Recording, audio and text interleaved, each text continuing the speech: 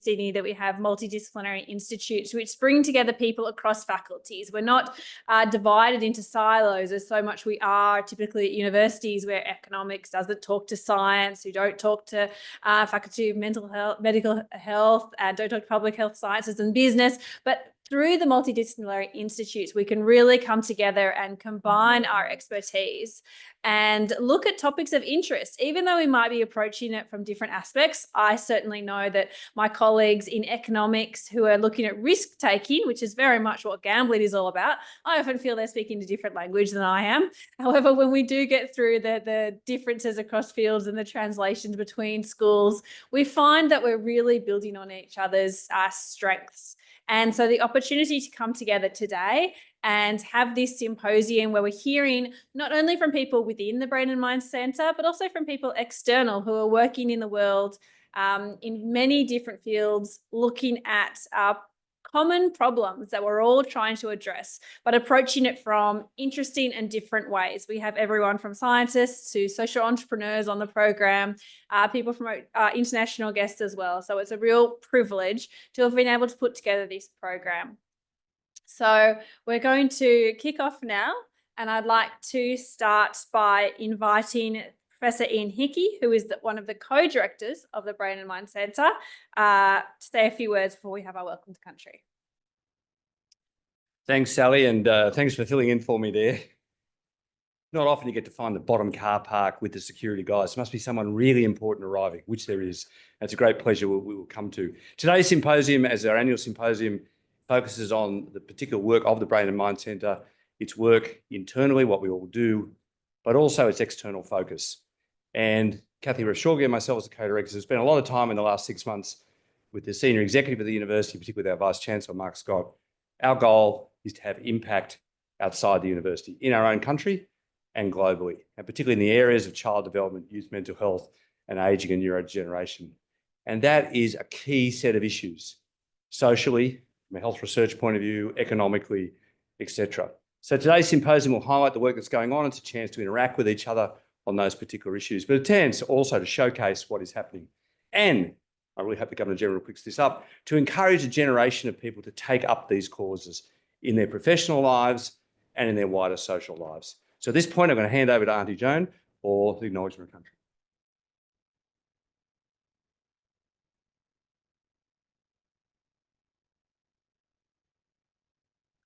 Thank you. Good morning, ladies and gentlemen, distinguished guests. Good morning, peoples. Waiting for me to do a little dance. Those days are well and truly gone. I was invited to come and welcome you to my country. You see, this is my country. It's Gadigal country. And as a Gadigal elder, it is my right, and I have the privilege of welcoming you. Welcome. And before I get going, I'd just like to acknowledge the Metropolitan Local Aboriginal Land Council, because I always acknowledge the Land Council. I have been a member of Metro for many years. And I would like to say that Metro LAUC is the body for the protection and preservation of all Aboriginal culture and heritage within its boundaries. That includes Sydney CBD and surrounding local 24 areas, from Canterbury Bankstown to Cessnock. And we are proud to acknowledge all respective traditional owners and custodians for this place that we now call Sydney. A wee bit about me. My name is Joan Bell. My family and friends call me Aunty Ding. Ding Bell. So I'm very proud to be called Aunty Ding. Everybody calls me Aunty Ding. I am a proud Wiradjuri Gadigal woman. Wiradjuri from my mum. My mum was the most proudest of Wiradjuri ladies, and she lived on a little mission in central west New South Wales. that was called Bulgandramine Aboriginal Reserve. And she had fun there for a time until her dad was told, my grandfather was told by his boss to pack his kids and go because the protection board was coming to take the kids. So they did. 11 kids, his wife, and a little sulky, and they left. Ended up in Peak Hill in the scrub, is where my mum grew up. And I had a time there too, in the scrub, running, no shoes, swinging through the trees like Tarzan and Jane. It was great. The elders, you know, everybody just sort of took off and landed in the scrub in Peak Hill, and it was great. I am a mother of 10, a grandmother, a great-grandmother, a great-great-grandmother of 82 grandchildren. So I have my paddock full. There's a couple of corners there that we've still got to fill. I am very proud to be able to come to this place today with you guys, learning about what's happening with our people. Not only my people, but your people too. Everybody needs things like this to help us understand what's happening with our brain. My brain's fine, I think. But it's great to come here and welcome you to something like this.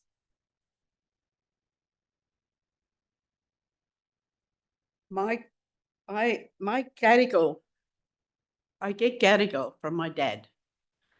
My dad was a very staunch, a very proud Gadigal warrior. And my dad's ancestry hails from the rocks, Sydney Cove, Sydney.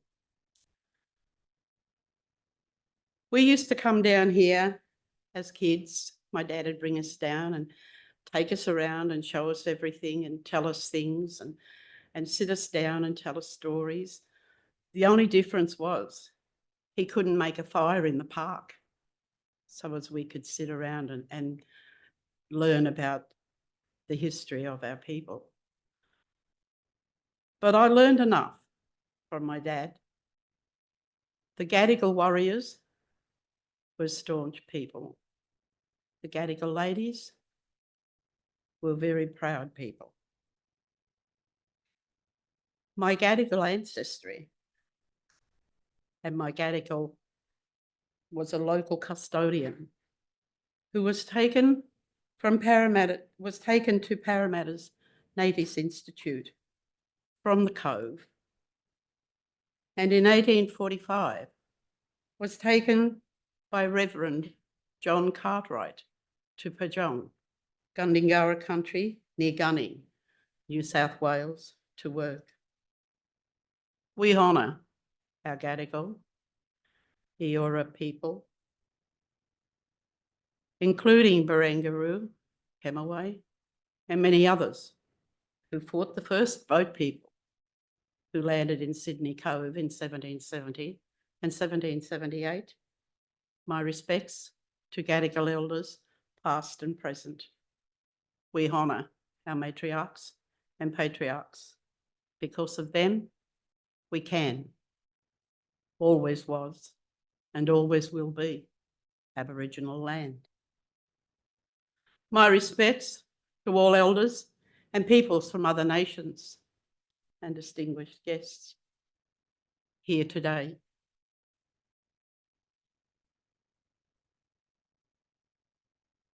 We listen. It's a little story. When we were kids growing up, the oldies would make a fire and they would call us. That was our schooling time. We would have to come and sit. We'd sit around the campfire and it was great. It wasn't like going to school and sitting there and being still, but we did have to listen. We were told you must listen. You don't ask questions. You don't talk back.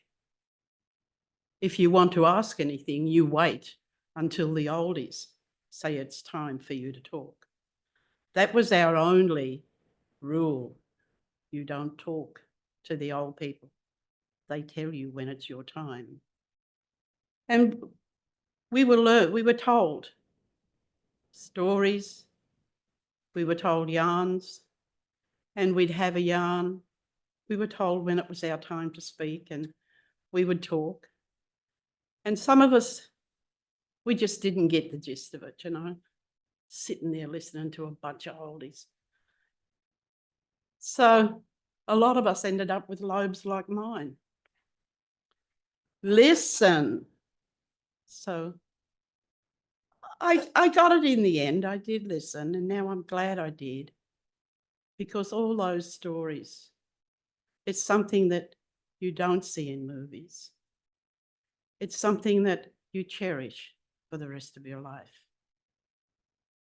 How your people lived, the love, the bond that is always there. Our aim as local custodians is to establish an atmosphere of mutual respect through the acknowledgement of our ancestors and the recognition of our right to declare our special place in the pre and post history of the Sydney region.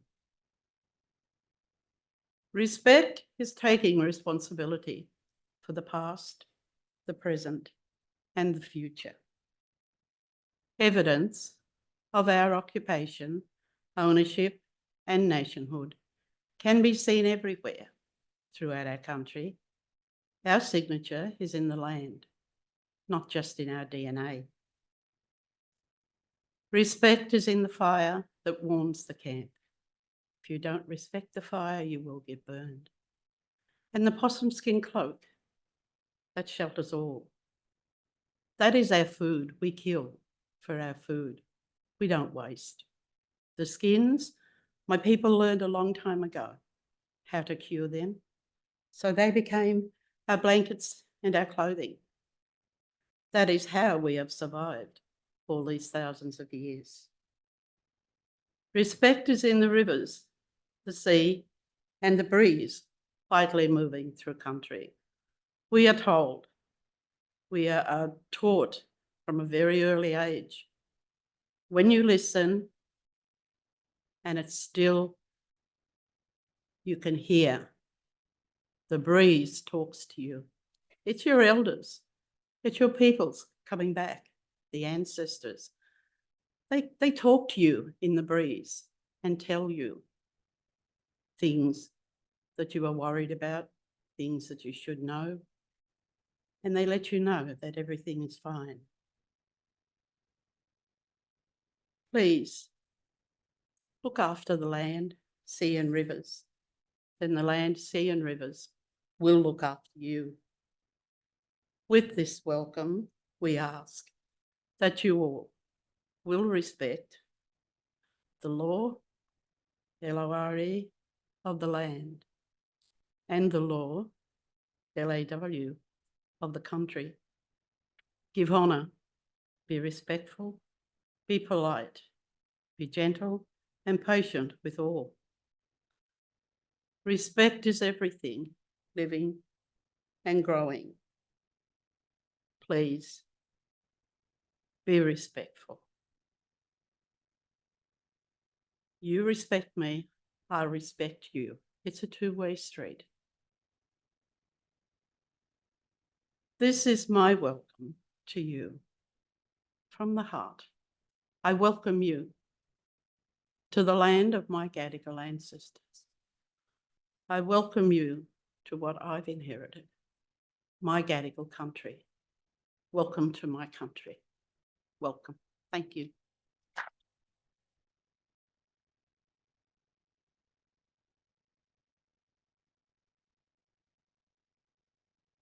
Thank you so much, Aunty Ding. That was a wonderful welcome and amazing to hear about the stories. I think it would be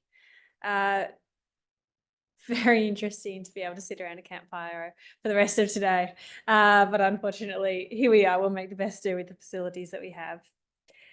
It's now my honour to invite our privileged guest, Her Excellency, the Honourable Sam Mostyn, Governor-General of the Commonwealth of Australia, who is going to conduct the commencement address for our symposium.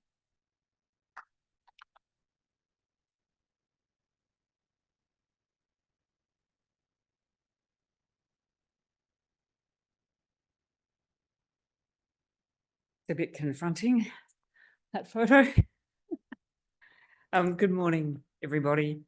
Of course, I want to start by also acknowledging the traditional owners, the Gadigal, but also to say thank you to Aunty Joan, to Aunty Ding, for your extraordinarily generous, kind and wise words this morning. There was a stillness in this room, I think, as we listened to the voice of an elder, teaching us and encouraging us to be our best selves.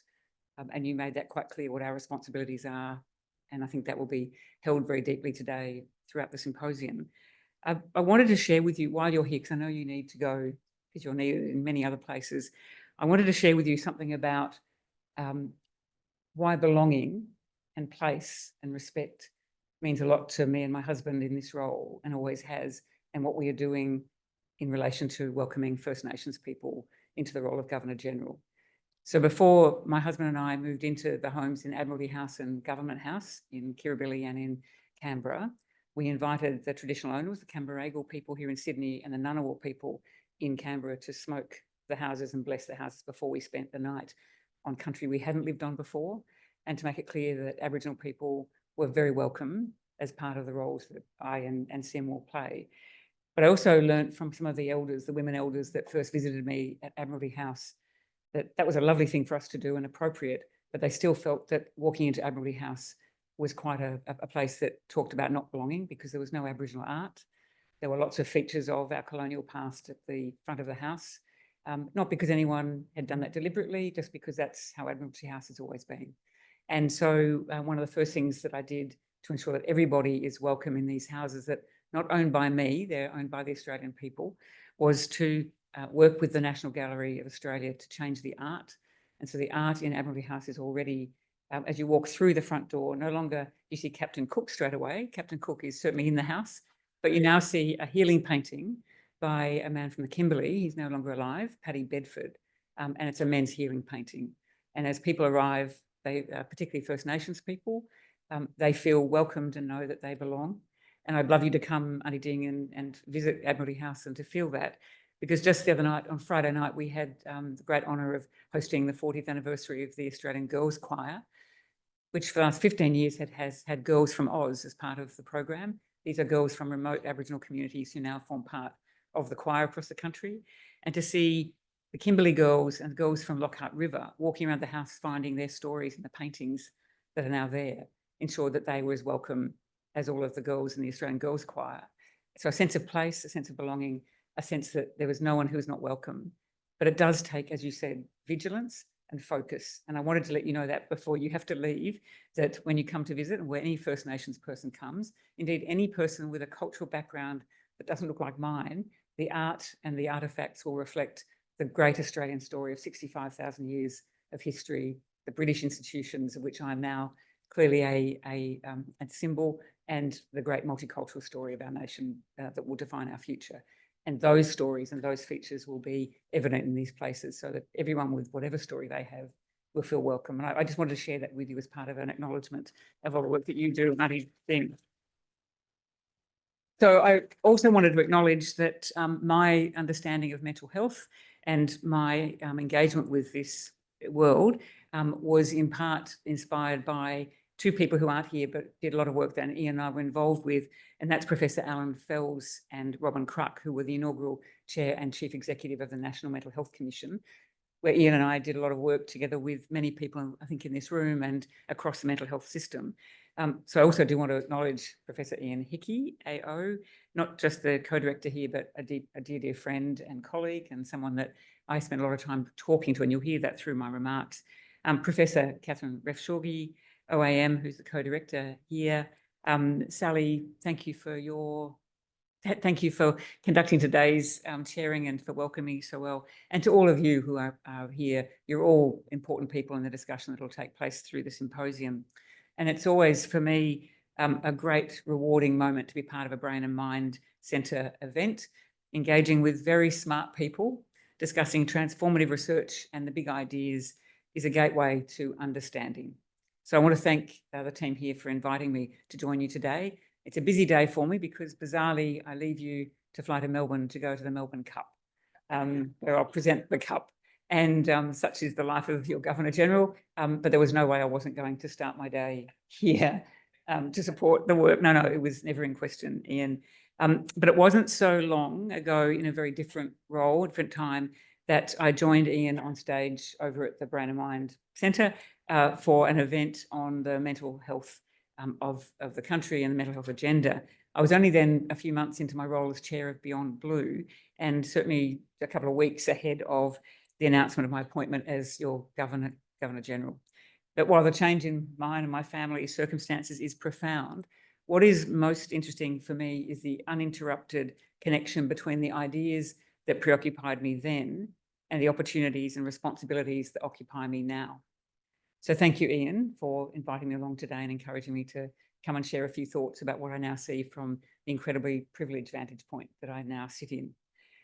Reflecting on the many, many conversations that you and I have had together with your team over many years, it strikes me that we rarely stray from one central theme: community and connectedness as the foundation of well-being.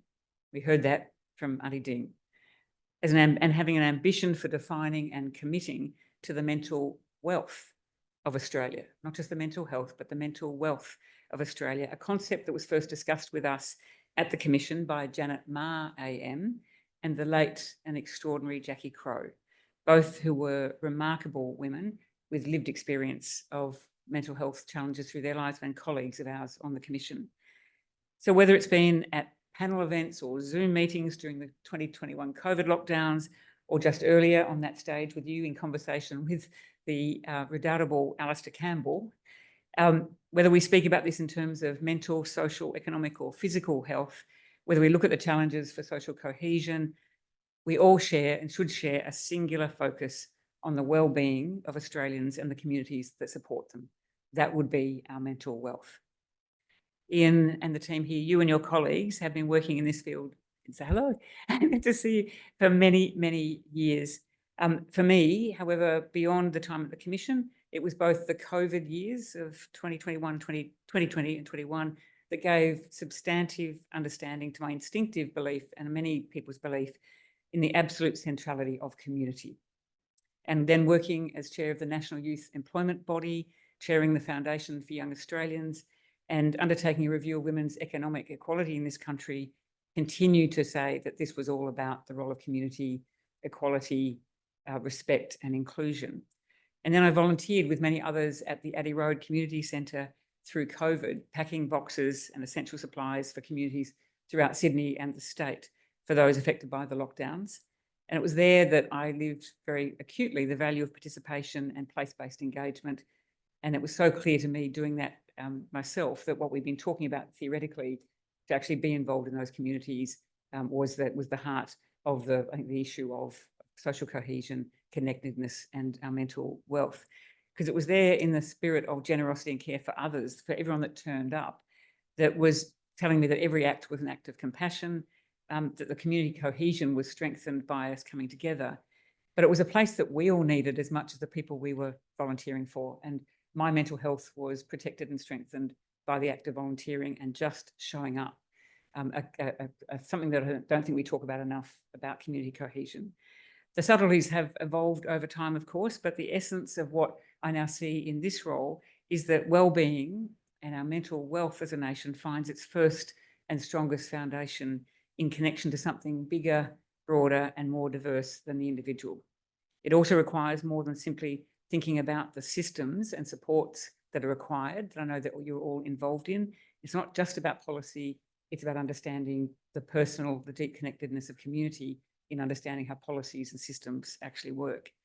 And our challenge, I think, and the challenge of your symposium today is in a time of increasing dissociation from community, when societal trends are really straining people's capacity to actively participate in community, is to ensure that connection remains desirable, achievable, and rewarding. And the work that's been done through the centre with the great generosity of the BHP Foundation that looks at the participation of young people in their places, in their homes, where they work, who they are hanging out with, is giving an essential underpinning for the work and showing that from an academic point of view, the notion of community is far from a thought, it's actually central to the work. And now I see that everywhere I go as your Governor-General.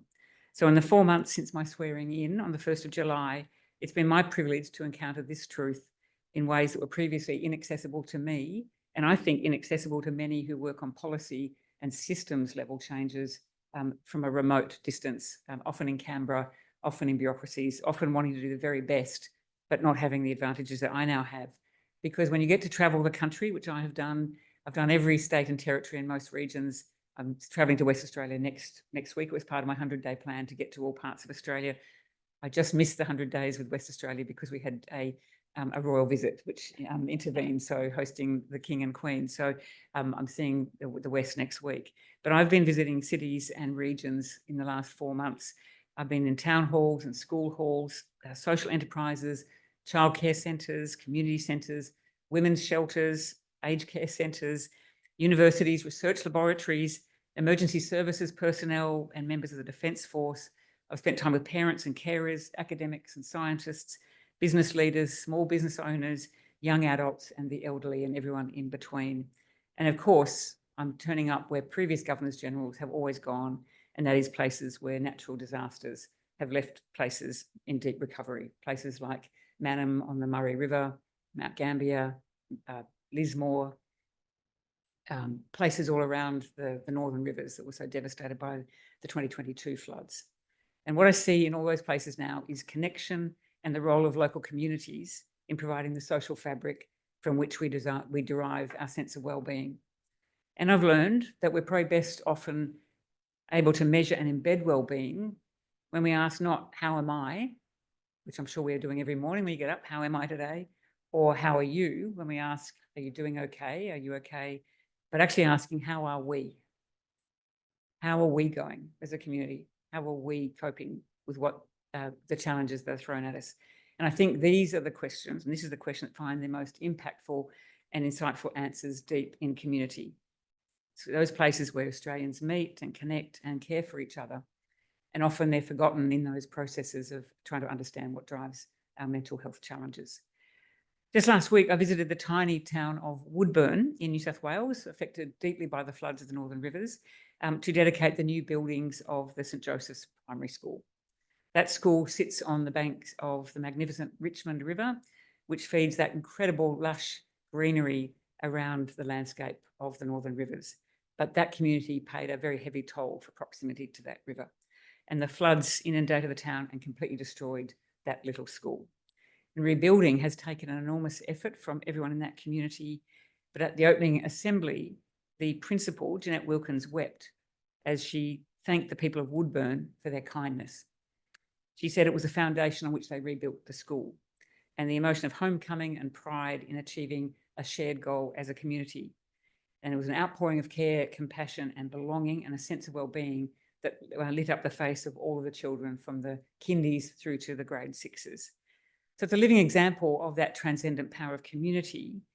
But the same community asked me never to speak about their resilience, never to take a message away from those communities to congratulate them on their resilience. Because as they pointed out to me, every time it rains in that community, kids ask their parents, is it good rain or bad rain? And their trauma arises again. They wait for the next flood, for the next devastation.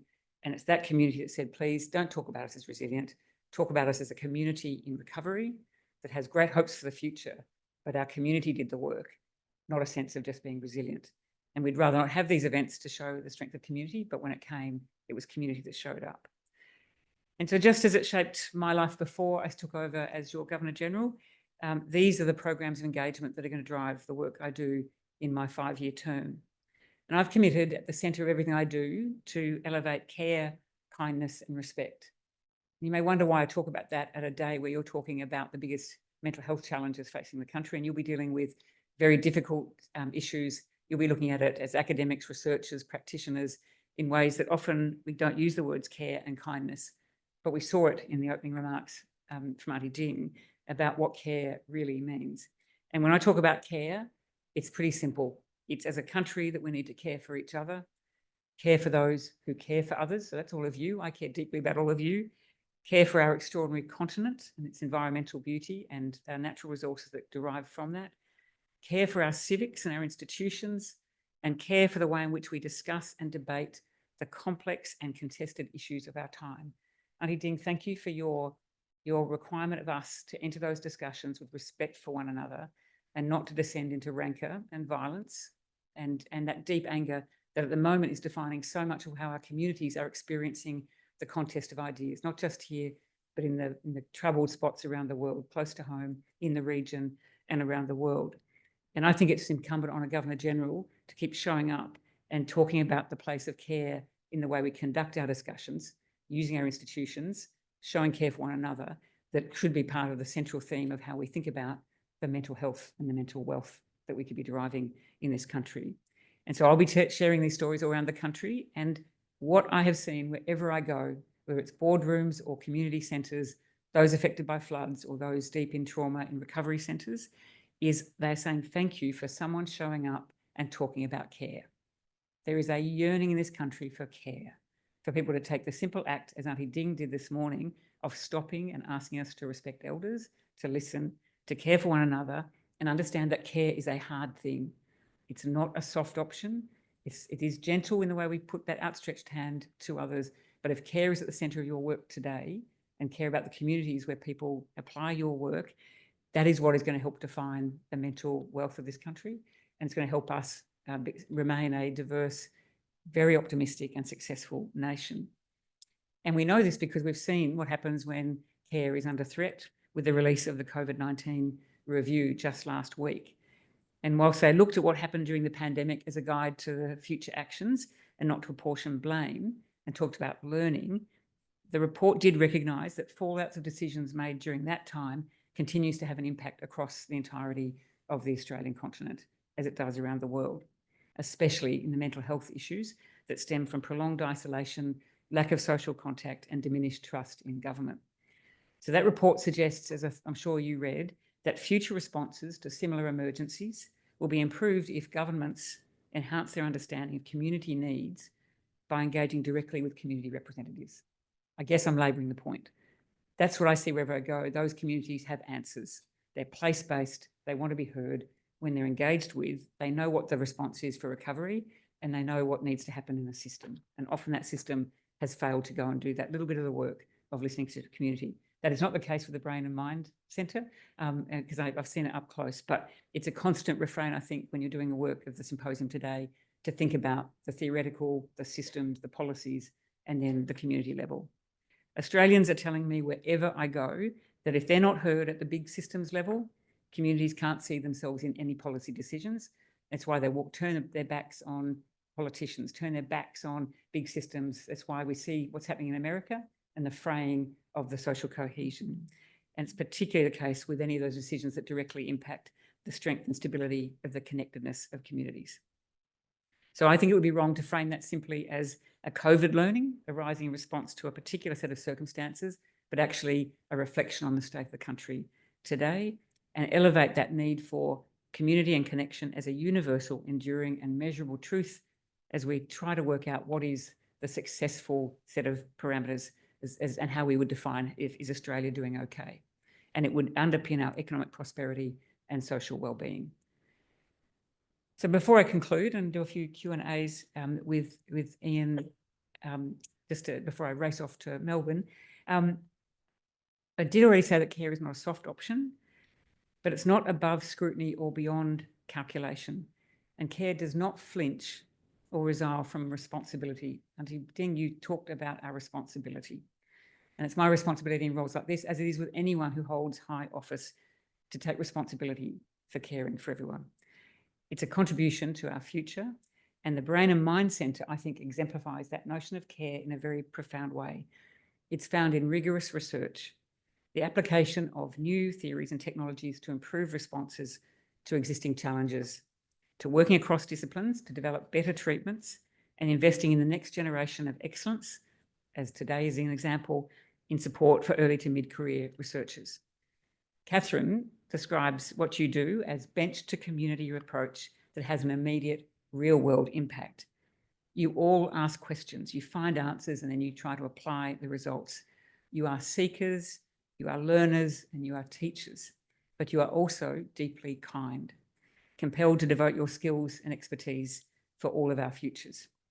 And your work is to help preserve and strengthen the well-being of all Australians, and that is creating generational change and underpinning our mental wealth. And sometimes these things can be very, very personal. My experience has gone from the theoretical and the policy and the advocacy to the personal as a parent. My daughter has found her mental health challenges met with kindness and care here at the Brain and Mind Centre, and her path to recovery from her mental health challenges, and she's on a good path, is directly attributable to the care and kindness that this place has shown her and to the young people who come in and actually explain for the first time how they're really feeling and how they get well, and to have a real sense of optimism about the future. And as a parent, I know that my daughter would not be in the state she's in today, the good state she's in today, without the care and kindness of this place. And I want to thank Ian, Liz and the team for their exceptional application of all of that research, all of those theories from the workbench to a community. And that community, in my case, is my family. So I'm forever grateful. And I know that's how everybody feels when they have their own personal experience of significant mental health challenges. So I'm just now really excited to see how widely and profoundly your work from the symposium today will be felt into the future. I hope you have a great day. I hope you learn lots. I hope you are curious. I hope you ask lots of questions of each other. But most of all, I hope you reflect on the notion of care and kindness as a strength and an underpinning of what I believe could be one of our greatest strengths, our mental wealth. Thank you.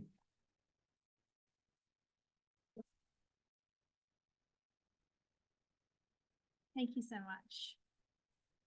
Thank you.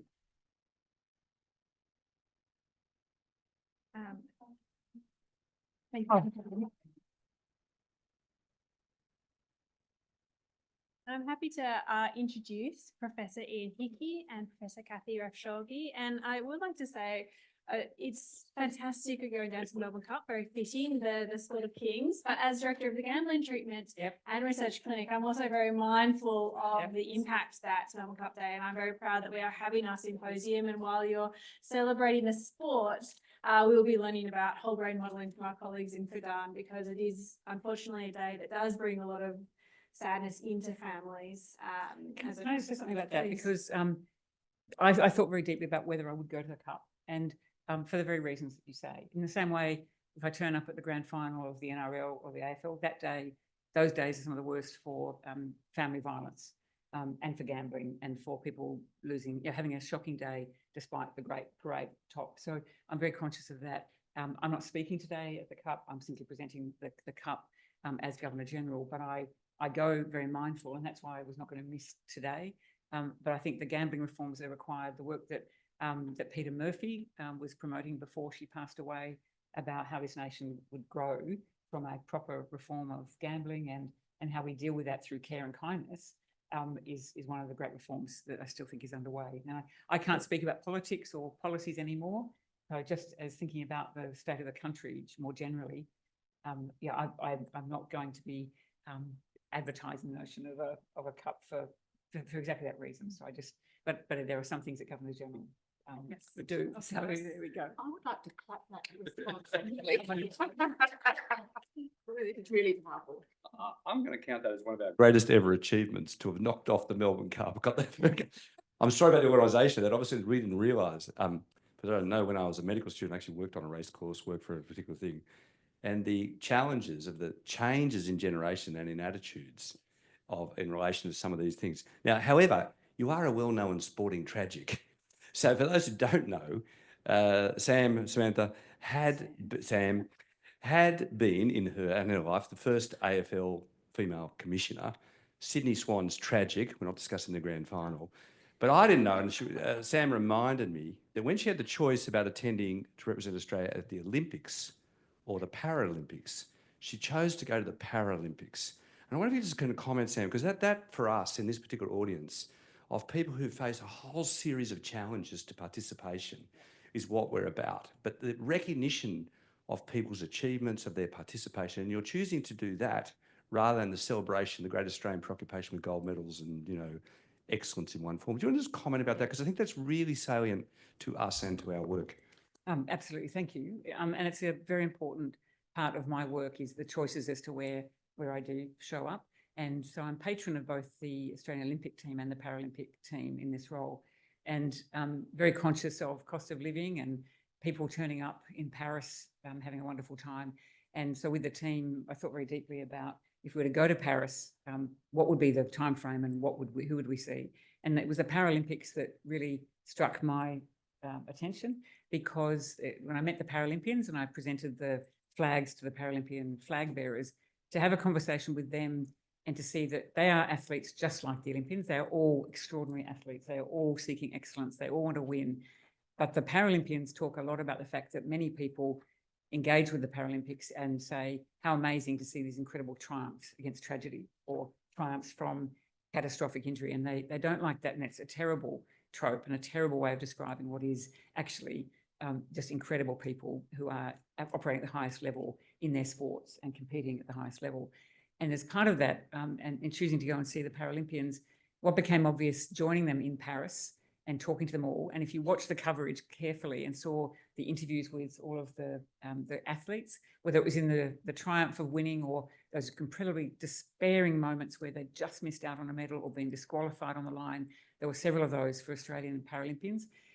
What became obvious is how they handled themselves in that moment with the messages back to this country. And they talked about the fact that two big things. It wasn't about winning or losing. It was about showing up and participating and being treated equally with all Olympians and not being seen to be a sad case of recovery from disability, but absolutely included without question and without compromise. And they didn't want sympathy. They wanted just support for their excellence.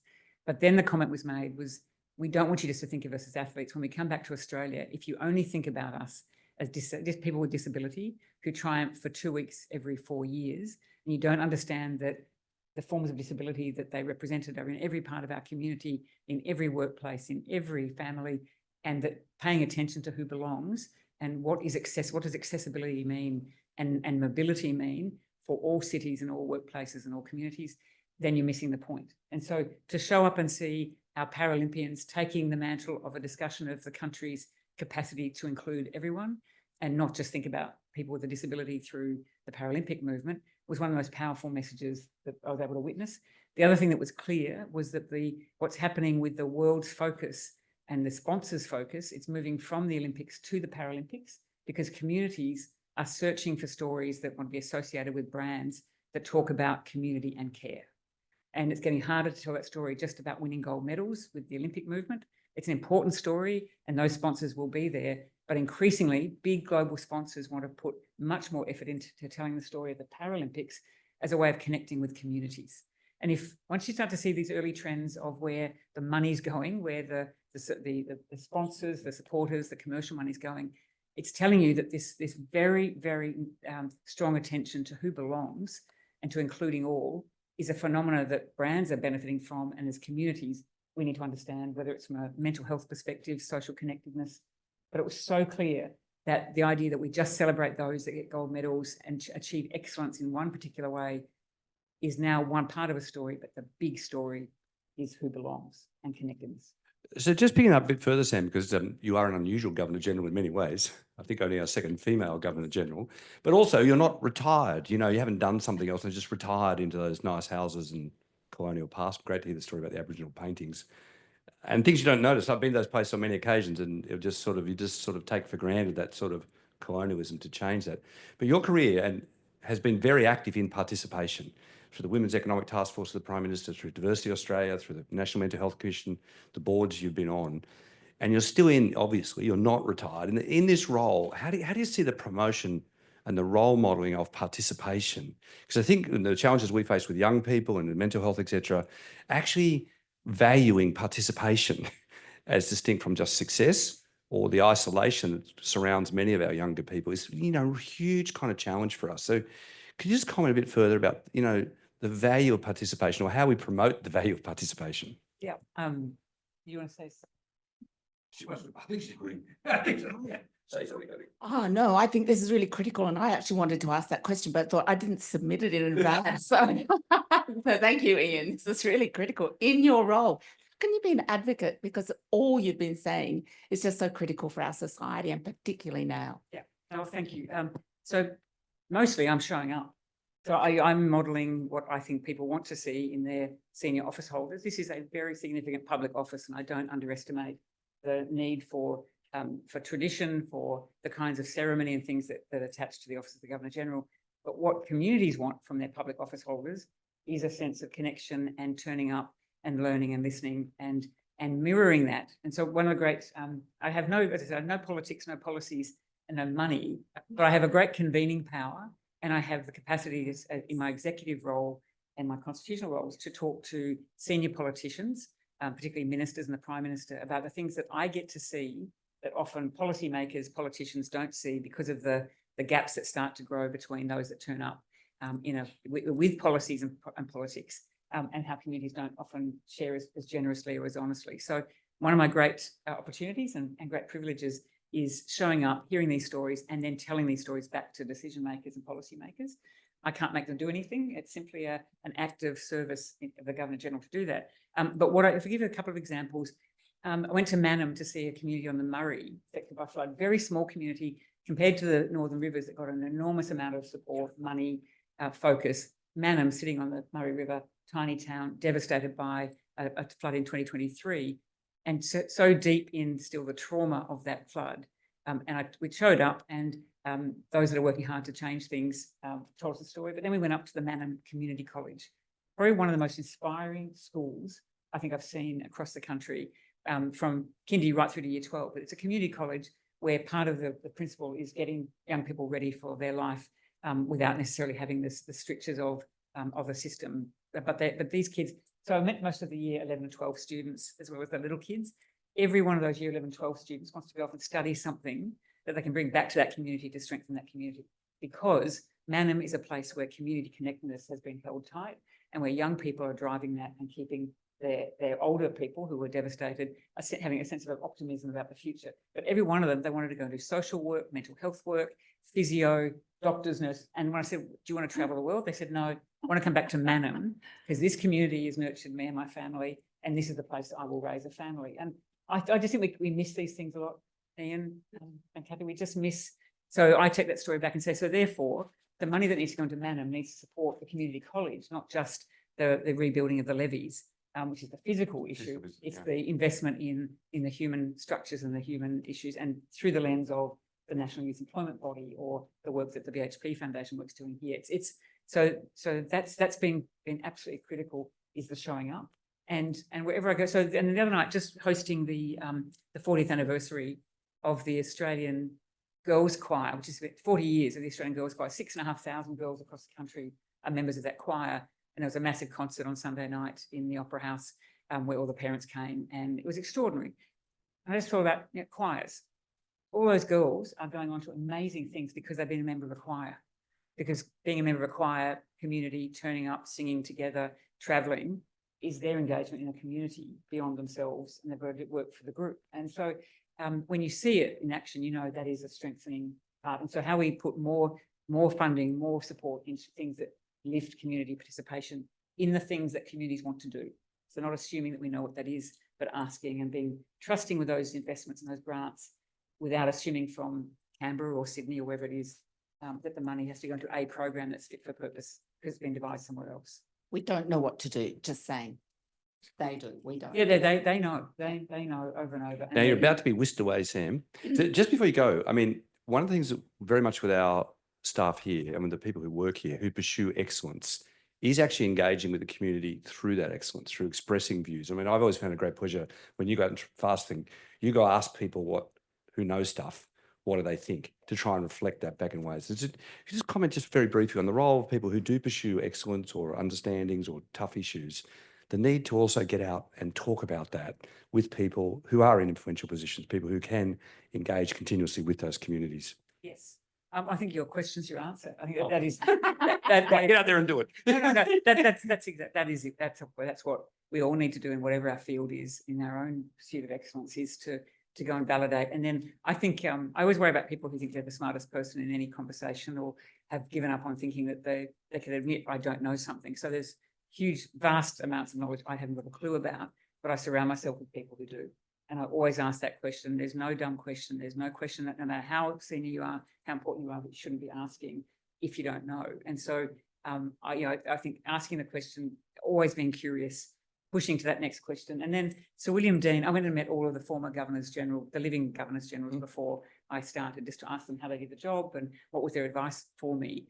Most of them just said, just be yourself and step into the role and own it and make it worthwhile for the community and make the 5 years work, which I can do a little bit more. As you said, I'm 10 years younger than most of the former Governors General starting this role, and my husband's continuing to work as a barrister, a 25-year-old daughter. So we are a working family. So I've got the insights that come from that and how families work and the strain on modern complex family dynamics. So I use that as well. But where was I going with that? I had an important point to and I have lost it completely, about asking good questions. Oh, no, Yeah. it's Sir William Dean. Sorry, Sir William Dean. Yeah. Who's now 90. He's still alive. 93, living in Canberra, travels to the South Coast as often as he can because he loves swimming in the ocean.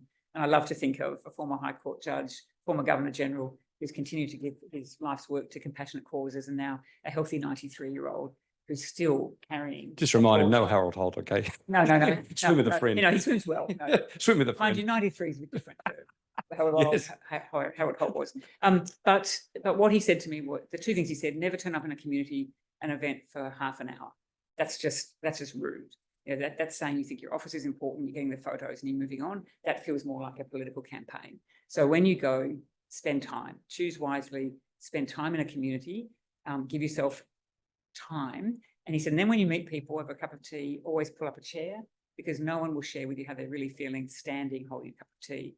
But if you sit down and just say, how are you? How are we? How is this community? The outpouring, the honesty, the insights just come flowing. And that's what I've been doing. Wherever I go, the team knows, I try to find a chair to sit down on. I'm often running late in things we go to because I've got Sir William in my head saying, you can't just run away now. You've just told them that you're listening. You can't listen shallowly. You have to listen deeply. And then right back to that community, send back the things you promised to do, not to show up, but continue to show up. And so I thought they were very wise words of Sir William Dean. And so that's what I'm applying in most of what I'm doing. And that is where the great insights come from, without a doubt. And now you're going to be whisked off. So we Fun. It's not quite that. So we bad. just say thank you on behalf of myself and Kathy and Sally, and thank you on behalf of the audience for coming here rather than the Melbourne Cup. I'm going to really take notice of that. Thank you so much, Sam. Thank you, everybody.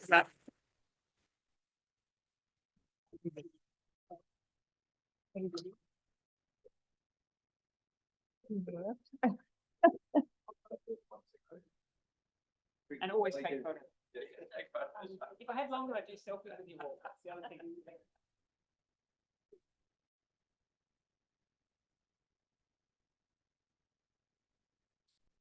And that like, she's getting one. Oh, too. and Did you get a goodie? Thanks, Andrew. Yeah. Thank you, bye-bye.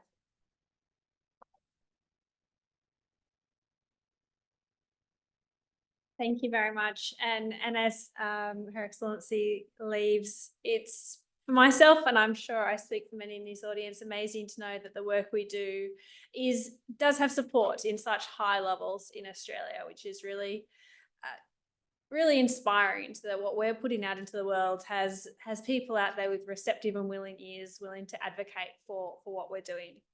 But now I'm very happy to introduce our keynote speaker, Professor van der Ven, who has travelled all the way from Ireland, who will also be speaking at a conference in Sydney this week. But we've nabbed him first, so this is the exclusive. Pep is a professor in artificial intelligence and machine learning at the University of Limerick in Ireland. So it's a really fascinating topic, and I think you'll notice the theme of the symposium is we're looking for people a little bit outside some of the fields that we work in to think about different ways we can apply the work that so many of us are engaged in, as I mentioned, from different disciplines and from different backgrounds, but pushing a similar agenda of improving mental health and understanding brain and mind and healthy aging. So Pep, I might invite you down while we're getting you set up. One thing I like to do for anyone that listens to the webinars I host is actually, instead of reading a bio, which is always a little bit cringy, you have to admit, is I'd like to actually invite you to introduce yourself, and you don't have to use your title, which is, you know, part of you, but not you. You know, how do you, if you're meeting someone for the first time, how do you describe yourself and what you do? Can I see my bio so I can read it out? Good morning, everyone. It's an absolute pleasure to be here. So Sally, thank you so much for the invitation. How do I describe myself? The first thing I always say is, I'm not a psychologist. I think that's really important to say because I do a lot of work in mental health, but I'm not a trained psychologist. So what I say, take it with a pinch of salt when it comes to the mental health side of it. I've rolled into this area of mental health. I was trained as an electronic engineer. And at the time I thought that psychology was nonsense. I was a real engineer. And then my eyes opened. Like I said, I rolled into the area of mental health. And I go, wow, this is an area where technology can actually provide a really big contribution to how we deliver health. And I think that countries like Australia are front runners in this area. So it's tremendous to stand here today. Did that answer the question, Sally? Great. Okay. Something I should say as well, as Sally already said it. So my name is Pepijn. Really difficult. I'm Dutch. I'm in Ireland 22 years now. So I know Pepijn doesn't work. So as long as you don't tell my mother, you can call me Pep. Yeah. So I work at the University of Limerick, where I am a lecturer in machine learning. I'm also a course director for an online master's in machine learning and director of our DICE Research Center. I see ears pricking up over here. This is the first apology I have to make. I know that the people over here are interested in addiction. Maybe that's why you came, because I'm from the DICE Center. Has nothing to do with gambling or anything like that. It's for the Data-Driven Computer Engineering Center. So that's our term for everything around AI and machine learning. So before I go into the presentation, I just want to give you an idea of where we're using AI. This morning, before you opened up your emails, this machine learning algorithm was really sifting through all your emails to see what was spam and what you wanted to see. By the way, do we know what the opposite of spam is called? Anyone an idea? Or is it too early for questions? It's called ham. If you want to know why, look it up. So what do you do these days? You whip out your phone. First thing you need to do is use your thumb or another finger, or perhaps your face to open up your phone. That's all AI. That's an AI algorithm that recognizes your thumb or your face or your iris or whatever it may be, and then opens up your phone for you. Cars, doesn't need to be a self-driving car. Most modern cars, not mine is from 2015, but you will have loads of AI over there, keeping the distance from other cars, keeping you in your lane, perhaps even looking at signs, trying to interpret them. That's all AI. Google Translate, I use it maybe not on a daily basis, but very often. Now, of course, there is something new, and I'll come to that. But before I do that, Netflix, if you get bored at some stage, you know, you whip out your phone and you go into Netflix. Netflix always comes with these really good recommendations for what you want to see. That all is AI as well. And then finally, of course, ChatGPT it was made available in 2022, and it has transformed lives. For those of you who teach, you know what the trouble is. And for the students over here, be careful when you're using ChatGPT. Okay, purpose of this presentation. Like I've just shown you, AI is now really a part of our lives. It's not going to go away. but what is the story for mental health? That's what I want to talk about today. So first thing I want to do is give you a basic understanding of what AI is, and perhaps also what it isn't. Then give you some examples in mental health of use of AI, and then perhaps try to help you formulate, okay, how should we see AI in mental health? Where is this going? So first of all, so far I've used the term AI, artificial intelligence. These days we can really say that it's the same as machine learning. Just to show you what that is. AI is a field that started already in the 1930s, but got its name in 1956. And at the time, it was all about trying to find a number of rules that could capture intelligence. Soon people found out that that wasn't going to work. So it shifted to what we call machine learning, and now more recently to deep learning. Now, what these two fields have in common is that they learn from data. So it's not about finding a number of rules. It's about using data and trying to make a model that captures that data, that finds the patterns in that data. But is machine learning intelligent, or even is AI intelligent? Okay, let's have a quick look at that. This is from 2 years ago, just before ChatGPT came out. A Google engineer was fired because he said that their own model was sentient. He thought of it as an 8-year-old, and it has intelligence according to him. Now, let's just see what these models do. So we all remember predictive text from, say, 15 years ago on our phones. When we were typing a word, then the word might be filled in for you, or perhaps it went back a few words. Now, what does ChatGPT do? It goes back loads of words, loads of sentences, maybe even different documents, and trying to provide or learn from the context in which language was used. So that's what we call large language models these days, and ChatGPT is just one example. ChatGPT has anywhere between 1 and 100 trillion parameters that need to be set, that need to be learned. Now, what do you learn it from? You learn it from data. What was used for this? Basically everything there is in the World Wide Web. What else was used? A staggering 1,248 megawatt hours of energy. That is huge. To give you an idea, you could drive an electric car for more than 6 million kilometers on that energy. Or to put this in terms that the 8-year-old can understand. So the 8-year-old, your brain uses about 20 watts. So on that basis, the 8-year-old would have used 1.4 thousand kilowatt hours by the age of 8. That's a factor 890. Now, just to make this understandable for the 8-year-old, maybe for all of us, Tim Tams, we all love them, don't we? That's the right way of eating them, isn't it? You bite off the two opposite corners and you use them as a straw. Delicious. I'm going to bring them home. This 8-year-old boy would have had to eat 11 million of them, yeah, to use the same energy. Now, so I ask you, yeah, this is really a very fancy algorithm, but can we call this real intelligence?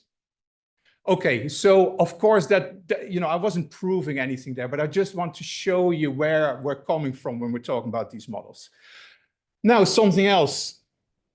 I'm a thief. Machine learning practitioners are thieves, because I'm going to put up a few things over here that we think of as machine learning.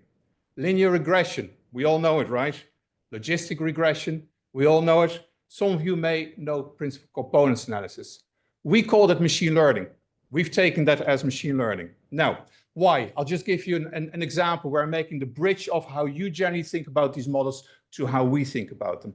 So let's say that we've collected data on work stress versus burnout risk. So we have a bunch of data over here. Now, what I think you would do in this case is you might use linear regression over here. And you might say, okay, I have an intercept and I have a beta, and the beta is more interesting, right? Because that shows you, well, with a unit change in work stress, how much extra burnout risk do I get over here? That's generally what you're interested in. Now, what we're interested in machine learning is this. Let's say we found this line now, this regression, and we say, okay, for a new data point, can we predict what the burnout risk for this person is? And yes, we can, because we just fill in that point into our regression line and we get a point on that line. And at that stage, we say, well, hold on, we have a cloud of data points over here. There's much more variability in the cloud of data points than that line suggests. So why don't we try better? And this is what machine learning is. So machine learning tries to find a model that best captures the data that you have. So instead of being able to make predictions on that straight line, we can make predictions anywhere in between and hopefully do better. Now, there are caveats over here, and I'll come back to that in a moment. But just to sum up the difference and how we have, or how we use, or how we've appropriated statistical and probabilistic models. So from explanatory models, in machine learning, we go to using these models as predictive models. So like I already said, we've really appropriated these models and of course created loads of other models to do predictions with.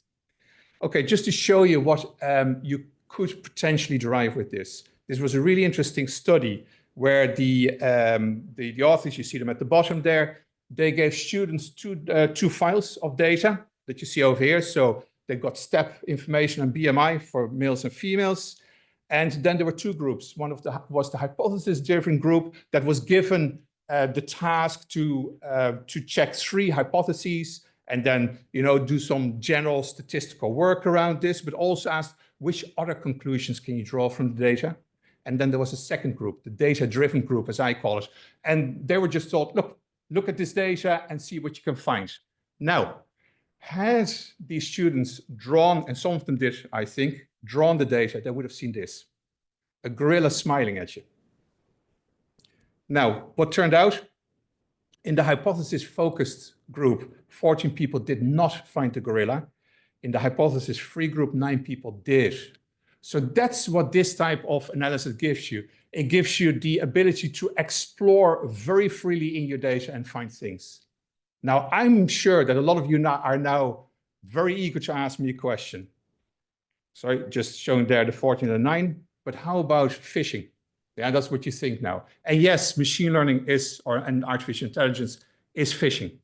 However, we have theories around this called theory of learning or theory of generalization that can stop you from doing too much phishing in your data. How do we do this in general?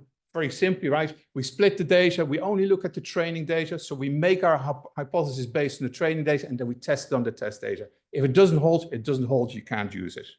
Now, of course, this has its limitations. First one is overfitting. And really in the example that I gave you earlier on, I was massively overfitting this data because surely there's noise in that data. So you shouldn't have that curve going through exactly every data point because you're modeling the noise in your data. And another one, and that's the big one these days, is bias, because you only learn from the data that you have. So what about the data that you don't have?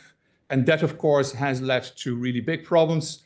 One over here, about 10 years ago, we thought that we'd have self-driving cars in about 5 years. Now we realize because of the bias in the data, because we don't have information on all the situations that we can encounter in real life, we just can't make a self-driving car at the moment that is safe enough.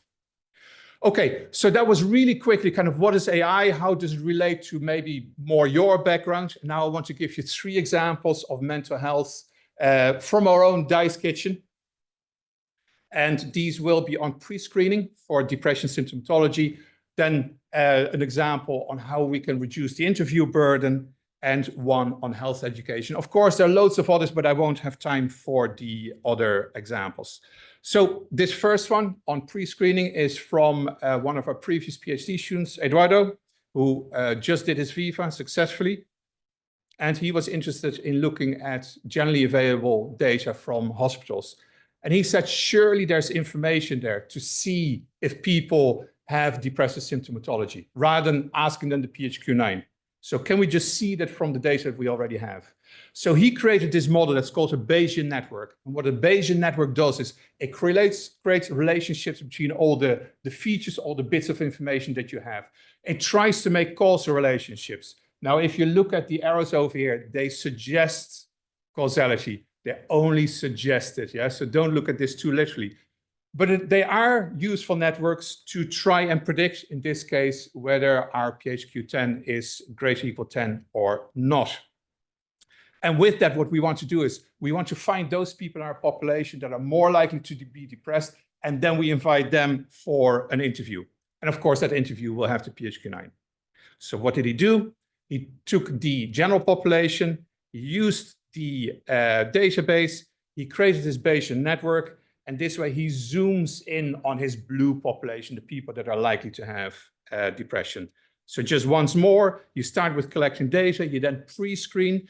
And now at this stage, you have to start making choices because of course, the people that you're going to select are not all going to have depression. Yeah, so you're going to choose your sensitivity and your specificity. Yeah, how many people will I allow in my cohort that actually don't have depression and that I'm going to interview and say, sorry, I'm going to send you away. That's a choice you make. He provided a way of making decisions on this. So in this curve over here, you can choose your sensitivity and your specificity. And what you see over here is, can I use a, yeah. What you see over here is that, for example, if you're saying, well, I have a huge cohort, right? So I'm actually happy with a sensitivity of 52 because what I'm doing is I'm selecting people for example, a trial. So it's important that I'm efficient, but I have so many people that I'll easily fill my trial. You can save 43% of your interviews with this approach. So this is a way of using machine learning to start pre-screening your population so that you can zoom in on the people that are likely of interest to you. Okay, so once that's done, of course, the next thing you do is ask that PHQ-9, and that's what Derek Levin works on. So now, as most of you will know, PHQ-9 has these 9 questions that you answer 0 to 3, and then you sum them up and you check if your score is over 10 or not, equal 10 higher. But there's also this PHQ-2, where you can either use a threshold of 3 or 2. They're generally used. And we said, hold on, we know that these are chosen because they're the cardinal symptoms of depression, but why not look at the others? Let's let the data speak. So that's really machine learning. So for example, might 4 and 6 do better than 1 and 2? So what Dara did was he took logistic regression and a simple neural network, and he started running through all the combinations of 2 questions to see which ones did better. So really a brute force method. Now, what did he find? He found that over here you see for this particular population a confusion matrix. So in a confusion matrix, what we have is, we have over here, this is the real class.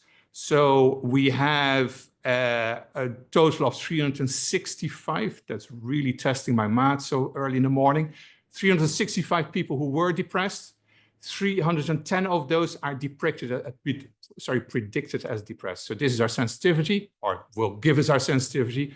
Over here we have our specificity. Yeah, the people are correctly predicted as not depressed. This is for the PHQ-2 greater equal 3. Dara used his approach to find better models. 2 and 4 did significantly better, as you can see over here. So again, look at the diagonal. Yeah, that's the most important or the most interesting information over there. So did better both on the true positives and the true negatives. Now, just to see how PHQ-2 would have fared with a threshold of 2, you can see over here that on sensitivity, as you would expect, the PHQ-2 with a threshold of 2 does better. However, if we now combine the 2 metrics, because we're looking both at sensitivity and specificity, if we combine them in the Jodan's index, we see that the PHQ-2 2 and 4 on that basis did better. Okay, so that is a way of using machine learning to reduce the burden of interviews. And we're now doing much more of that on different questionnaires. We're also doing it for a group in Denmark who have a real, the Internet Psychiatry Center over there, headed up by Kim Mathiasen. And so we're helping them now with a new intervention where we're trying to reduce the burden of interventions by using these types of shortcuts. Another example, and I'm really lucky to have this postdoc on board, Anthony Kelly. He came back from industry. I think he's using this as a early retirement. So he looks at machine learning for health education, and he used what we call RAG. Now, what is RAG? RAG is used with something like ChatGPT. You take a few documents, in our case 2. One is a clinical document, the other one is a patient health document, and then you provide a few prompts. And with that, you can steer the ChatGPT or whatever large language model you use to act as a question and answer machine. So we use this together with a consultant endocrinologist who asked the chatbot some questions about diabetes. 20 questions and responses. 15 were fully appropriate, 4 were partially appropriate, and 1 inaccurate. Now, just to show you one of the partially appropriate ones. So the question was, could I have prevented diabetes if I ate better and exercised? And the answer was correct, but there were elements in it, and you don't really see it over here, the answer is longer than this, but there were elements that seemed to blame the patient. So, you know, maybe the ChatGPT hadn't great bedside manners. The one that was deemed inaccurate is this one. So at a certain stage, a cardiovascular disease risk assessment chart came up, and the questions were, where can I find this? And you can see the answer over here of ChatGPT, and said, well, you can go to your healthcare provider, and you really need to do this every year. And our endocrinologist said, well, yeah, okay, it's not wrong, but it's not something we do. So in that sense, it was inaccurate. So overall, this chatbot was actually extremely safe. Not always spot on, but did very well. The other issue actually with this last one was that he hadn't found it in the materials, and that's why he came up with something that was not quite right. Now, how do you do this? It's really simple. It's those 2 documents and these 10 prompts over here. So what do we see? First prompt is just telling it what is your persona. Then we tell it, well, you can only use the documents that we provide. And then 3 and 4 are about telling it, this is your goal. This is what you need to do with the patient. Then 5, 6, and 7 are about, well, how do you deal with the patient? You can't go off topic. You have to explain things clearly. Then number 8, very important. You have to be safe, and you cannot make up things. That's one of the big problems with ChatGPT. Yeah? It makes up things. But if you tell it to, as we saw, it will steer clear from these things. And then the last 2 are really about providing that evidence base. Where did you find this information? Or tell us if you didn't find the information. Okay, so are we there yet? I've shown you how we can reduce questionnaire burden. I've shown you something about pre-screening. I've shown you health education. What I haven't shown you is decision support. If you want to see it, come to my talk on Thursday in the SMHR, where I have a little bit more time. What I haven't shown you either is personalization of interventions. It's something that we're working on, but we're doing quite badly at the moment because there isn't enough data for it. I'm sure it will come, but it's not there yet. So in general, why no widespread use? With machine learning, your problem is always data, data, data, because you need loads of data, because you're not working from a hypothesis that you made. Another one is explainability of these models. If a model is not explainable, then forget it. No one is going to use it. Fear of AI. Unfortunately, AI has been overhyped, and I think that has reduced in a lot of fear for AI. Some of it is well-founded, but there also is fear that shouldn't be there. AI regulation is only coming now, right? The EU has come up with its AI regulation. We need more of that. AI training, it's so important. Of course, this is going to take time because AI is the new kid on the block, and we need to get used to the use of it. But of course, there are also inherent dangers to the use of AI.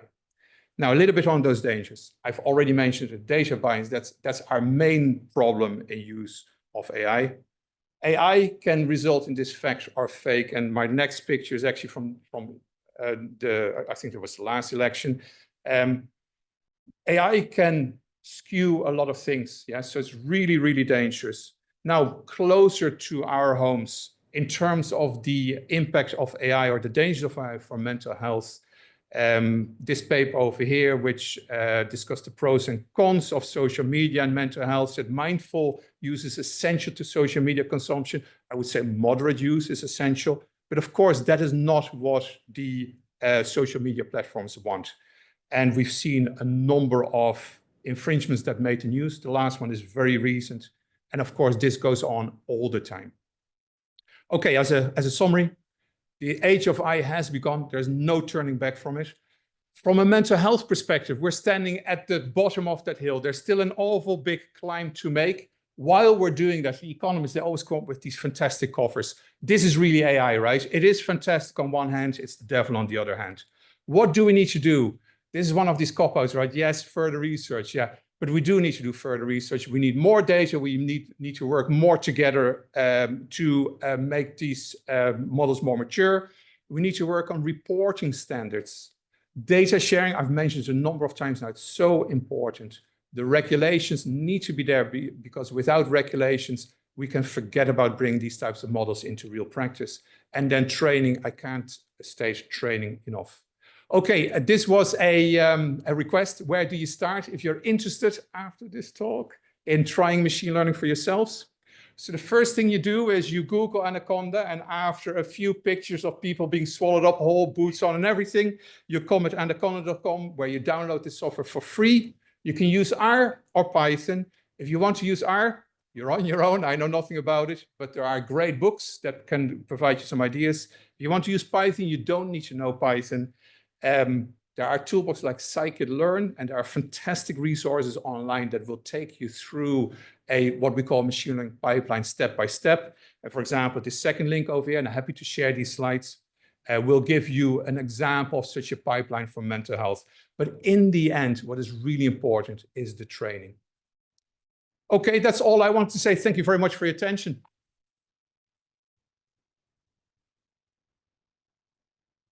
Thank you so much, Pep, and apologies for those of you dying of caffeine. I would have listened to you keep going for another half an hour, but we do have time for 1 or 2 questions before the coffee break. We've got some mics around. Ian, I'll keep your hand up if you have a question and you're not a co-director. Pepijn, we recently had the Minister for Health, Federal Minister for Health, Mark Butler here, who's really interested in AI developments because of the challenges in healthcare. And we got into the issue about safety. And, you know, the real comparisons, whether there are unrealistic expectations of AI, it should be perfectly safe, cars that never crash, health people give it the correct advice.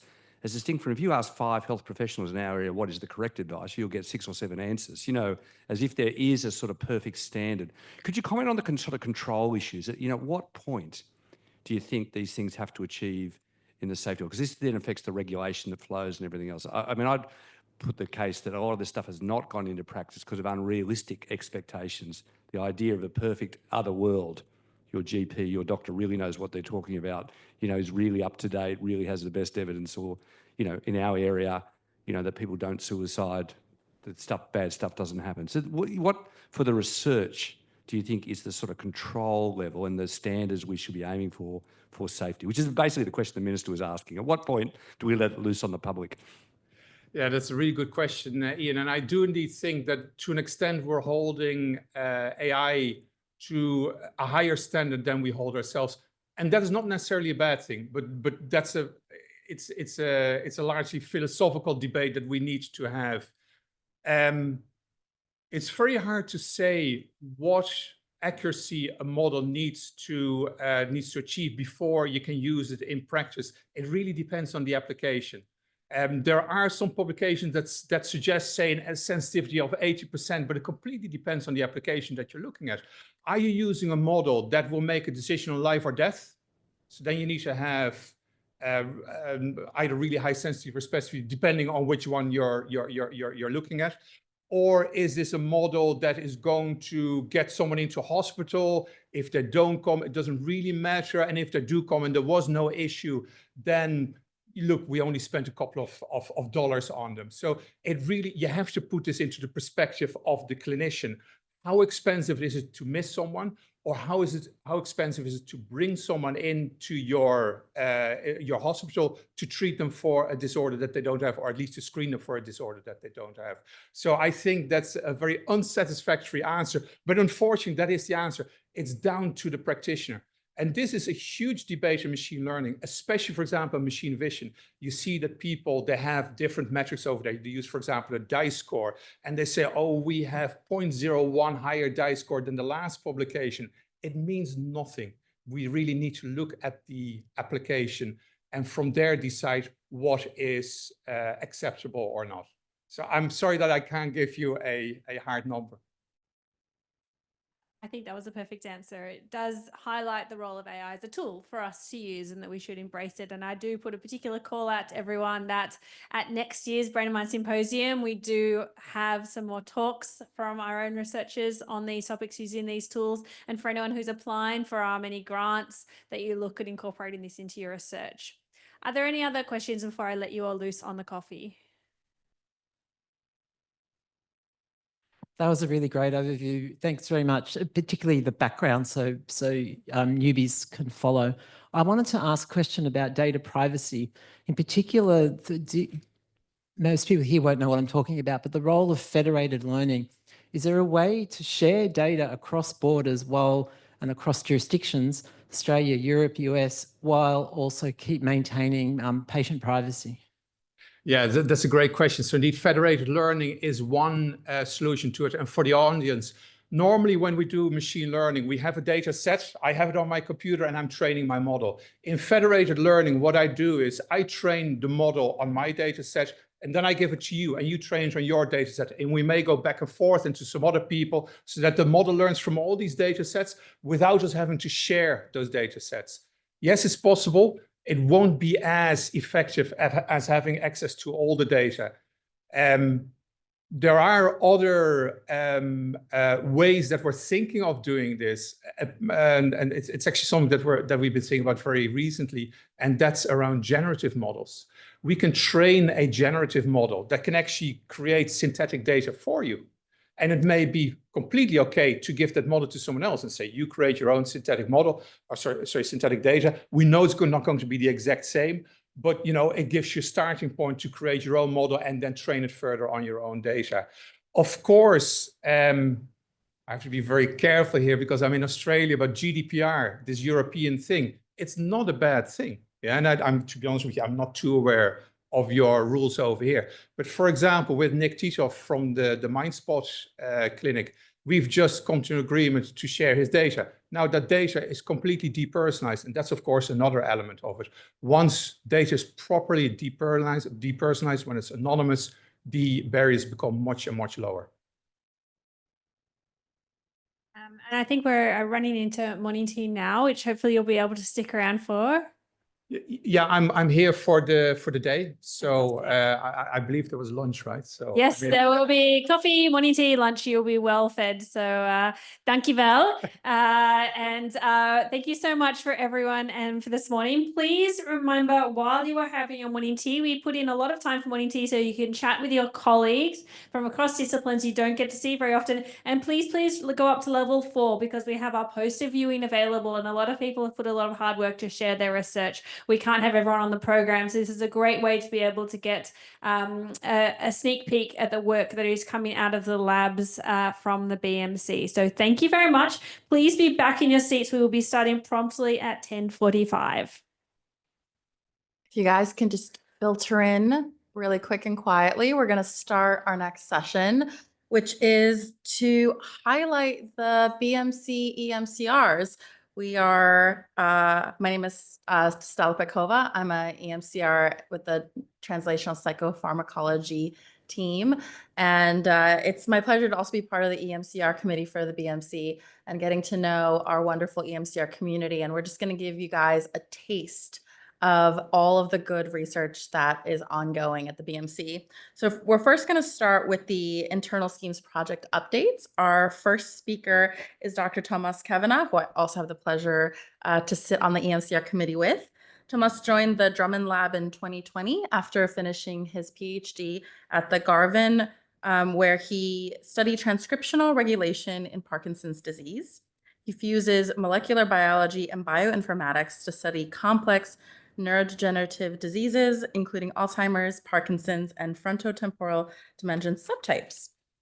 Tomas's work is particularly focused on identifying direct interactions between disease-associated pathologies and other proteins and genes to determine how pathology conveys toxicity. He then develops tissue culture models to study these effects of these disease-associated changes with the ultimate goal of identifying potential drug targets. And today he is going to present his talk on screening tau interactors for therapeutic potential. So please welcome Tomas.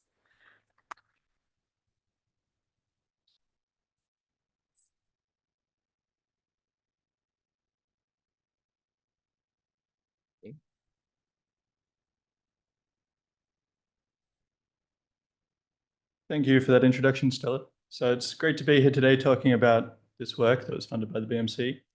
So we work on the very basic end of the research spectrum, and we're constantly wrestling with what kind of processes to move forwards with in studying these diseases, what might offer good therapeutic potential in the very early stages, before we kind of dive in and spend the time over years of work modeling the mechanisms of these interactions and how we might drug them. So for those of you who are less familiar, although many of you may have personal experience with this, Alzheimer's disease and frontal temporal dementia have an enormous burden on our society. Within Australia, they've now moved to the second leading cause of death within the country. They're very complex diseases and they're progressive. They have a very long time of exposure within the community. So people with Alzheimer's disease might live with disease for upwards of 15 years. People with frontal temporal dementia might only manage 5 years before they pass away from the effects.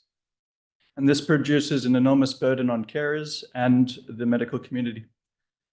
Now, these diseases often have a few different protein pathologies that we're quite interested in. So in Alzheimer's disease, for example, we have these plaques that occur, formed of amyloid protein and also of tau. Now, tau occurs mostly within the neurons of these diseases, and it accumulates and it pulls a series of other proteins out of the soluble fraction of these where they can do their job and into these condensed aggregates where they are no longer available. And this creates a whole series of kind of biological changes within those cells that eventually leads to death. Now, these aggregates occur usually initially in one focal point within the brain, and then they start to spread throughout the brain, creating more and more cognitive deficits within these patients. Now, tau encompasses a primary pathology in many diseases, particularly frontal temporal dementia, and also plays a significant role within Alzheimer's. So we're quite interested in its interactions as it will give us insights into many forms of dementia and potentially provide treatments that could work across many of these dementias. To study this, we implement a large number of omics approaches, primarily proteomics. And you don't need to get too afraid of this figure here, but largely what we get is the problem with any omic studies that many of you might have seen in other talks is we get too many hits. So in this paper that we put out a couple of years ago, we had upwards of 200 and something proteins that were interacting with tau at high confidence. And prioritizing what to move forward with, what to investigate for potential therapeutic effects is a very difficult problem. Now, we have a few different screening approaches we can apply before we even step into the lab. So we can look at what biological processes these proteins cluster into. And we might have these groups such as RNA binding proteins that show interesting promise. And we are particularly interested in these as these are key regulators of neuronal identity and they produce the future trajectory of the cell. So as these are being disrupted, if we could treat them at an early enough stage, we could undo a lot of effects within the cell, potentially with one single approach. So we did a follow-up study on this to try and get more insight into what these RNA binding proteins might be doing in disease, and we perhaps came away more confused than we went in. They are incredibly complex. Their regulation and appearance changes even within subregions of the same area of the brain. They're incredibly cell type specific. But what we could see clearly was that they were heavily dysregulated across the tauopathies. So as we look across these different little micrographs here from human postmortem brain tissue, as we see the patterns of staining of the green vary quite dramatically across each of these. And by the time we get to something like Pick's disease, we see almost a complete ablation of that signal. But we're left with many questions as to what these are doing, whether these are directly interfacing with tau as we expect, whether they change the way tau aggregates, or whether they change the toxicity within disease. So we really need a screen that will help us select candidates to move forward with for any of these future studies, as they take a lot of time and resources to kind of explore. And this screen needs to ideally answer yes to at least one of these questions. Does the candidate change the rate at which tau aggregates, or does it change the toxicity profile within disease? So that's what this project kind of aimed to identify. So our first aim was to develop some sort of high throughput assay where we could look at many of these targets that we're interested in and see how they might change tau aggregation or toxicity. And we had two kind of approaches for this. So we looked to model tauopathy in a dish where we can grow cells, treat them with tau, and then look at how our interacting proteins change those trajectories. Or alternatively, in an in vitro assay where we can have tau aggregating by itself and then see if our interacting proteins change that aggregation dynamic. And then we're secondarily looking at some of our key proteins of interest to see if we could detect any impacts of those interacting proteins on tau. So we've been working on this model for a few years now, where we grow neuron-like cells in a dish. We extract tau aggregates out of various different postmortem brain tissue So we have normal cognition people to give us kind of a control, non-disease associated tau. We have Alzheimer's disease, progressive supranuclear palsy, and Pick's disease patients' donated tissue. We'll then take that tau, seed it into the cells, and we can look to see what mechanistic pathways are impacted. We can then alter the expression of those interacting proteins and see if we change the aggregation number or have impacts on the rate of cell death. So this is what that kind of looks like within the plate. In our control case, we get very minimal green blobs, very scientific, but we get very minimal tau aggregation occurring as we would expect. In Alzheimer's, Pick's and PSP, we get quite a high rate of tau aggregation, as pointed out by those arrows and the green blobs, and we can titrate this in to give us as many aggregates as we would like per cell and get a good effect there. One example of this where we've gone forwards and changed the expression of one of our target proteins is for HNRMP-A1. So this is a very critical master regulator of RNA within the cell and plays an important role in neuronal identity. Now, when we overexpress this, we actually were able to see within Pick's disease and PSP a specific drop in the number of tau aggregates that were occurring within these cells. This suggests not only that HNRMP-A1 can kind of abrogate tau aggregation, but it occurs in a disease-specific context. When we look at the rate of cell death within these cells, we have here in green the Alzheimer's disease trajectory and here in orange the control trajectory. We're able to see that overexpressing HNRMP-A1 actually depresses the trajectory in Alzheimer's disease. Now, these assays require a little bit more optimization to try and spread that gap apart a bit further, but we are able to play with many levers here, including how much tau we're adding, how much time we go for. And this is kind of a key indicator within disease itself, as they are quite strongly associated with aging, and often they take a long time for these aggregation proteins to really develop an effect within the cell culture models. Our second approach is using that in vitro assay. We've been developing a really great collaboration with Professor Margie Sunday's lab and her PhD student, Joan. And in this assay, we have kind of a simplified approach where we can take tau protein and a dye that will bind to fibrillar tau, mix them together, and then over time, you will move from a monomeric stage of tau into that final fibrillar form, which is similar to what we see in disease. And at that stage, our dye will bind to the fibrillar tau and give us a very strong fluorescent signal. We can then add in interacting proteins of interest and see if they block the progression from monomeric to oligomeric or fibrillar forms of tau, or if they perhaps enhance the aggregation propensity of tau. And this can give us insight into how those interactions are affecting disease and whether we need to look at increasing or decreasing that interaction within the disease setting. So just to bring some conclusions, we've got a good pipeline developing now where we can quickly assess some of our target proteins and we can see the effect of selected targets within that. We're really excited to develop out those cytotoxicity assays further, as these are the most scalable. We can assess many hundreds of interactions at once on one plate to give us kind of a broad assessment of what's going to be worthwhile moving into more complex models like animal or perhaps iPSC neuronal models. And we're starting to gain insights into how these interacting proteins are really affecting disease processes, including tau aggregation. So I'd like to thank everyone in the Drummond Lab, of course, Eleanor, for her great supervision and mentorship. We have two really excellent research assistants, Kalia Bolcom and Aisha Strobe, who are kind of fundamental to any of our approaches here. We also had a really excellent Dale student work on quantifying what we saw from the HNRP-A1 imaging approaches, Heshen Belnev. Our collaborators, Margaret Sunday and Joan, the Sydney Brain Bank, for the donation of the tissue resources that we use for all of these studies.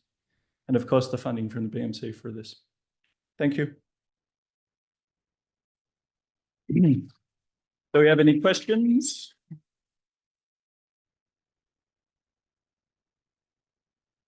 No, excellent.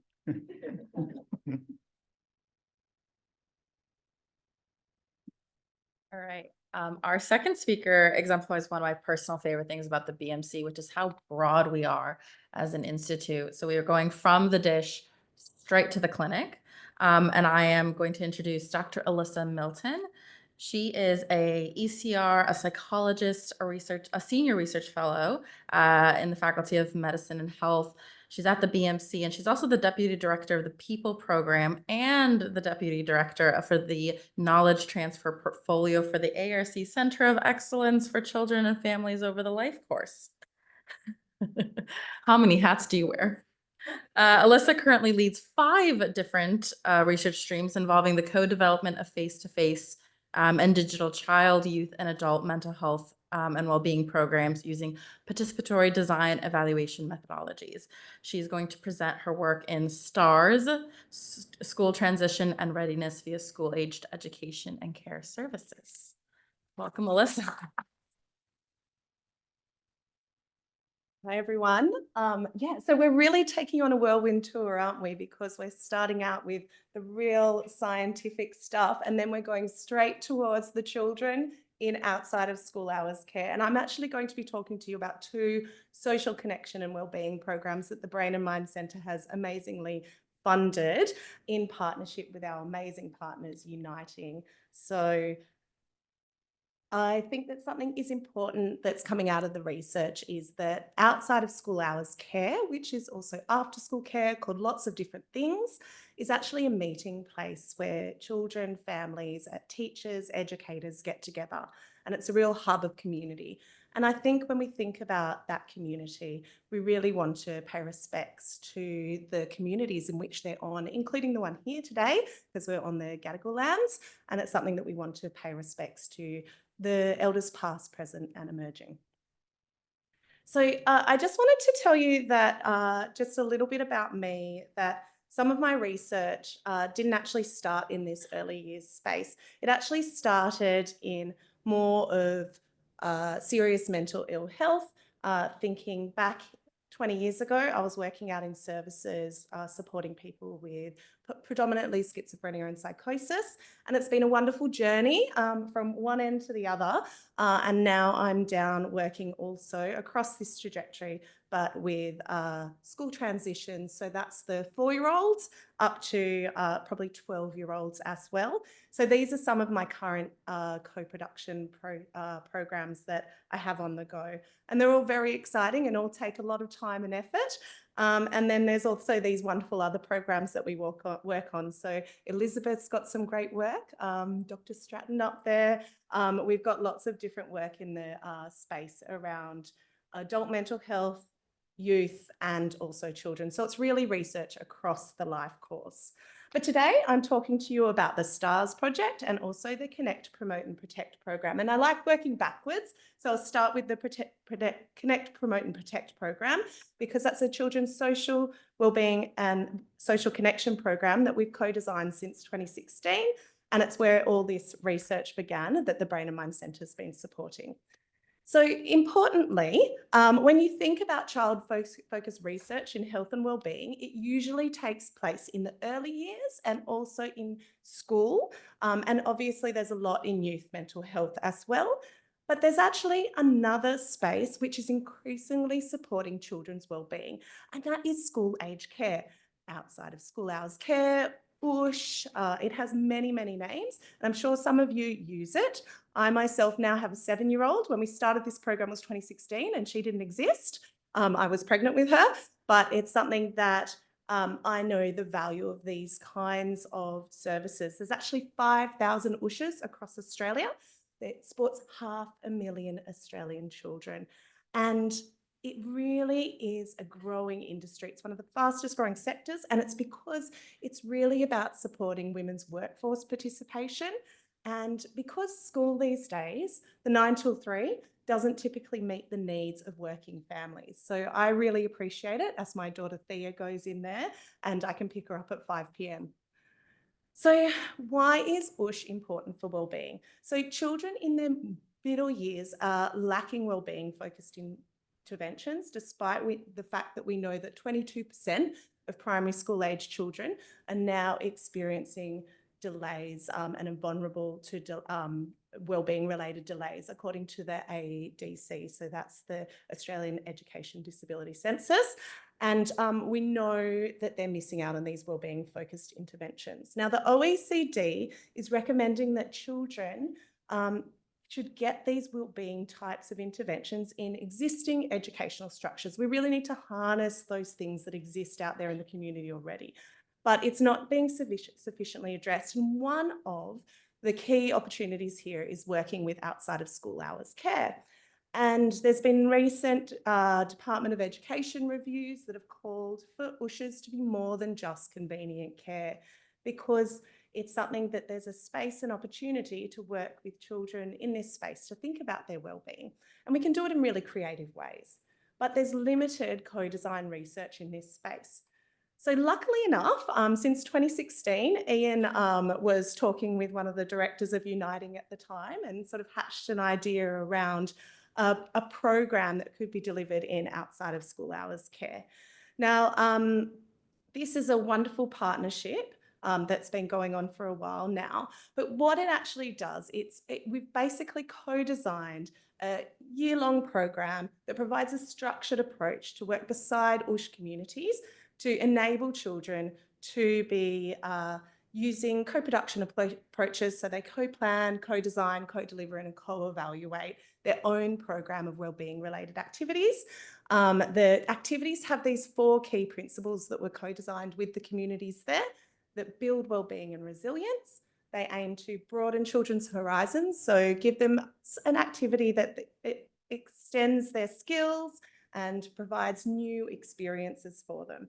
It's really about child leadership. So this one around Inspire and Engage is making it fun, making them involved and helping children be key decision makers in this process.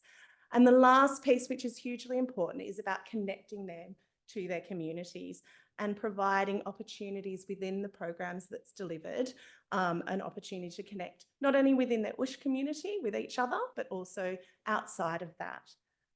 So the challenge with USH is that one size does definitely not fit all. So if you've ever been to an USH, they operate really differently. Every 5,000 USHs across Australia are very unique. Some are pack up, pack down. Some operate in school halls. Some have their own purpose-built, fancy spaces that they can be with multiple rooms. Some have children getting picked up after 10 minutes. Some have children getting picked up after an hour and a half. It's something that they typically are really different and operate really differently. So the CP3 model was developed through co-design, and it's an ongoing feature now of program delivery.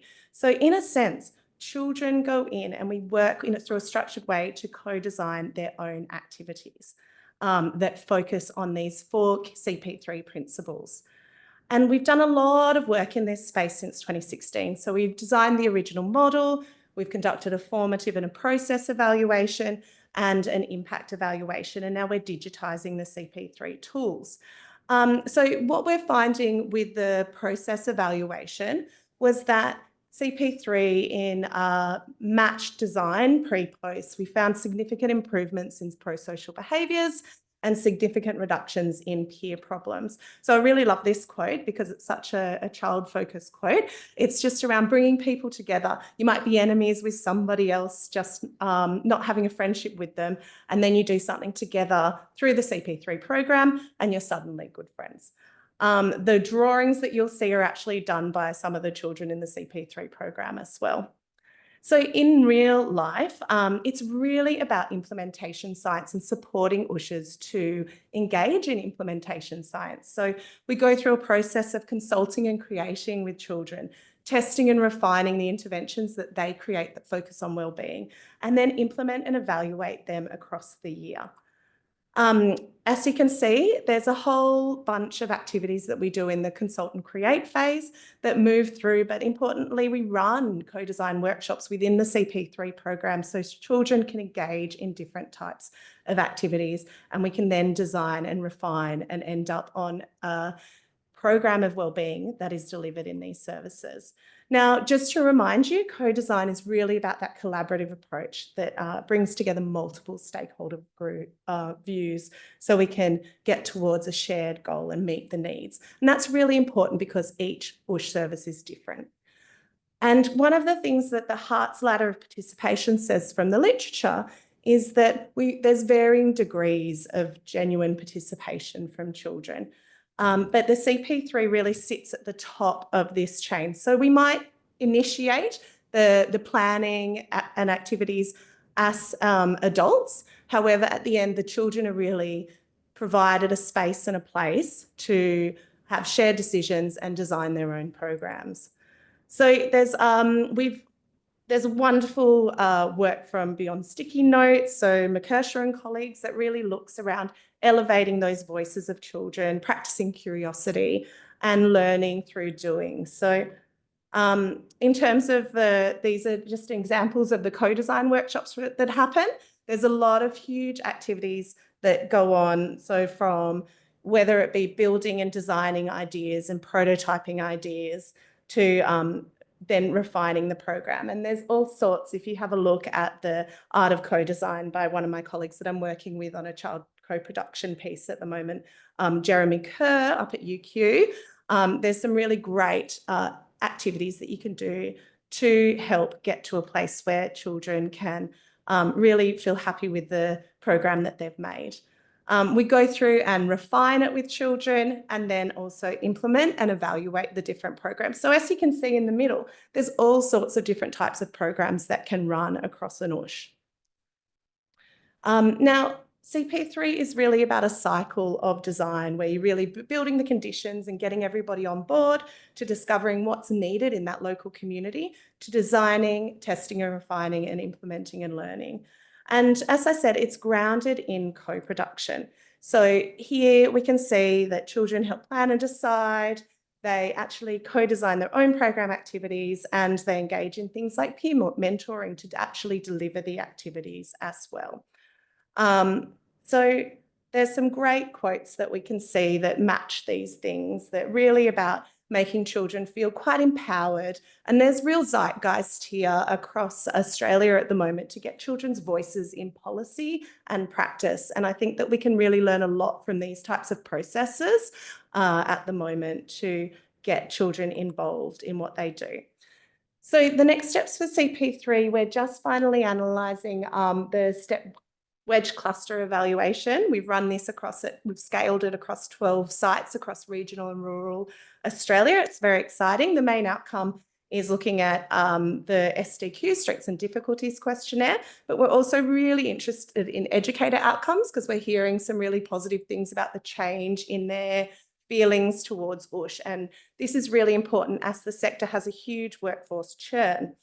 When we're also looking importantly at implementation, so things like fidelity and reach, and we want to look at scalability, and that's particularly important as we're currently in the process of, we've got a small grant from the Department of Education to digitise this for the workforce, because there's a real need in the early education workforce, who are often Cert 4 qualified, to be able to provide wellbeing related support to children in services.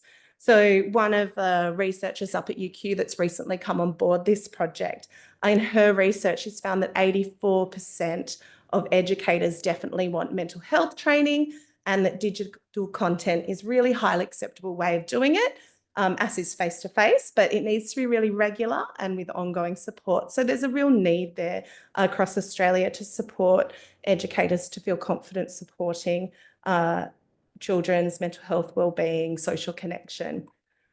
And I guess the other big exciting thing is the BMC partnership has funded an offshoot, a spin-off of this program, which is called STARS. It's School Transition and Readiness via School Age Care, which has been a really wonderful piece of work. Through CP3, we identified a real need and opportunity for outside of school hours care to be supporting children's transitions into school.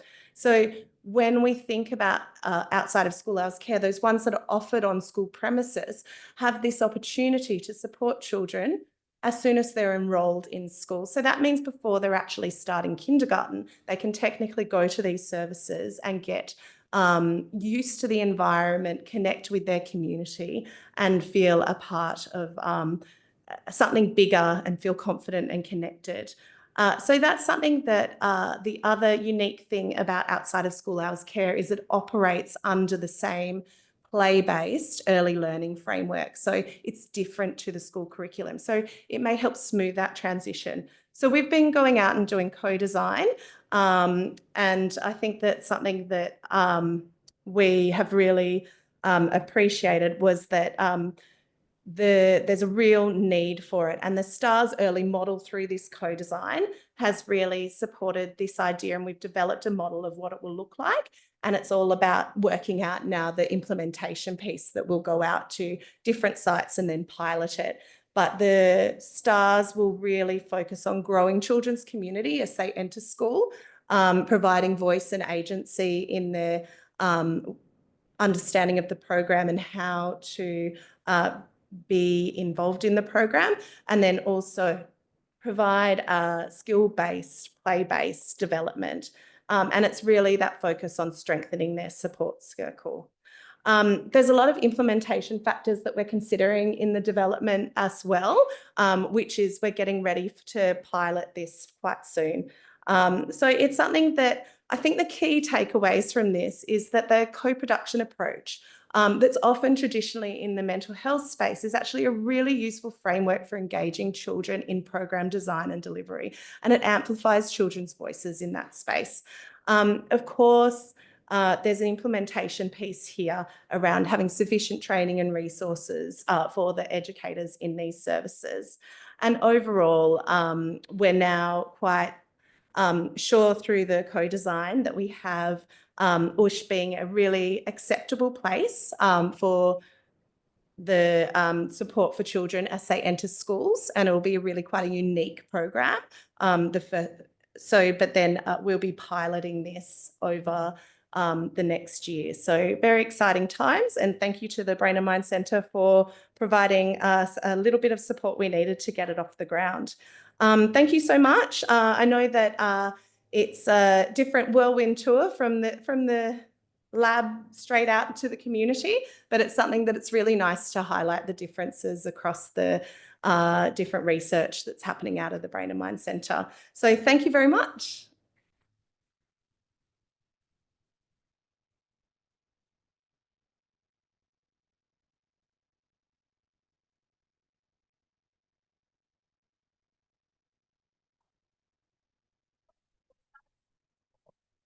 That meaning the brain has not been fully mature, right? So you want to then reduce stress for more socialized adaptation in future, be good mental health.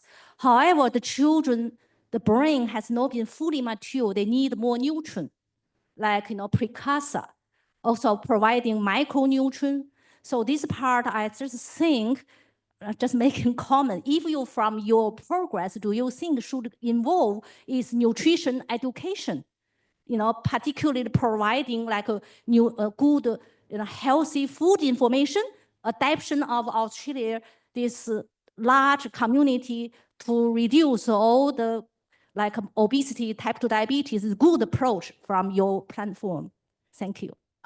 Absolutely. There's opportunities for that within the outside of school hours care space, especially. They often provide food to children, and some of the programs that were designed at a local level, one example was Farm to Fork, where children grew vegetables and then they learnt the skills to prepare a nice healthy meal and then cook it and share it. But they also had cultural elements of bringing in families from different cultures to share different ideas around food. So it was a place, and the children designed this program. So it's something that it's a unique way of engaging children because it's fun. It's on their terms and in their language, but it's also something that it addresses these key health and wellbeing focuses that are really incredibly important, such as good nutrition. So it depends on what the USH identifies with the children as something that they want to do, but it's certainly been an example of a program that's happened. And I'm quite aware of a few different programs that focus on good nutrition in outside of school care now. So I'm really glad you've raised that. Thank you. Hi, Alyssa. It's on, yeah. Congratulations. Excellent talk and excellent work. So I can really see the potential for this to follow seamlessly from early learning centres to reduce disadvantage and the impacts on education after that. But I also wondered, you know how kids get to an age where they think they're too old for it? And if the co-design for those older kids that really aren't independent yet would keep them there and keep them engaged and keep them learning for longer. Yeah, from the qualitative feedback that we've been collecting quite rigorously for a number of years now, we found that there's a few opportunities for older children.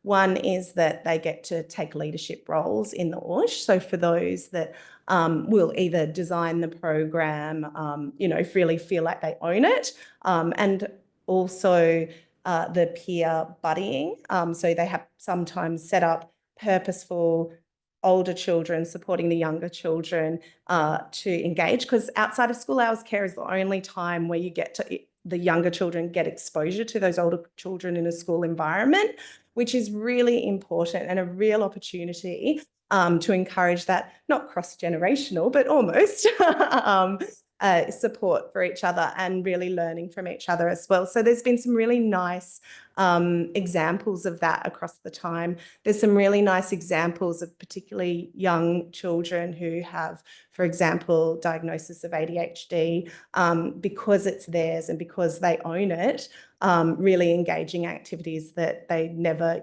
typically see as they usually just go out and play with their friends on a field, kicking a soccer ball around, which is also excellent. No problem with that, but actually engaging in something at the OOSH Centre. So there's some really great examples.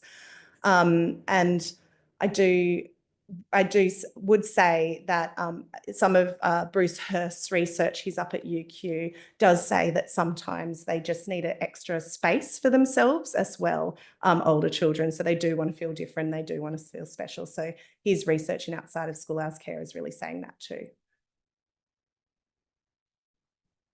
Hello, it's Jackie Troy here. Just my apologies, I missed the very beginning of your talk, but I was interested in whether or not you have included, I guess, sub-cohorts. I'm particularly interested in Indigenous students, whether you had a look particularly at how Aboriginal and Torres Strait Islander students might be perhaps separately included. Can you wave to me? I really like looking at people. Oh, hi, thank you. Sorry. No, so sorry. Yeah. It's something that is definitely a gap at the moment, but we are hearing that this style of approach is really in line with a lot of the ideas around Indigenous research as well, because it's around communication, it's around community, it's around support, and it's around being in a place together. So I see it's just such an amazing opportunity to potentially look at that, particularly as we scale. I've got some colleagues over in Western Australia who are doing some amazing work with Indigenous communities. They're from the Telethon Kids Institute. It's just been renamed and I can't remember what it's called now. I think it's just called the Kids.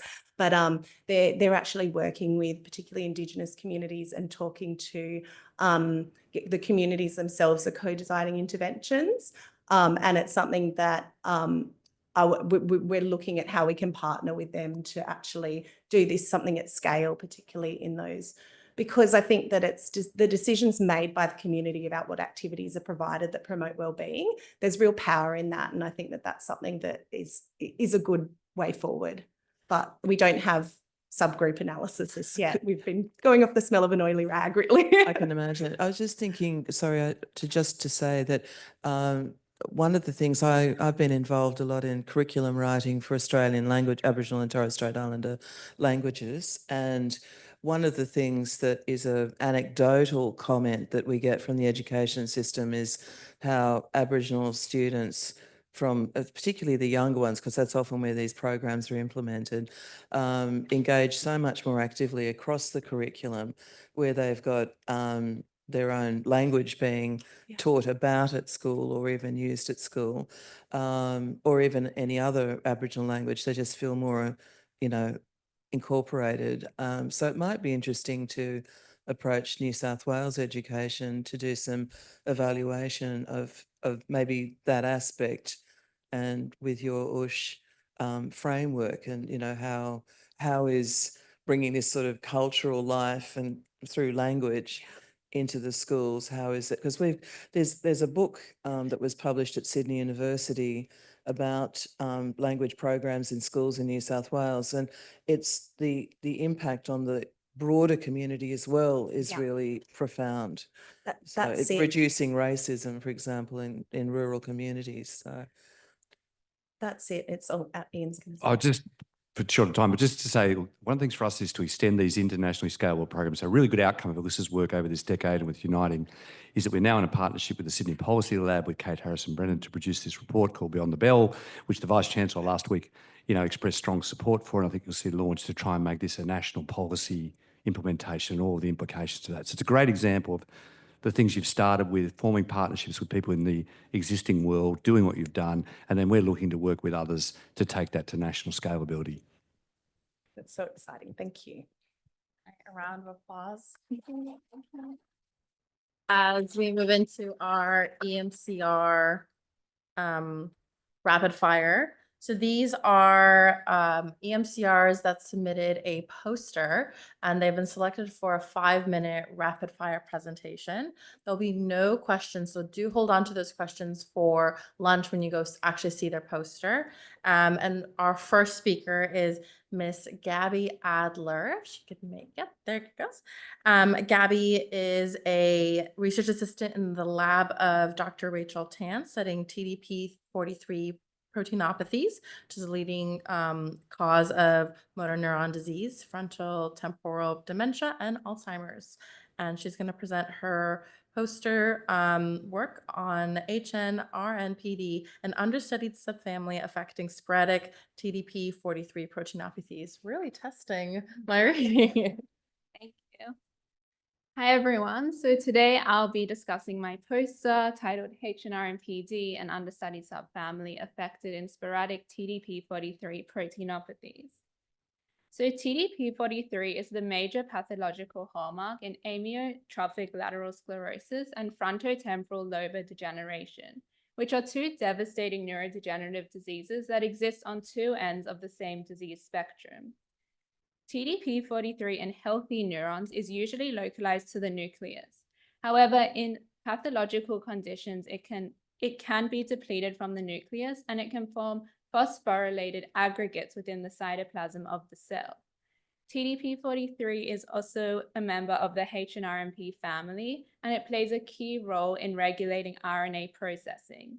However, the cytoplasmic aggregation of TDP-43 has been thought to drive neurodegeneration through disrupting this RNA processing. Other HNRNPs, such as HNRNP A1, C, and H, have also been thought to modulate TDP-43 function. However, few studies have investigated them within sporadic TDP-43 proteinopathies, with most only looking at cell models or cancer, and therefore we don't know how these HNRNPs function within postmortem brain tissue. We therefore use immunohistochemistry and immunofluorescence to assess 7 HNRNPs from the HNRNP A, B, C, D, and H families in the frontal and motor cortex, which are the two key brain regions within ALS, FDLD, ALS, and FDLD. So similarly to TDP-43, HNRNPs also normally are localized in the nucleus. However, in pathological conditions, they can be depleted. Interestingly, we found that in the ALS motor cortex, there was normal nuclear localization of all 7 HNRNPs. So this included from the HNRNP A-B family, HNRNP-C, the HNRNP-D family, as well as in HNRNP-H. On the other hand, in the FDLD frontal cortex, we found that there was significant nuclear depletion of HNRNP-D, and this included HNRNP-AB and DL from this family. And this nuclear depletion was significantly greater in FDLD cases compared to ALS. We then decided to do a correlation analysis between HNRMPD in the nucleus and TDP43 load, and we found that the significant nuclear loss in the HNRMPD family correlated with increased cytoplasmic TDP43. To confirm this relationship, we then performed immunofluorescence, and we found that in neurons that had TDP43 aggregates within the cytoplasm, there was no nuclear HNRMPDL. And this ultimately highlighted that HNRMPD may be an understudied subfamily within sporadic TDP43 proteinopathies. Overall, we found aberrant expression in multiple HNRMPs in FDLD, and this suggested that there's widespread missplicing events within this disease. And more specifically, the nuclear loss of HNRMPD and its significant relationship with TDP43 aggregates indicates an interaction between the two proteins and highlights the need for further research into understanding the role that these proteins play in the pathogenesis of these diseases, as well as whether we can find therapeutic targets or biomarkers of TDP43 dysfunction, especially since HNRMPs can be detected in plasma samples. I'd like to thank the generous donors of brain tissue and their families for their generous gift to research, my supervisor Rachel Tan, and our past student Monica Pinkerton, as well as all the other researchers who are involved in this project, the Sydney Brain Bank, and for funding Fight MND, MND Research Australia, and the Margaret Ethel Jew Fund. Thank you for listening.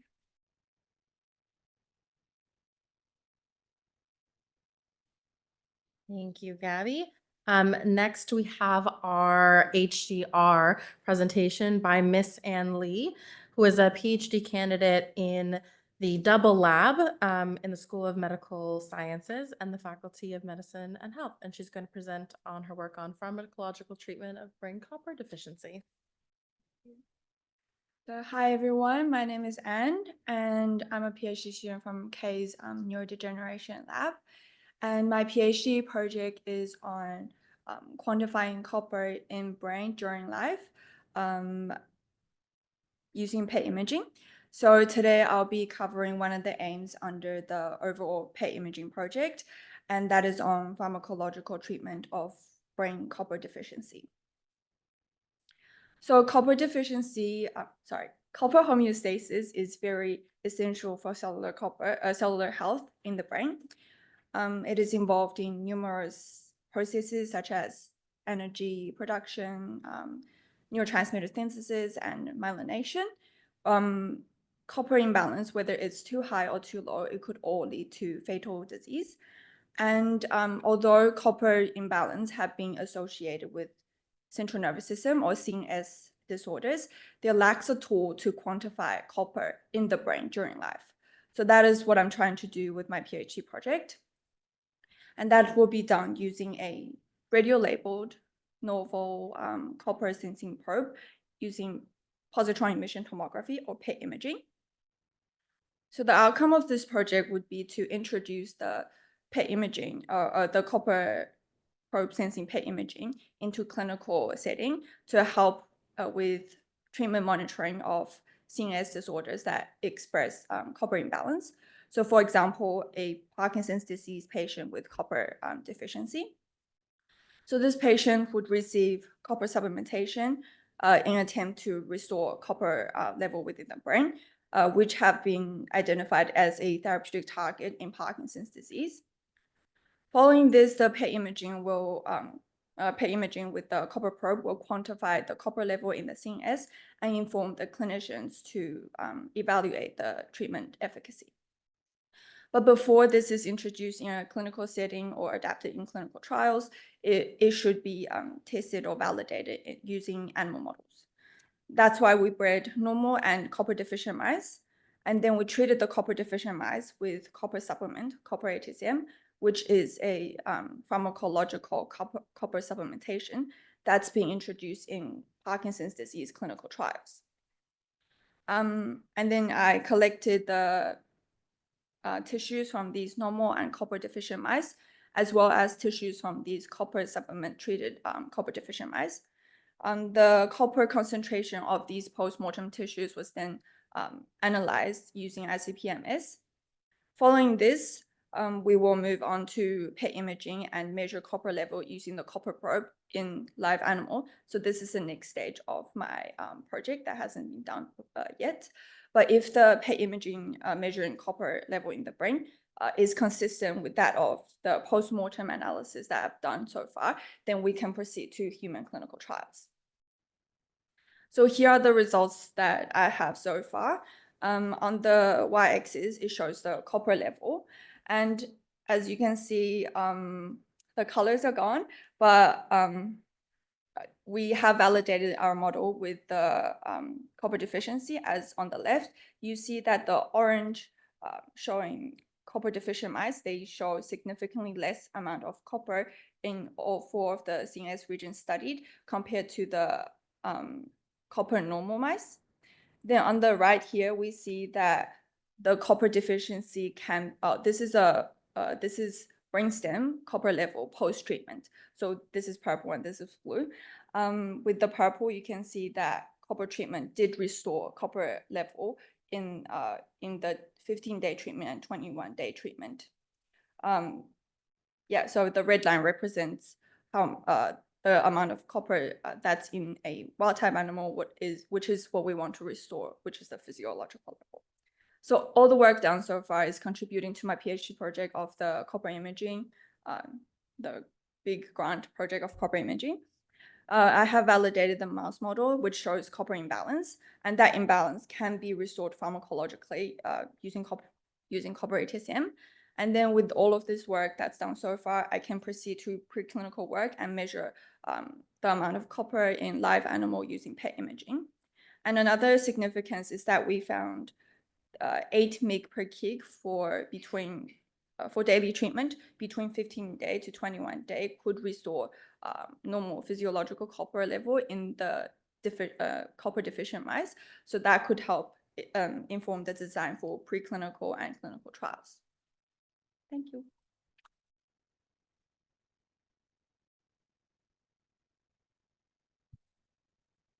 All right, and our final rapid fire speaker is Dr. Tonima Ali, who is our EMCR.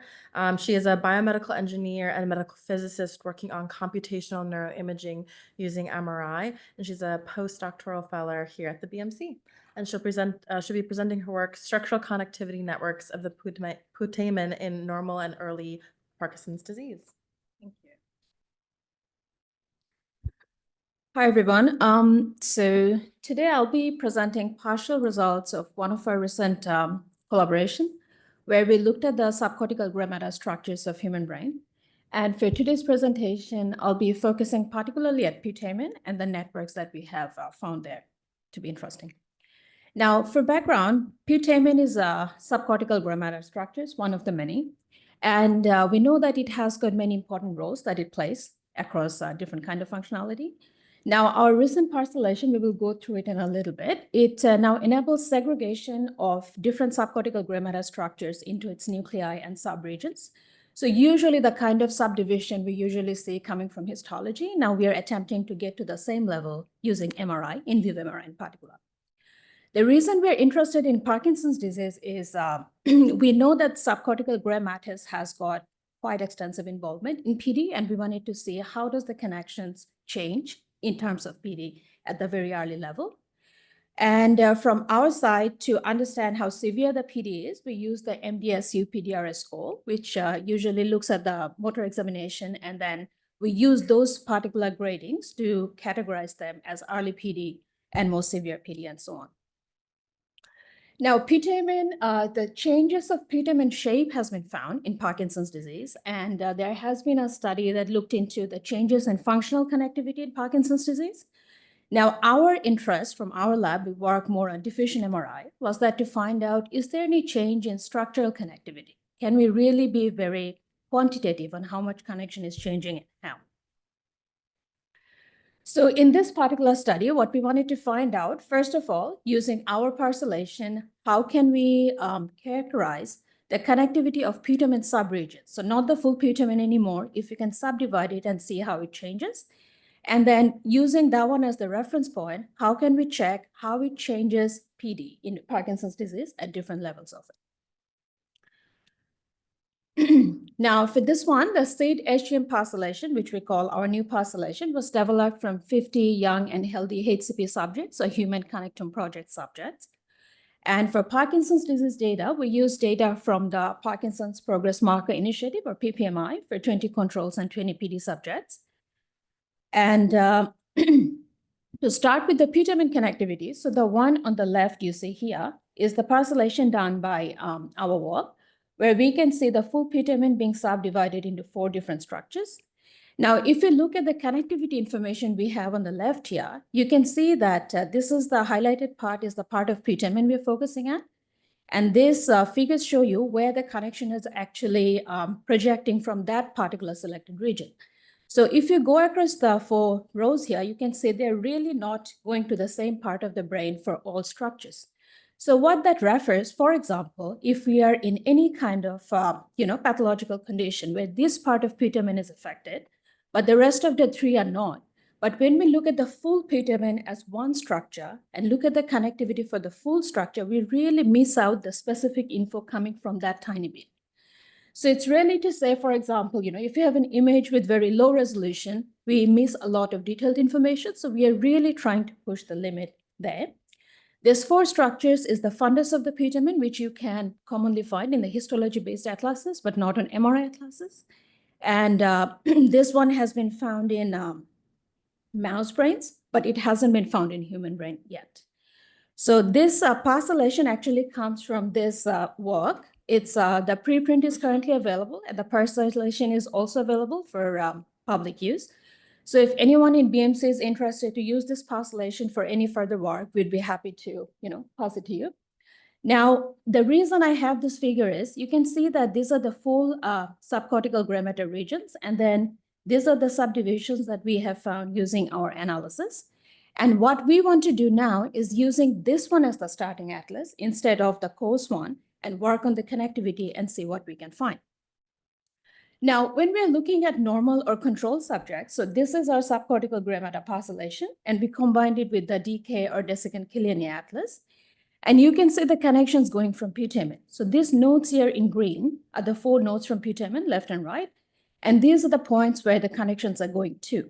The size of the sphere and the color of the sphere sort of tells you how many connections we have. And the color scale tells you, the number, essentially. Now, when we look at early PD subjects, where the arrows are pointing at, you can see the amount of connection has actually changed. And we could not identify this kind of details with the standard parcellation or the one that comes from FSL or FreeSAFA and so on. Next, what we wanted to do is look into the Parkinson's disease subject, as we said.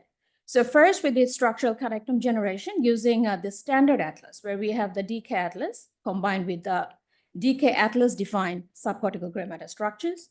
We did the network-based statistics analysis, which is commonly known as NBS, to find out the particular nodes of the brain that had decreased connectivity compared to the normals.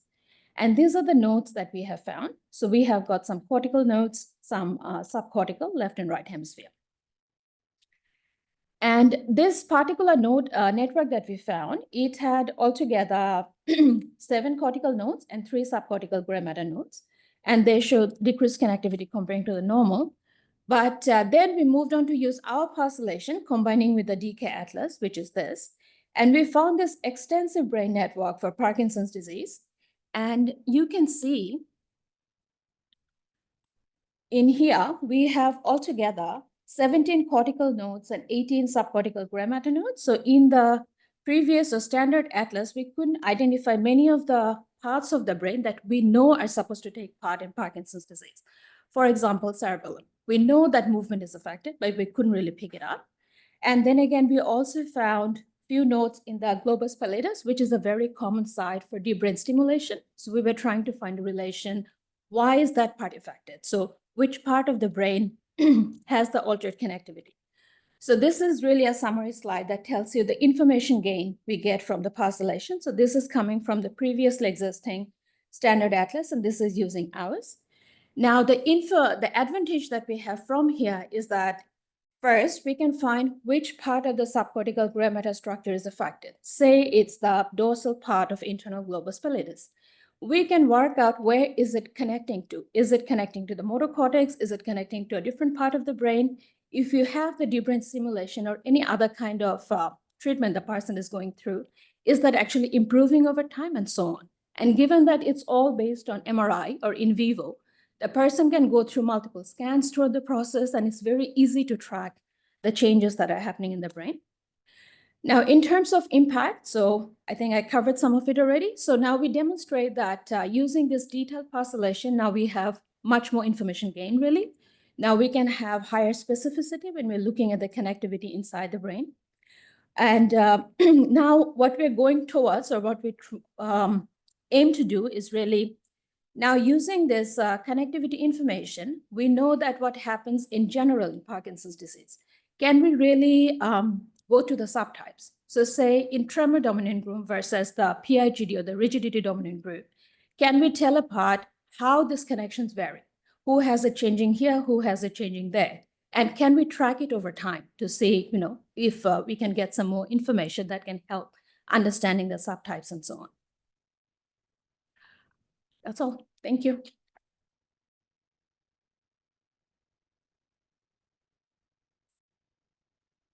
Thank you to all of our wonderful EMCRs presenting. Again, those rapid fire poster presentations, please do see them at their posters during lunch. And we are now going to get ready for the panel discussion on loneliness, mental health, and brain capital.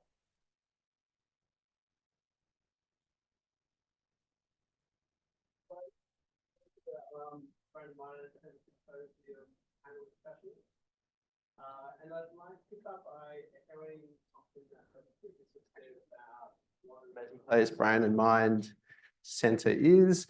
And also just to congratulate the rapid fire presenters. It's a very difficult thing to present complex research projects in such a short space of time. But I think it shows us well what an amazing place the Brain and Mind Centre is, in that we have clinical research, clinical services, right through to kind of traditional lab-based services. My name's Blake Hamilton, and I'm the Clinical Services Director from Headspace at Camperdown.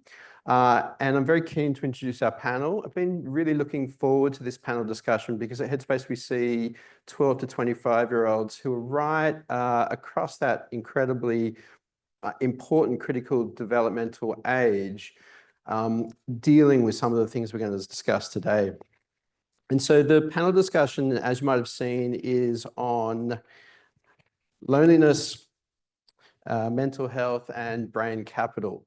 And I think if we do a good job, that you will still be talking about this. This panel discussion will get you through to lunch. And so we aim to kind of provoke you. You've definitely had a warm up with some of the wonderful presentations so far. And the way the session is going to operate is I've got some questions for our panel members. With a bit of luck, they'll have some questions for themselves, and then we will open up questions to the audience. And I've roughly divided the questions into what are the challenges that we might kind of think under those headings of loneliness, mental health, brain capital, the environment, and then what might be some of the possible solutions. So let me introduce our panel. To my right here is Thomas Astell-Burt. So Thomas Astell-Burt is a Professor of Cities and Planetary Health in the School of Architecture, Design and Planning at the University of Sydney, and an Australian Research Council Future Fellow in Nature-Based Solutions for Loneliness and Health. Thomas has recently joined us at Sydney from University of Wollongong and is a Clarivat highly cited researcher. He is ranked first out of over 10,000 scientists globally for nature and health research. Thomas is Australian Research Council, National Health and Medical Research Council, and Medical Research Future funded research leverages big data and randomized controls trials to identify and connect people with things in cities that enable flourishing, such as green spaces. He's also a very interesting and engaging speaker. Let's welcome Thomas. To my far right is Associate Professor Jo-An Occhipinti. Jo-An is an epidemiologist and a systems scientist dedicated to addressing complex public health and social policy challenges. She holds key positions as Principal Research Fellow, Head of Systems Modelling and Simulation, and Co-Director of the Mental Wealth Initiative at the University of Sydney's Brain and Mind Centre. As well, she's Managing Director of Computer Simulation and Advanced Research Technologies. Her research uniquely integrates mental health, economic and social frameworks to pave the way towards well-being orientated economies. Over the last decade, she has led the development of over 40 complex system models, providing strategic decision support for issues such as youth suicide, alcohol-related harms, and health system strengthening both nationally and internationally. And she's also contributed to global discussions on health and social policy through addresses at numerous international forums. Jo's recent research on generative AI's labour market implications calls for a collaborative approach to shaping a new social contract. The highlights of her research include the development of innovative metrics and the application of advanced analytic methods, combined with a commitment to community participation, driving her work to benefit both science and society. She's a very forward thinker. Please welcome Jo-An Occhipinti. Our last panel member is Professor Ross Bailey. So Ross grew up on a dairy farm in South Africa and trained in both medicine and then later in public health after working as a rural GP in New Zealand for 5 years. He arrived in Australia some 30 years ago and is a Professor of Public Health at the University of Sydney and the Scientific Director for the Centre for Primary Healthcare Systems at the Menzies School of Health. He's worked primarily in Aboriginal and Torres Strait Islander health and environmental research, including time in the Northern Territory. He currently lives as a rural-based academic in the Northern Rivers region of New South Wales for the past few years, and strong interests in systems, health systems and health services research, as well as in the environment and health. This includes the natural and built environment, and especially how the impact of climate change on the environment will increasingly impact on human health. Ross has also written on climate change adaptation strategies that will be protective against the negative impacts of climate change on mental health in regional and remote Australia. Much of his recent work has included concepts related to mental health, such as loneliness, social capital, social cohesion, social connectedness. Ross has written on a wide variety of topics demonstrating his deep understanding and care for all Australians. Could we welcome Ross?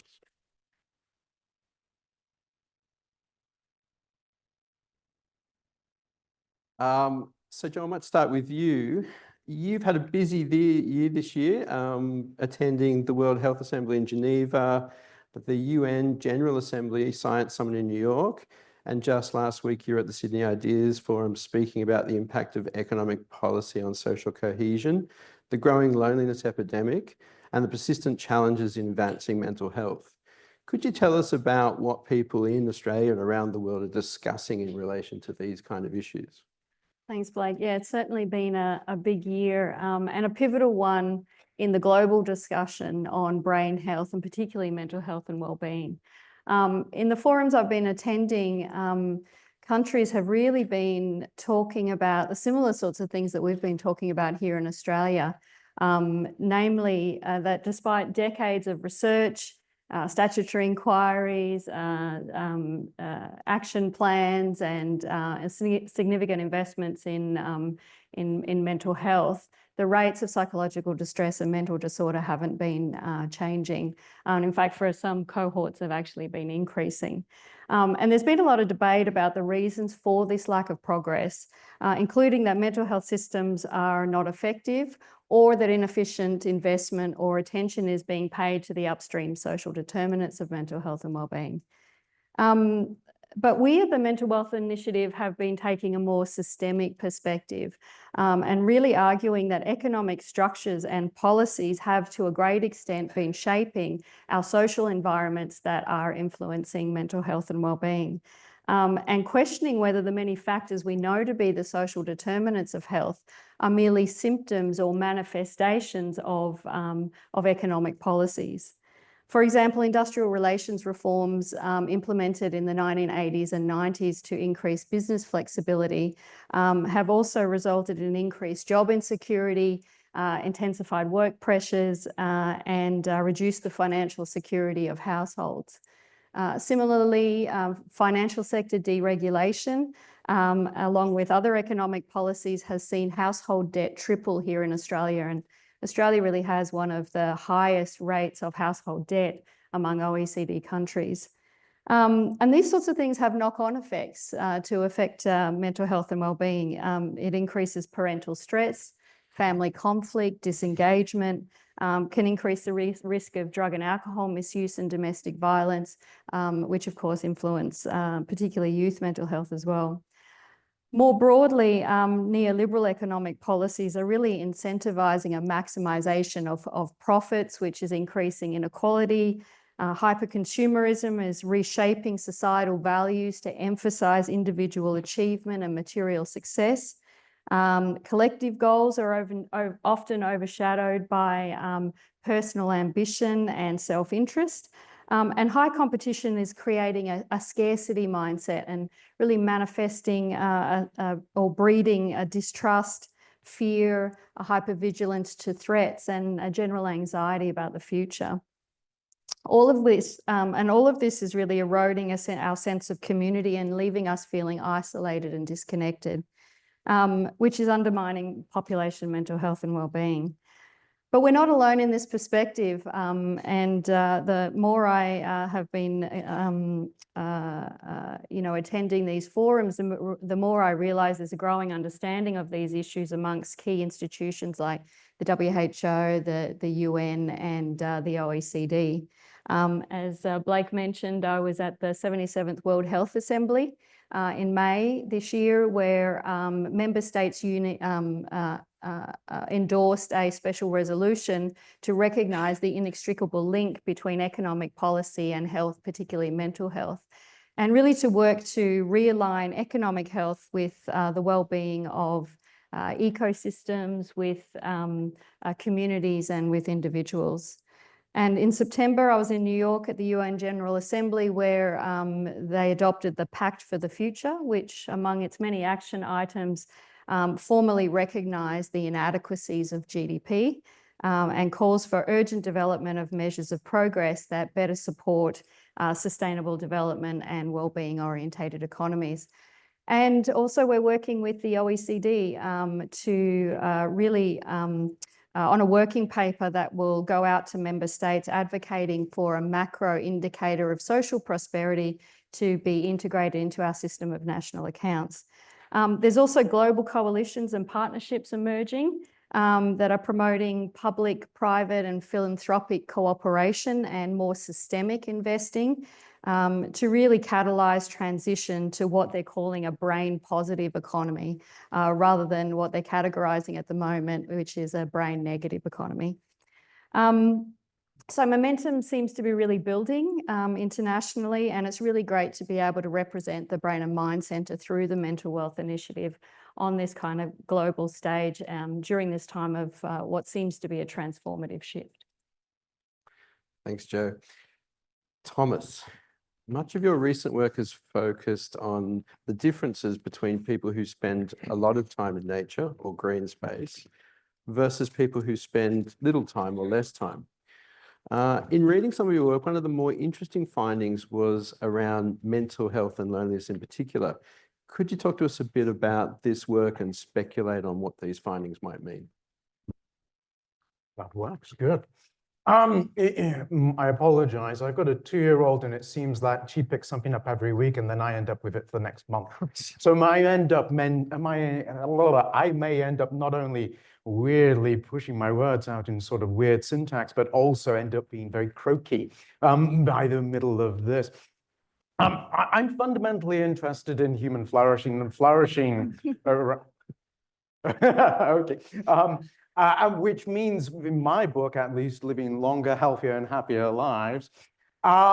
And just a cursory look of a lot of the data in our hometown in Sydney here shows it's not going particularly well. Just take the example of type 2 diabetes, which I've spent 15 years looking at since I've been here. If you start in North Sydney or in Manly or in Mostyn or any of the affluent areas of our wonderful city, you have a type 2 diabetes prevalence of about 2.3, 2.4%.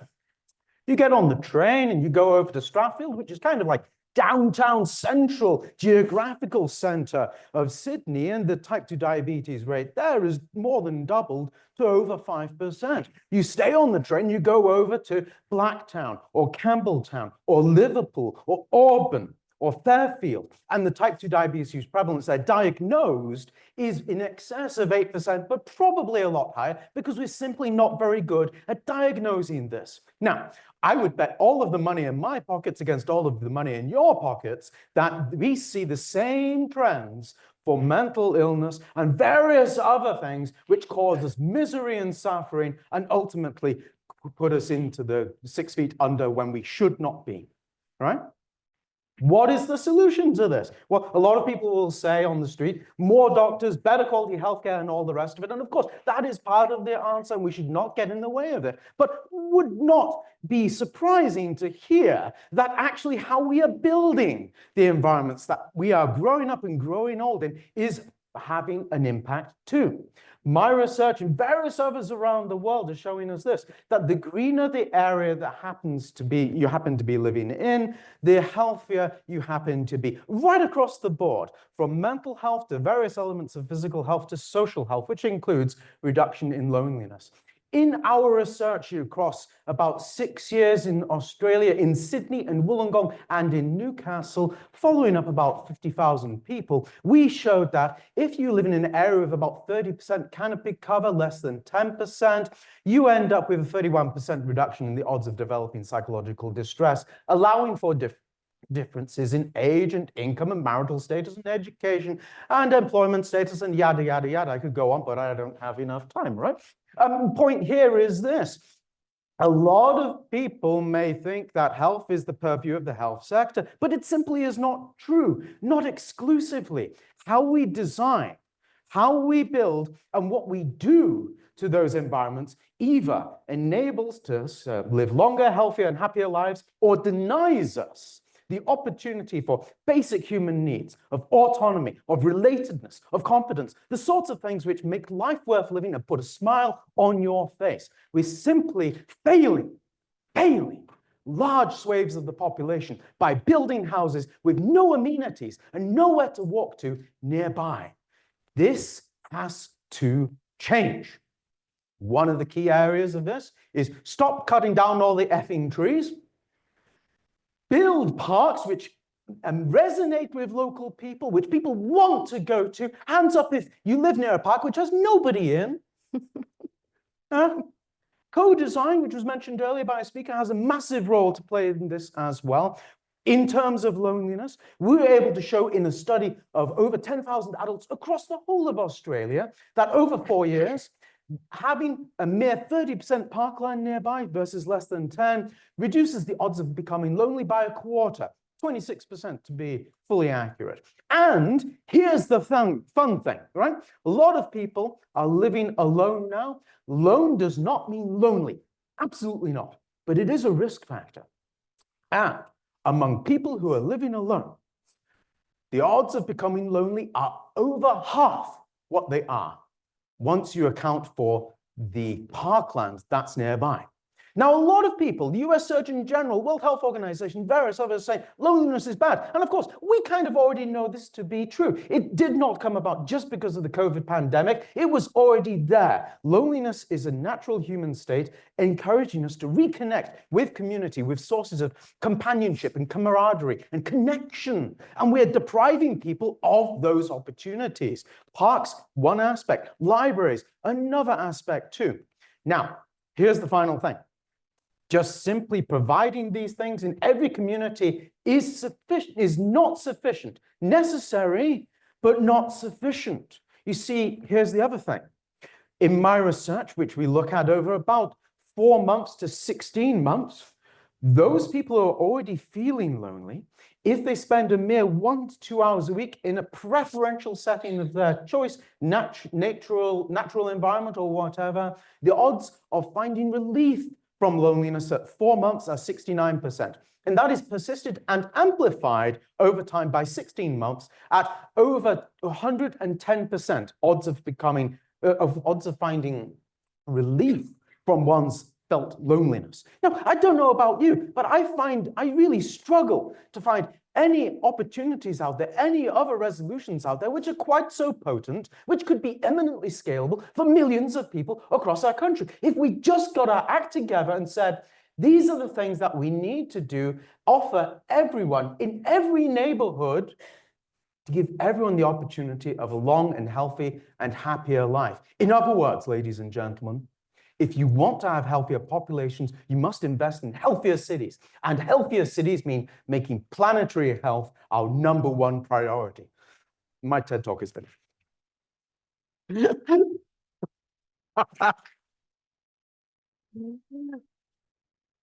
Hopefully the questions are already forming.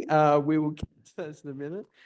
Ross, Thomas's work demonstrates very real benefits, which he's very eloquently outlined, from increased time in green space and natural environments. However, regional areas have vast green spaces and natural environments, and yet the reports are of higher rates of poor mental health in the country. What do you think, or what are the factors in the country contributing to this, and what might be different to the cities? Thanks, Blake. Yeah, hello, everybody. I'd just like to start by saying how much I appreciate the invitation to be here. It's an honor and a privilege to be included. I do feel somewhat out of place, but Not at all. really appreciate the opportunity. Also, to start by acknowledging the traditional custodians of the land that we're meeting on, the Gadigal people of the Eora Nation, but also where I come from, which is the people of the Bundjalung Nation. And particularly in the context of this discussion, acknowledging their very deep connection to country and their very deep intergenerational understanding of the importance of country and the importance of the health of country, the health of the natural environment to human health. And that continues. It's obviously been going on for many, many centuries, and it continues on today, that deep understanding of country and respect for country and the relevance to human health. And then turning to economics, clearly, you know, the impacts of colonization, which essentially had economic drivers on the health of the First Nations people in this country. There's no question that the economy and colonization has had extremely detrimental effects for Aboriginal and Torres Strait Islander people, but also for the rest of us because of the impacts on the natural environment. So, you know, one of the wonderful features of the Northern Rivers where I live is the natural environment, you know, many national parks, and historically, you know, there was enormous, the Gondwana rainforests of really from Sydney, Newcastle up to southeastern Queensland. You know, with colonization, that was logged out.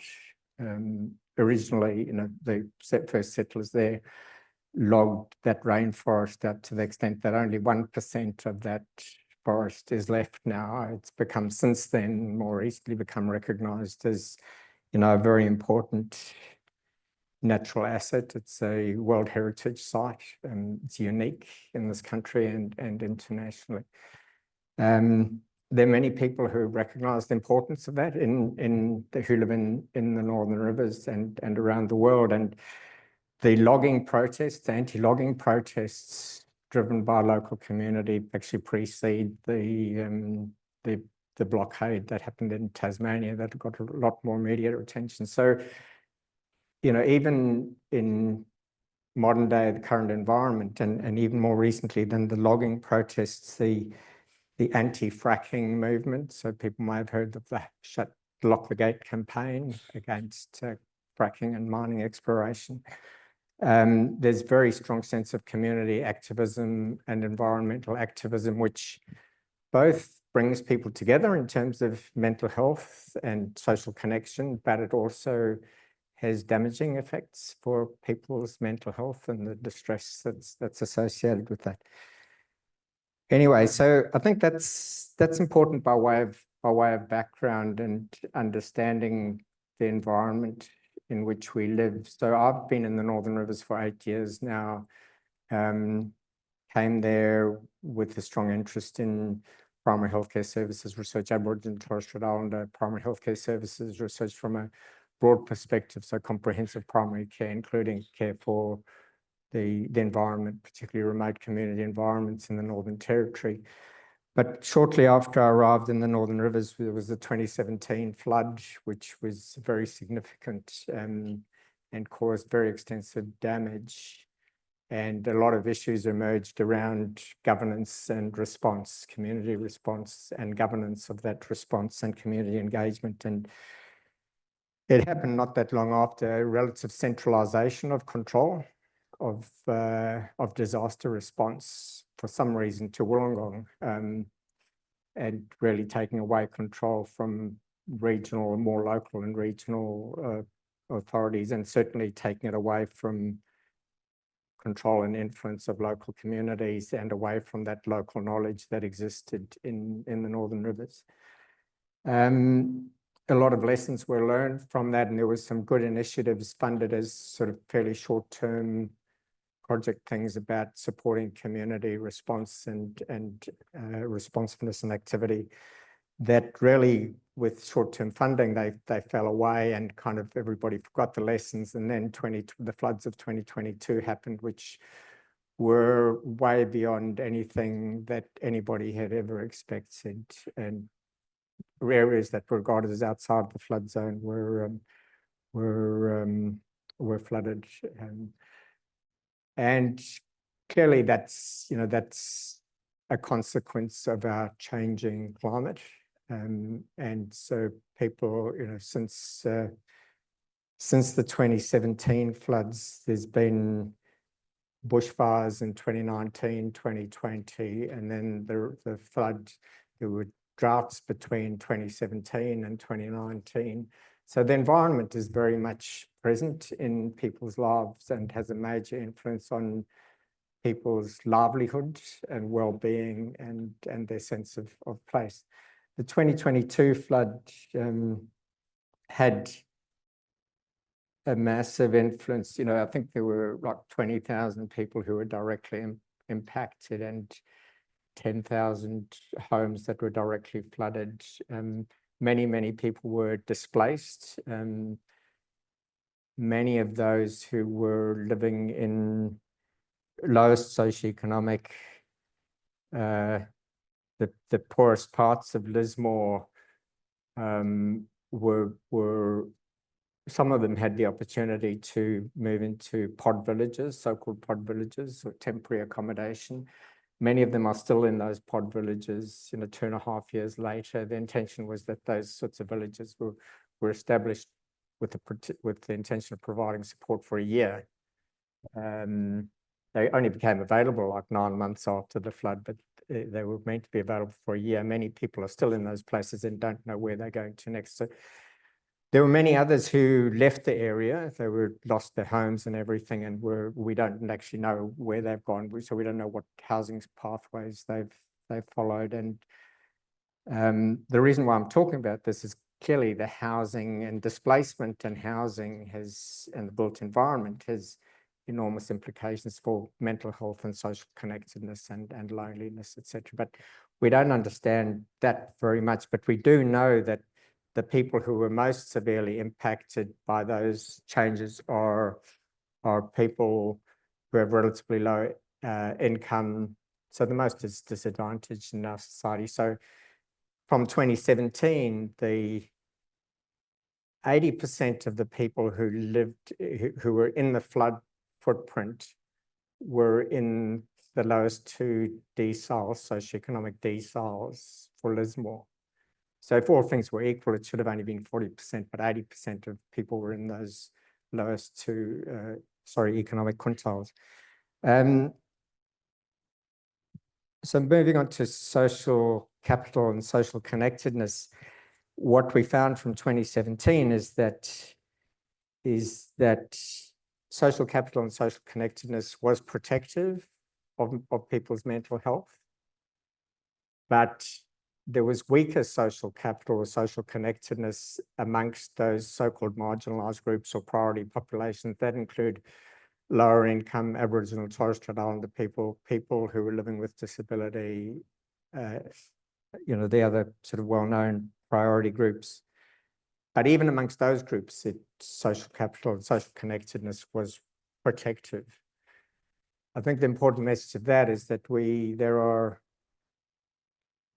the way that social capital, the way that we support and encourage connections can work in different ways for different sectors of the community, and social capital can be damaging, can be advantageous for some groups and not for other groups. So really understanding inequity and the inequitable impacts of these sorts of events is critically important. Look, I'll just finish by saying, I think what's happened in Lismore is kind of a prescient warning of what's going to happen more broadly across our country and internationally, and is going to, I think we need to really, need to understand the inequitable impacts of climate change on mental health and how we respond to that. And that clearly is related to economic issues and political issues. Perfect, Russ. Thank you. That was a neat segue into the next question, and also for summarising. So, from the panel, I guess we can see that economics, economic policy, also the built environment spaces, and the real challenges of climate change and the impacts on those who are perhaps the most disadvantaged really do form some of the challenges. The questions I have is how we're going to fix them. So, Jo, I might start with you. And I must admit, brain capital was a very new term to you. I don't know if it's something that's familiar to everybody. But Jo, you've spoken about how a greater focus on mental wealth, brain capital, and social production could help shift the policy discourse towards achieving well-being economies. Could you explain for us how these concepts fit together and how they might increase the societal resilience and social cohesion needed in the face of looming global challenges such as generative AI, transformation, changing climate, disaster management, and mental health? A long question. An easy question. So, I mean, I think we understand that. So let me go back.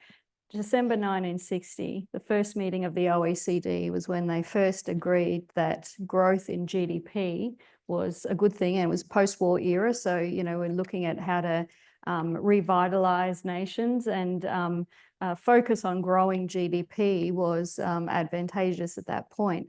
But what we've seen slowly is that this, monomaniacal perspective on growing GDP, and that being a focus on of policy, has really gotten to a point where it can be quite damaging in terms of the economic policy that's kind of coming out, and a view that all this other nice social stuff, on the side is secondary if nations can afford it. So we've been really trying to shift that debate a little bit, and there's been decades of people trying to move beyond GDP and come up with new metrics, but it hasn't really gained traction. And so, but Mariana Mazzucato, in her book, The Value of Everything, talks about the evolution of GDP, how slowly the boundary of what's counted in our national accounts has evolved. So we've been thinking that there's perhaps an opportunity here to bring in a measure called social production that is kind of that high level metric that accounts for our social prosperity, and we hope that will help shift policy into thinking a little bit more broadly about national prosperity. So social production is the glue that holds society together. It's all those unpaid activities that contribute to the social fabric of communities, things like caregiving, volunteer work, charity work, ecological restoration, informal mentoring, and civic participation. In essence, the social production makes nations more prosperous, more cohesive, and more resilient. And I often talk about social production being the missing part of the production equation, the fruit of human productivity that we do not measure and we insufficiently invest in. And so what we've been making a case for is broadening the boundary of production and including not just GDP, but social production and, importantly, investment in social capital infrastructure. It's nice to say, oh, we should be more connected and we should have a few programs here and there, but we really need the investment in social capital infrastructure. And that together, collectively, we're calling the mental wealth of a nation, a more kind of holistic perspective on what is national prosperity. And the reason why we called it mental wealth is because we making a case for brain capital as being a major driver of both economic and social production. And brain capital is just a collective term that they're using internationally to it includes brain health, mental health, our cognitive skills, and our social and emotional well-being. So we really hope this will help place this kind of framing of brain health and brain capital to boost the mental wealth of a nation, will really help place greater emphasis on brain health and mental well-being as being critical to our future national prosperity, both economically and socially. And we also hope that it will open the doors to more innovative social policy, innovative solutions that better balance both economic and social productivity. Two ideas in particular offer promise is the social production wage, which is a living wage provided to all those that contribute to society in ways that traditionally have been undervalued, and national time banks, which is an idea that came from Japan in the 1970s during a period of high inflation, which allows individuals to earn time credits by providing social production related services to others, and then they can use their deposited credits to obtain services from others when they might need it in the future. I guess it's a form of bartering, and immune to the effects of inflation, by the way. So it's a really, innovative idea, and both policy innovations offer promise to, strengthen community cohesion, promote inclusivity, contributing to tackling the loneliness epidemic, and fostering positive environments for mental well-being. But these are just two ideas, and I'm sure if we asked around the room, there would be many, many more as we start to engage with this idea of fostering the mental wealth of a nation. And one final thing I'd like to mention is some elegant work by my colleague, Dr. Adam Skinner, that's part of our team, who analysed the Hilda study data using dynamic Bayesian networks and simulation. And he found that the proximal factors influencing mental health are people's sense of financial security, local community engagement or participation in volunteer and charity work, which is essentially social production, participation in paid employment as a place to connect with others, whether they experience loneliness, and their physical health, as Thomas was talking about too. So policies like a job guarantee given to those that are working age, or a social production wage available to anyone over the age of 16, could target a number of these critical factors simultaneously. And we need to be thinking about policies that really are tackling multiple factors that are influencing mental health. I'll stop there. Thanks, Jo. Sadly, because the three of you are so interesting, we're very close to time. I have more questions, but I was keen to throw over to the audience who hopefully have a number of questions. Hopefully our panel will stay for lunch so you can bail them up individually as well. But Looks like there are a few questions. Hi. Is that working? Yep. Hi, everyone. Thanks so much for your talk. As I was listening to you all, I was recently reading about an approach that I think touches on each of what you said, but wasn't mentioned, and that's the both the social responsibility and in terms of policy, how we can adapt our apartment living to facilitate families in a better way and multi-generational family living. And maybe that's an approach I'd like to hear your points of view on. I saw in the Sydney Morning Herald, was it yesterday or the day before that, a very large, maybe 60 or more level apartment block in Parramatta had been put on hold or rejected or something. I'm not sure of the machinations of it, because the majority of apartments which were going to be offered were studios or single bedrooms or perhaps a small number of twos. I think there was 14 bedrooms, 14 apartments in this entire block, which were 3 bedrooms and 0 with 4 bedrooms. So clearly there is an imperative, perhaps from the real estate side of things, to squeeze as much value out of their building as much as possible. But that isn't necessarily providing for local community needs. It's in fact structuring us in a way which actually perhaps even individualizes us, when perhaps not offering opportunities for co-living or perhaps just having, you know, a family. These sorts of things which may require more than 1 or 2 bedrooms in a tall, small box in a very tall building. So I think that we can do something about this, and clearly Parramatta Council is thinking that they can do something about it too. But I think we should go much further than that. Take, for example, our cousins just sort of north, I guess, in Singapore, where they have, you can drive from one side of Singapore to the other within about 45 minutes, and there's about 5 million people there, so it's about similar size to Sydney and Melbourne, and it's high rise, high rise, high rise, and high rise, but it's more affordable for everybody to live there. And you see when you go there that there are parks aplenty. There are green walls. There are parks on top of the buildings. There are buildings attached to each other with sky bridges and all of these things too. It's phenomenal what they are doing there to try and create a more livable and connected and frankly environmentally friendly community. They have a long way to go, but I think we can learn a lot more by pushing our nose up out of our usual daily business and seeing what's going on in other parts of the world. I'll leave you with this part. One of my PhD students, he actually went and looked at the quality of the environments in Singapore, and it didn't matter whether you're in a lower income part or a higher income part, everyone had a really great park nearby, which a lot of people were using. So we can not only take a leaf out of their book in terms of how we build the places, but also the landscapes around them, which will nourish and flourish. I hope everyone who lives there.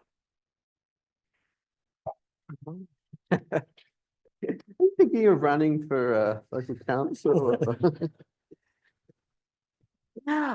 We're almost at lunch, and I think I would be remiss to keep you, but perhaps we've got time for just one more, and then I hope you will bail up Thomas, Ross, and Joanne at lunch because it's been such an interesting discussion. But is there a final question? Well, there's 2 of us, and Jackie may be more coherent than I am, but I'll try and ask a question that Jackie can fix up or add to, or ask a different one or something. But I thank you all very much, because it's really interesting, and all different strategies coming and different ways of thinking coming from everywhere. As always, I'm going big picture and thinking a bit more conceptually as well, that the way we've designed our societies is very consumer focused. Like Australians consume more garments than per head of population than any other country in any other population in the world, and it all ends up in landfill. Like all the things that we're doing as humans here is not very good for our mental health, our physical health, our neurological health. And I'm kind of wondering, I'm appropriating the language of First Nations peoples here, but thinking, do we have a responsibility to help people in a different way of being in the world, a different way of being in harmony with other humans, with environment, all of those kinds of things, some sort of responsibility. It needs the structures that you're talking about. It needs the systems that you're talking about, all of those things. But as well, I'm not talking about victim blaming at all. It's almost the opposite. What we're doing is actually encouraging what is really bad for us. Jo, that sounds like a policy question to me, but what would you think? Yeah, I mean, it's one of the reasons why, unchecked capitalism is so damaging. You've got to keep making greater and greater profits every year. And the way to do that, once you kind of, reached a certain limit, is to, focus on marketing that promotes individualism and hyper-consumerism. And then that leads us down a path that you were talking about. Another thing, just to kind of top down versus bottom up, and just to kind of tie in some of the things that Ross and Thomas were saying, Robert Putnam, the political scientist that authored the book Bowling Alone, he talks about two types of social capital. There's bonding social capital, where we connect with people that are like ourselves, and there's bridging social capital, where we connect with people that are unlike ourselves. And I think, and he talks about this idea of polarization being something that occurs, and we see it in the States on steroids, when there's too much bonding social capital and not enough bridging social capital. So I think from a grassroots point of view, getting people together, providing spaces and events and opportunities for people to connect more on that bridging and foster that bridging social capital, where there's crossing intergenerational, racial, class, and religious boundaries, I think will really help push us onto that new path. Can I pick up on that Yeah. question as well, please, Blake? Yeah, there is another form of social capital, which is linking social capital, and that, that relates to linkages between peoples at different levels of society or different kind of levels of control. And the reason why I think it's important to think about that is because I think some of the most important solutions are actually coming from the ground up. And that's what I'm seeing in the Northern Rivers, is that they're community-owned, community-driven by people who understand the local environment best, historically at, multiple generations, and, for Aboriginal and Torres Strait Islander people, centuries. And I think the community is the resource. I mean, they are the people with the solutions. They own the problems, and they are going to live there, in perpetuity. As governments are transient, bureaucrats are transient, researchers are transient. We need to learn from what's happening locally and find the strengths there within communities, and it's different everywhere. There are some commonalities, but it's about finding the commonalities for the purpose of identifying system enablers or enablers and barriers at different levels of the system to enable that kind of local creativity, local ownership. And when I look at some of the solutions that are coming out of a place like Lismore, it comes from initiatives that have focused very much on engaging with the local communities. They're locally owned and driven, but they're kind of creating space, forums for local community members to come together to discuss their challenges and the opportunities and their own possible solutions. They do bring in experts from outside so that they can kind of learn from elsewhere, but the design is happening locally. There are barriers to the extent to which those solutions can be implemented. And I think the thing that we can do as researchers, so I guess this is kind of my closing message for the people early in mid-career researchers, is, and talking about responsibility, Catherine, is how do we develop the long-term trusting relationships engagement that enables academic institutions, universities to support those sorts of initiatives and to overcome the barriers. And importantly, when we think about policy level, making sure that we understand the potential unwanted consequences and potentially inequitable impacts. So sometimes, policies, if we jump too quickly to policy without understanding the impact of different policies on different parts of communities, the policies will exacerbate the existing gaps. They might help some, but typically they'll be the best off and leaving the others behind, and sometimes actually damaging the opportunities for the people who are most in need. So thank you. Hopefully we can just, it is such an interesting discussion. I hope we can continue at lunch, but Do you mind if I just? we have to one- ask the organisers because they're going to kill me.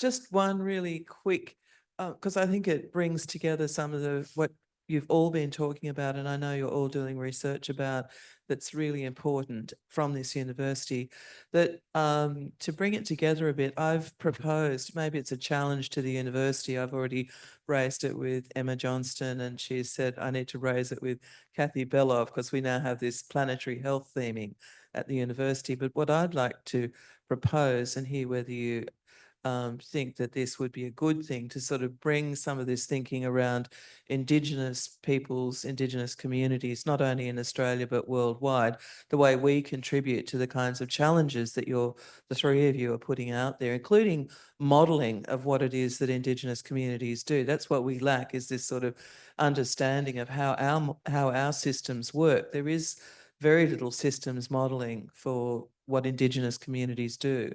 David Schlossberg's done a little bit from SEI around disaster response. Ross, you're speaking about that too, but I don't know that it's consolidated into a sort of research modelling of what it is that we do so well as Indigenous people. But I would like to say that we should have a focus at this university on Indigenous planetary futures.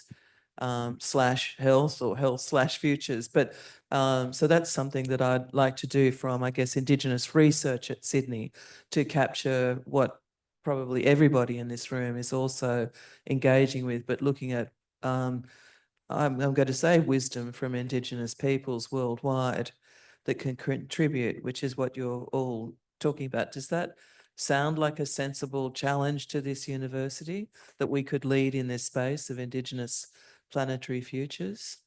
That sounds excellent to me. Thanks, Jackie. Let's talk. I knew you'd be more coherent, Jackie. Thank you. Let's discuss further at lunch with a bit of luck, but could you join me in thanking our wonderful panel? Well, welcome back, everyone. I hope you enjoyed lunch and a chance to chat with your colleagues. It's always a difficult spot to fill, but I deliberately stacked the program to have one of our most interesting presenters on after lunch to lure everyone back in. So a huge thanks to Chris Rain, who has come down from Queensland to give this presentation. Chris, you can come on up. Chris, as I threatened, I am going to have you introduce yourself, because I've never met anyone who has in their bio that they are a mental health care entrepreneur, and I suspect it's slightly different to most of the bios that we have. Chris is definitely achieving, and not only achieving, kicking out of the park what we all aspire to do, which is to have impact. A lot of us are researchers, and we are trying to chip away and then trying to track down what we do, whereas you have demonstrated impact multiple times in your different roles as the Hello Sunday Morning founder. You're the recipient of Young Australian of the Year. You're a Westpac Social Change Fellow, a Kenneth Meyer Innovation Fellow. Is that one recent? The one I'm on now. Yeah, I was going to say. And then, of course, at the moment, co-founder of the Clean Slate Clinic. So really excited to hear what you can share with us on your role as a change maker, and to inspire us on what we can all do as well. So I'll hand it over to you without taking up any more of your time. Thank you, Sally. Thank you. That's basically my bio. Like, you did it. It's great. Thank you. So it's great to be here. Thank you very much for inviting me and having me here. On this morning, I had to go to a dentist appointment. So, and on the way out, my filling fell out. So then I had to go back in and get it. So if I start drooling or like can't understand me, it's not just because I'm from Queensland. So Sally, like I used to do so many talks, like when I as a CEO of Hello Sunday Morning, like maybe 2, 3 a week. And the last 5 years, I haven't done I've done less than 3, like it's sort of, it's quite, I'm quite nervous actually to be up here, but it's really great to have the chance to get to share something. And so when I was talking to Sally about this, all my old material doesn't make sense anymore. So it's all new stuff. But I wanted to have a short, I guess, speech of some of the reflections I've had in my career now at 37 so far, having worked in the mental health innovation space since my early 20s, that I thought might be helpful, but at least may lead to a discussion that we could have. So Kurt Vonnegut and Joseph Heller, the 2 authors, were sitting at a party of a billionaire on Shelter Island several years back. And Kurt turns to Joseph Heller and says, "Doesn't it make you upset that this guy made more money yesterday than you made in your entire career from Catch-22? And Joseph says to him, "Well, I've got something that he can never have." And Kurt says, "What's that?" And he said, "I have enough." And I want to talk today about this concept of enough as a kind of guiding question within our careers working in this space in different ways. And there's 3 kinds of enough.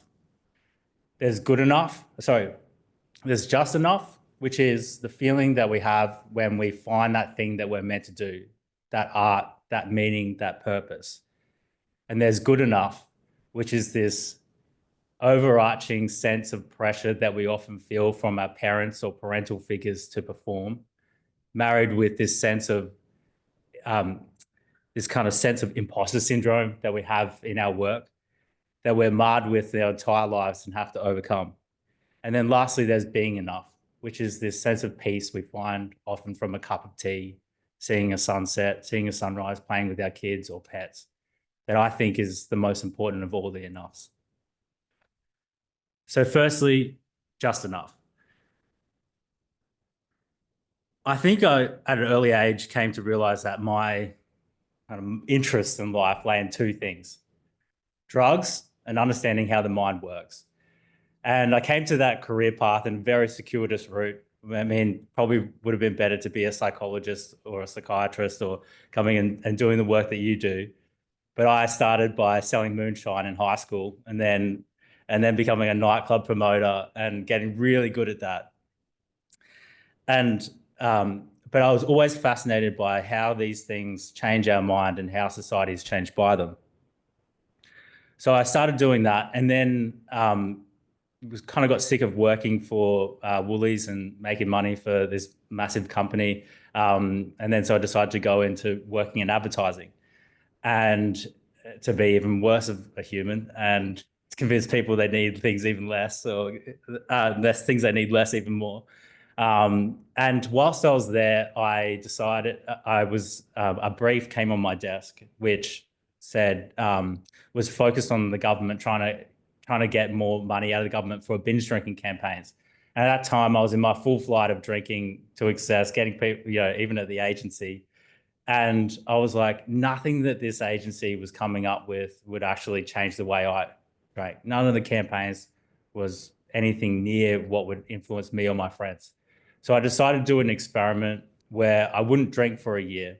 I'd take a year off and write a weekly blog about that experience. And that was in 2010, sorry.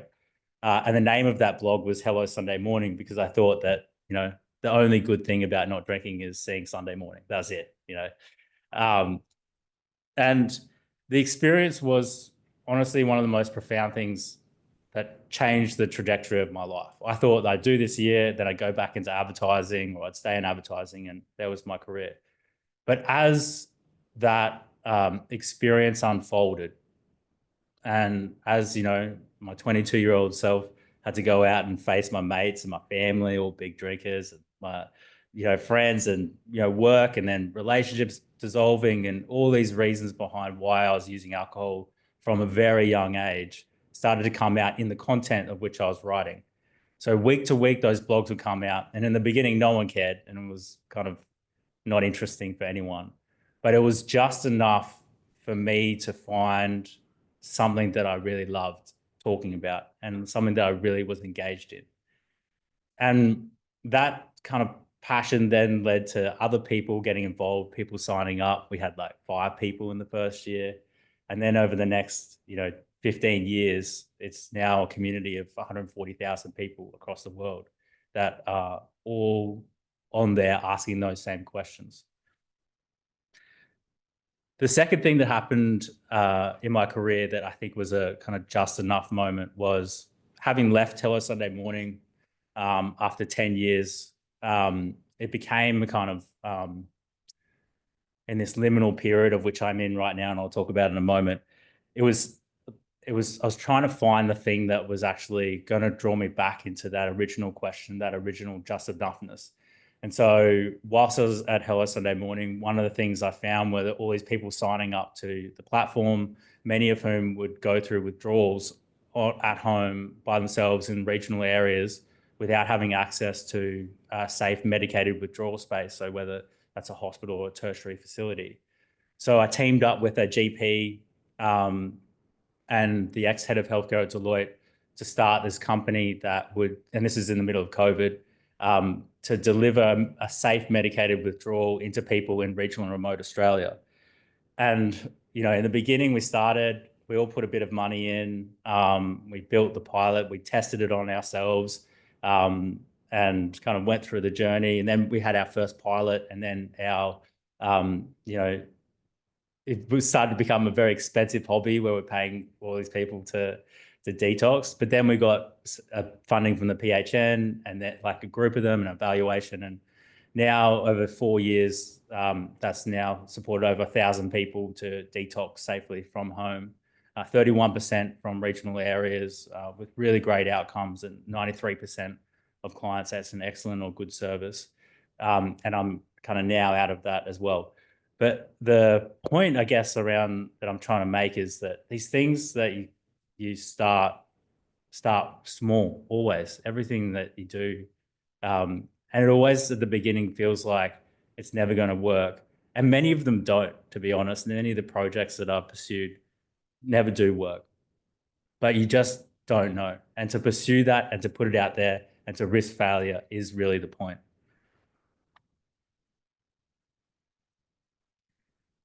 The second enough that I want to talk about is the idea of good enough. This is a kind of hard one for me. I think that in my life, the kind of drive, like there's that initial inspiration, but then the drive for it to be successful comes from this place of not feeling good enough. And I'm trying to reconcile that, because in my life, I think some things aren't meant to exist, but then you need that energy to begin with. So it's a paradox that I'm trying to understand right now. When I kind of talked to my therapist about this, she said to me, "You weren't happy with how you were parented, so you went out and tried to parent the world." I'm like, oh shit. This is probably true. But I think it's not really my parents. I think where that came from was when I was in boarding school. I went to boarding school at 12, and my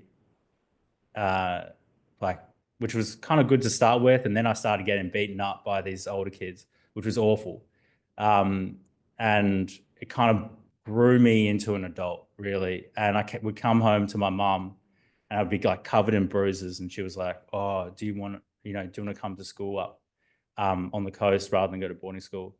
And I was like, we talked it through, and I was like, I think I need to kind of stick it out. So she's like, all right, well then you're getting boxing lessons, and which she did and paid for and put me through it. And then also she gave me this book, The Power of One, by Bryce Courtney, which in the book, the protagonist, same experience, boarding school, beaten up, gets boxing lessons, and then he goes off to Oxford. And I was like, okay, that's what I'm going to do. That's like, it became this thing that I felt like I had to do to protect myself, that if I could build myself up strong enough, which I did, and then achieve the things that I wanted to achieve, that you know, I'd be good enough to never be heard again. And the kind of, I guess the paradox, as I say, is that as I have gotten older in life and now I've done a few of these things, as they start to grow and build, the attachment that I feel with my identity to these things starts to become incredibly difficult to unwind. And so in this space, so right now I'm in that space now where I've done these two things and now I'm looking at the next thing. It's very uncomfortable to be here without having that kind of thing. And I know where it comes from, but it's hard work. And yet still do something great. I have a poem, if I may. Wild Geese by Mary Oliver. You do not have to be good. You do not have to walk on your knees for 100 miles through the desert repenting. You only have to let the soft animal of your body love what it loves. Tell me about despair, yours, and I will tell you mine. Meanwhile, the world goes on. Meanwhile, the sun and the clear pebbles of the rain are moving across the landscapes, over the prairies and the deep trees, the mountains and the rivers. Meanwhile, the wild geese high in the clean blue air are heading home again, whoever you are, no matter how lonely. The world offers itself to your imagination, calls to you like the wild geese, harsh and exciting, over and over, announcing your place in the family of things. I thought it'd be kind of funny doing a poem at an academic conference.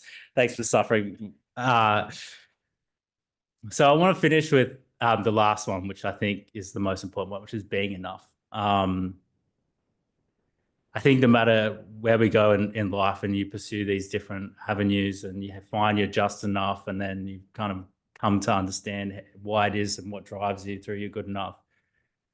As you do that, to find a place where you can just be enough is the most important thing. And I'll give you an example. Last year, kind of in this liminal space, I was like, oh, I'm going to go off and get another degree at another elite university, and that'll make me feel good. And I was there and I lost myself. I just went completely back into how I was drinking before I started Hello Sunday Morning, which is, you have no idea what it feels like to be the founder of something that helps people not drink and wake up with a hangover every week, you know, like, and just be on this pattern. And the wheels just completely fell off. I was like, I thought I've got there, you know, already. And then I was doing that to fit in and to feel part of, like, just to hold on to that experience. And then, you know, would consume caffeine and stimulants to just get me through the study bit of it. Came back to Australia and only 2 months ago went through a complete detox from these things to find myself again after having lost all that. And I guess in our careers in life, like, it's so easy to build up all these, we get addicted to the thing that we're doing, and it's so easy to negate the very impulses around why we're doing it and build up all these addictions in order to achieve the thing. And I am trying to do a better job of being uncomfortable in this liminal space and knowing that just to be enough is enough. I'll finish with a quote. I don't know if you're going to have questions after this, but anyway, from Carl Jung, which I love, which I think is, a guiding principle for us all. The meaning of existence is that life has addressed a question to me, or conversely, I myself am a question which is addressed to the world. I must communicate my answer, for otherwise I am dependent on the world's answer. And I wish for you each to find your question, whatever that is, to find just enough. And I hope that if you ever lose that, you find the courage to come back and to be enough with it. Thank you.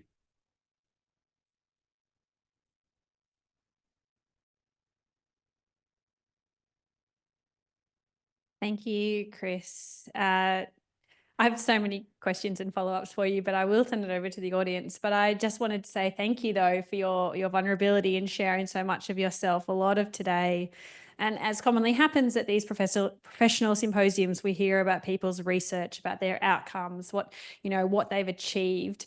And it's so important for us to be mindful of the journey and our own individual roles that we play, and that everyone here is at different career stages. We have very early career researchers, we have very prominent, well-established researchers and advocates, and we all experience the same human emotions and go through the same journeys and ups and downs. And part of being at the University of Sydney is we are very focused on, and obviously at the Brain and Mind Centre, we're very focused on personal wellbeing, and it's a really nice reminder for us all to be thinking about the journey that each of us has as individuals. And I love that what you've done is legitimise the ability to ask questions of ourselves, to change paths, to change tack, to rethink and go on different journeys that suit us.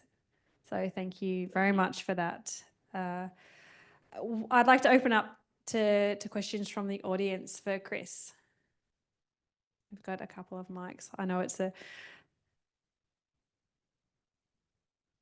Sarah, just send a mic down. Hi, thank you for that talk. That was really insightful. And I really felt like the questions you are asking really important and profound. And so a lot of us academic researchers, or we've worked with health services, we work with universities, are kind of really comfortable in that space. I just was wondering if you had any insights, kind of as someone who's worked more in the private sector and kind of established your own businesses and been really successful in that space.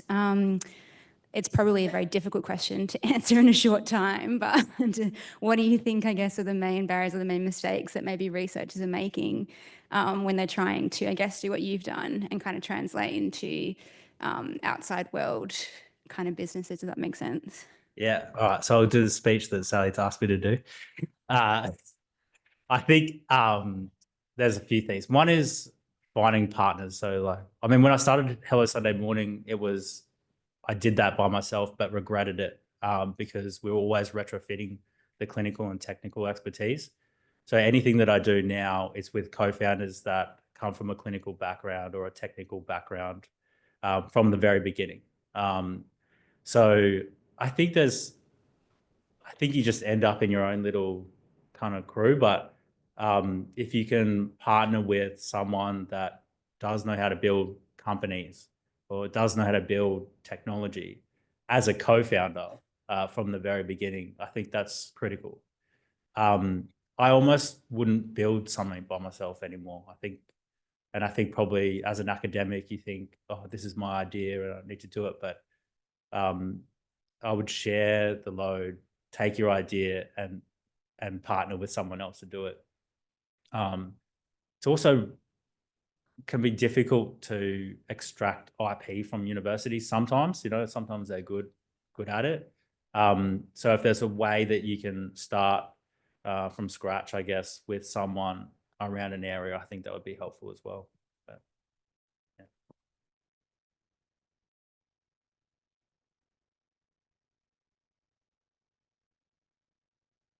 Thanks so much for the talk. It was amazing. Another Sarah. My question's about the project you did with rural and remote, where you had 30% rural and remote people, and that is the population average. That's amazing. Yeah. And if you've got any lessons from that, and if there was anything in particular different that you had to do, and if there's any follow-up reading that we could look up as well. Yeah, so that's Clean Slate Clinic, and the evaluation papers on the website if you're interested in it. From the beginning, it was really important. It was like the thing that we wanted to do is focus on, like the pilot was done in regional areas. I think we've now got a partnership with an Indigenous organisation and done I think 10 in-community Indigenous detoxes as well. And it's set up as a social enterprise, which means we have mission lock on our constitution towards delivering that value. And then we also take on insurer clients as well, which are much easier to recruit. So we have 17 insurer partners that the kind of, they call up their insurer and go, I need help.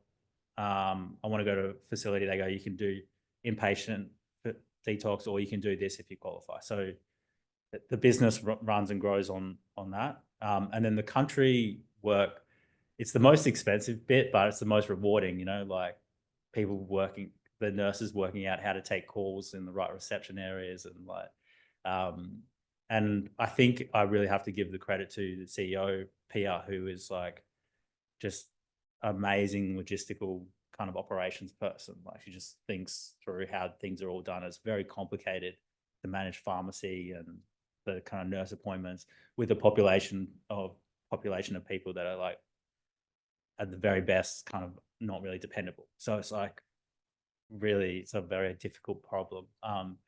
But I think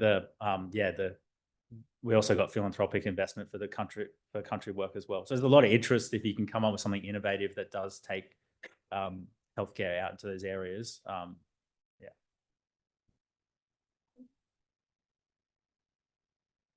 I sort of feel like if someone else has got a question, then that will be fine. But otherwise, I'll ask one that's kind of, I don't know, borderline. I want to really just ask you, because like what you were talking about, your own lived experience and being enough and having enough is consistent with a panel discussion that we had earlier, kind of moderating our tendencies and the world's push for us to be, rabid consumers and all those kinds of things. And how you did that and how you can live that. Are there lessons for all of us and for researchers?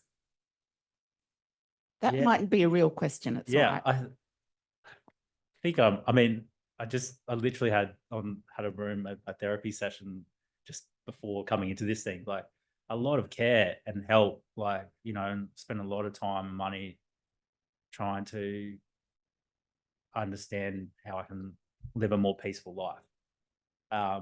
Because I look at a lot of my peers who do have a lot of material success, and it becomes this, they're not happy, because it's just never enough, like, and I think that's the elusive thing. And I think I did it with achievement, I think I pursued this path. And maybe it takes that in your life, and then in the second half of life, if you get the right help, you can find some greater peace, which is what I'm trying to do. That's one up there, Hi there, thanks for your talk. I guess a little bit of background, my parents both suffered from drug and alcohol addiction. So I knew that's always something that I've been quite cautious about, because I know it really runs in my DNA, and something that I've cautiously tried to break the cycle in myself and my siblings and our relationship with those kinds of things. A bit of a fangirl moment here. My husband and I think it was 2014, we came across Hello Sunday Morning. I still have your merch, so good quality merch there. They don't make it anymore. It's like, I'm not going to claim it still vintage. fits, but Yeah. it's still there. It's vintage. Hold on to it. I don't have any merch. Anyone offer us some money for it? No. I guess when we took your challenge in 2014, it was really interesting to see. I would talk to our friends socially about doing it, and they'd be like, "Oh, cool, good job." And my husband would talk to people about doing it, and they're like, "Are you nuts? Like, how are you going to have fun? What about this and that?" And it's just really interesting, the social norms around, the masculinity norms around not drinking, especially in Australia. Just wondering if you can comment on your own thoughts about that, and particular focus on men who socially really have addictions and how they can control those things. Yeah, thanks for the question. I think, even since 2010, I do think there is a growing acceptance of a variety of relationships with alcohol.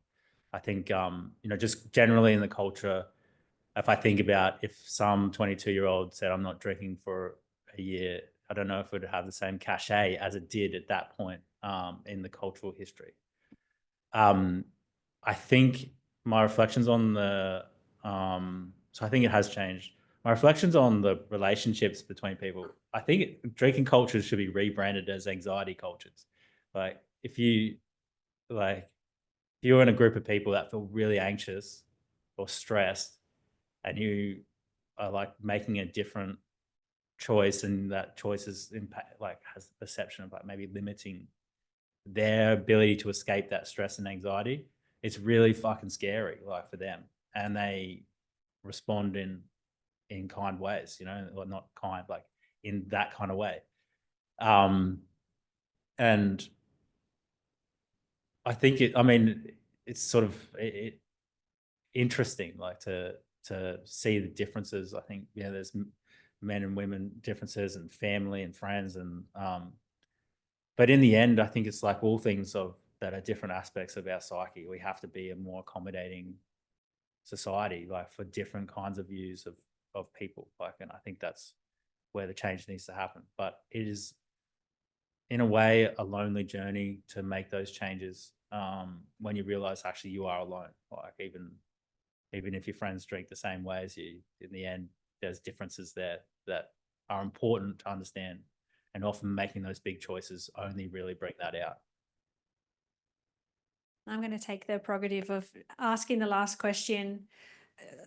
The work that you've done has a lot of focus on engagement with consumers, so the people whose behaviour you're trying to change. And we certainly connected looking at that idea of behavioural change. Do you have any advice for how we as researchers or clinicians can repackage or rebrand our messages away from the knowledge-based academic language we use? Are there anything that we can be doing more successfully to engage with consumers who are either trying to change or who haven't even realized that they potentially could benefit from changing their behavior? So at the moment, the thing I'm working on now is increasing access to psychedelic assisted therapy by increasing the number of psychiatrists that are authorized prescribers. So they're the consumer group in this situation. So I'm like interviewing all these psychiatrists, and there's something very powerful about just having kind of conversations, I guess, with them, and building a kind of movement within the group of people that you're working with. I think that like outside a sort of trial or evaluation environment, but in the inception of the idea, if you come to a group of people that have the problem and you're passionate about a particular way of seeing it, and then listening to them, there's some magic that happens from which great things can be built. But if it's done within too rigorous an environment, or too structured a thing, I think it kills those finer impulses that lead to really magical relationships. And so I guess talking to as many people as you can openly is the advice I have. Yeah. Well, thank you so much, Chris, for sharing your insights with us today. Thank you. Thanks for having me. So hi, everyone. For those of you who don't know me, my name's Haley LaMonica, and I'm a senior research fellow with the Youth Mental Health and Technology team at the Brain and Mind Center. And I have the great pleasure of moderating what I'm sure is going to be a really engaging and informative panel about lived experience engagement and implementation in brain and mind sciences. So we heard from Alyssa this morning about the importance and the value of engaging with and empowering the voices of children in developing after-school programs that are well suited to their needs. And we've just heard from Chris about his work and how that's been informed by and in some ways driven by his own lived experience, which sets us up really well for this panel discussion. So I'm actually going to follow in Sally's footsteps and pass the buck in terms of introductions onto the panel themselves. So I'm going to ask our panelists to have everybody introduce themselves. And we're going to start by talking about having each person share one or two examples from their experience of engaging with people with lived experience or engaging as somebody with lived experience, and how that's added value or been impactful in biological science or clinical research or implementation science. So you'll see we have a really diverse group of panelists. So I'm sure we're going to hear lots of great insights to get us started. So I might just go down the line here. Lou, do you want to kick us off? Sure. So hi, everyone. I'm Louise Thornton. Unfortunately, my train was delayed this morning, so I missed the earlier talks, which is disappointing. Sounds fantastic. But I'm a senior research fellow at the Matilda Centre for Research in Mental Health and Substance Use here at the University of Sydney. Also got an appointment at the University of Newcastle I'm on the executive for the Society for Mental Health Research and the International Society for Research and Internet Interventions, as well as Deputy Director of the Healthy Minds Research Program at the Hunter Medical Research Institute. And so my program of research really tries to look at how we can best leverage digital technologies to help people improve their physical and mental health. And in doing so, try to always involve those eventual end users, the people I'm trying to help in, the development and the evaluation of the things that I do. And did you want me to talk about the example? Sure, let's do it that way. Okay. So I was thinking, it's like, well, I suppose maybe one of the examples of where involving people with lived experience has had a lot of value and impact, I think, was a little while ago, I was able to employ 2 young people, a 17-year-old and a 20-year-old, on a research project, which was looking at designing sort of text messages to encourage adolescents to engage with a health app. And so actually employing, the young people to drive that work was just so incredibly valuable to the eventual sort of to the research project. They sort of drafted the initial text messages. They facilitated sort of online consultations with other young people and adolescents, and did a much better job than I could have ever done. It was an online consultation. We had about 20 young people turn up to this online session, and not a single person spoke out loud or turned their camera on. And I was sitting there freaking out because that is not the way that I engage with technology. But these young people just saw it, and it was fine. And they were able to elicit fantastic conversation via the Zoom chat and via these online interactive activities we'd done. So that was just like a really tangible example of the value that having, the people you're actually trying to get information from leading those conversations. That was a really tangible thing there. And it was fun to be told that my ideas for a TikTok dance were actually really quite lame as well. And so that added value to the research project, because it didn't fail because of my horrible ideas. But I'll maybe leave it there. Great. Sophie, over to you. My name is Sophie de Haan. I am a lived experience and clinical researcher in the Youth Mental Health and Technology team at the Brain and Mind Centre. I'm also a psychologist and non-executive director of Lived Experience Australia. In saying that, one of the most important things in many ways in the work that I've done is I also have a lived experience as a consumer and a carer, and that informs a lot of the work that I do. I guess in terms of looking at integration of lived expertise, which is a great phrase that we now often use, into clinical research, is I've had the pleasure of both sitting on and working with the lived experience workforce group that's attached to the Youth Mental Health and Technology team. And they're essentially a group of young, very passionate, very articulate, somewhat diverse group of young people that have input into all our research projects essentially in the team. And it's been fantastic to see that integration from as early as when a proposal is being developed, when those ideas are kind of being generated, to see, one, is this research actually really important to this kind of group? And 2, how can we go about that? And getting to see that kind of expand and develop, and having a lived experience stream within the team as well, made up of lived experience researchers, really seeing that integration of lived expertise embedded across the kind of cycle of clinical research has been, fantastic to see. And, we're learning lots as we do it. And I think it's very much an evolving space right now, especially in Australia. Sophie? My name's Sophie. I work for Mr. Multi-Minds in Australia. We work for the Research Institute. A coordination program called The Request, which is involving people with experience in the researchers. So I'm sort of match both in the service. and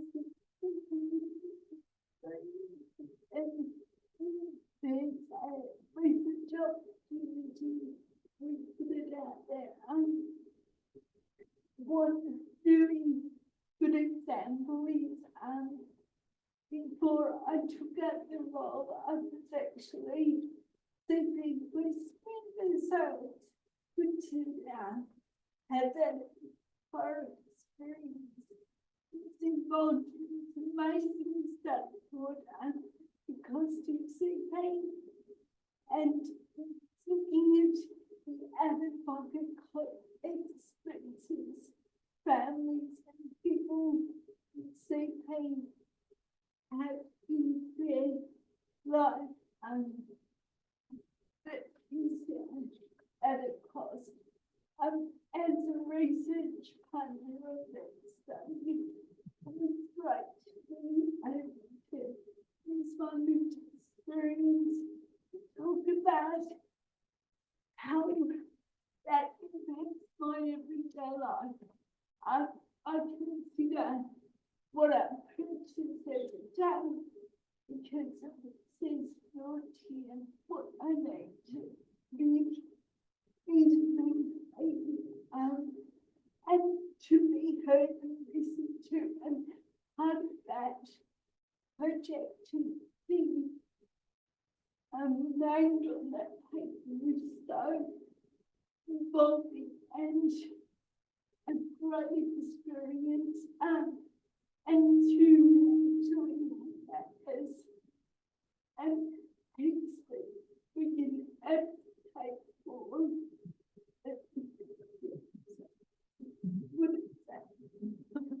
Thanks, Sophie. And Heather? Yeah, hi everybody. My name's Heather Shepherd. I'm a nurse by background, so I'm a registered nurse, but I've spent the last 20 years working in and around the university in the field of health literacy, shared decision making, and I now have a role as well in implementation science as part of the Implementation Science Academy, the Sydney Health Partners. And I guess I've come into that role in implementation science because I guess with my background as a nurse, I really, early on in my career, as I fell into research by accident, I realized, that I was always really focused on that applied level and how we actually translate evidence on innovation or interventions into practice and get them to be used as part of, routine care rather than just within trials and within studies. And I think that I guess with implementation science, where we focus on is really on that, how do we actually translate things into practice and move those beautiful theses, those, that we have on our shelves and those beautiful trials that we do around various things. And yet when we go into healthcare, we don't see those things. We don't see those things necessarily being made available to everybody that comes into practice. And I think that how this really aligns with, working and in collaborating with people with lived experience has really changed for me in the last 20 years. Early on, we would use, and research participants would be that when we would engage with research participants qualitatively to develop interventions or to develop resources. And that, of course, was really useful, absolutely. But it's great to see now how we're beginning to, and there's much more use of kind of consumer panels and consumer groups, certainly in the research groups I've worked with, that we are able to engage with consumers, engage with people with lived experience in a more continuing way throughout that work and early on. And just like Chris Haynes said in your talk earlier, I think it's really important in implementation to engage with people from the very beginning and to have those people as partners of our research team around the table. And just as much as it's important that we develop innovation or develop interventions or adapt existing interventions that we know aren't being used by the people that are going to use them, it's also really important for us to work with and find out how the people that things are being used with are going to be taken up, because we need things to be feasible, acceptable, for them to be adopted. Absolutely. And so it's really important to have engagement from the beginning. And that's what implementation science is really looking at, how we make that happen and what we do, what strategies we might use to support people to use things. Thank you. So we've heard some great insights about the value of engaging with lived experience and lived expertise. I'd like to flip it and consider some of the sort of barriers and practical constraints around this work. So, and again, considering different sort of phases along the research pipeline as Zsofi's raised for us. So in thinking about this, both can we talk about, similar to the previous panel, can we talk about some of these barriers, but also potentially suggest some ways that you've overcome them or we might be able to overcome them in the future? So Zsofi, I might start with you. Thanks, Haley. So there's a few things, I guess. One aspect is recruitment. So often it's still quite common for the individuals recruited in terms of lived experience not to actually be representative of the group that you're actually wanting to support. Typically, they're often highly educated from urban environments. When we do incorporate kind of minority groups, it's still some of the larger minority groups. So really, we need to continue to work on that diversity in terms of recruitment. So that's definitely one area. And the way we go about that really is really thinking about who does this research outcomes really impact and how can we connect and reach towards them. Developing partnerships with community groups is a really big one. And also continuing relationships and developing those networks further in the community. Another big thing is funding. So that's a huge thing and an ongoing issue. You know, in many ways, like we've talked about that idea that we want people involved from the very beginning and to take on board their ideas of this is what we need to be researching and this is what matters to us. But often a lot of funding bodies already have quite specific ideas about what they want to fund and what research agenda they think is important. So really like advocating to funding bodies in those regards in terms of, you know, that lived expertise is really important. We really need to get it involved, you know, from a very initial kind of stage. And then also the other thing that often comes up in terms of like things like grant applications and the like is how do you actually, you know, define lived expertise within your grant proposal? You know, is there a defined role? Is there a certain amount of funding allocated to that specifically? And often that's really challenging. So it can also be hard to get the funding for those reasons too. So again, advocating, you know, to funding bodies, you know, showing them the importance of lived experience, why we need to support it, why we need to include lived experience researchers and consumer advisory groups, care advisory groups, those types of things, and also making sure that we're touching on that diversity as well so that we actually have a representative group of people. And the one other thing I'll say about that, which is specific to mental health in many ways, is often the people that we get to have input into lived experience, they're normally in, you know, some people, I personally don't like this word, but, you know, they're in recovery, they're in a good space. But how do we get people involved and included who are actually really still struggling with their mental health journeys and actually get their input? And that's about making things accessible as well. So that's another thing. Yeah. Heather, how about from your perspective? Yeah, I was going to, echo what some of the things that you've said. I think one of the challenges, things that we need to think about is having that diversity of depth and breadth of experience in the lived experience communities that we're working with, to make sure that we have exactly what often, I've done a lot of work in the cancer space and we talk about survivorship, it's the same theme.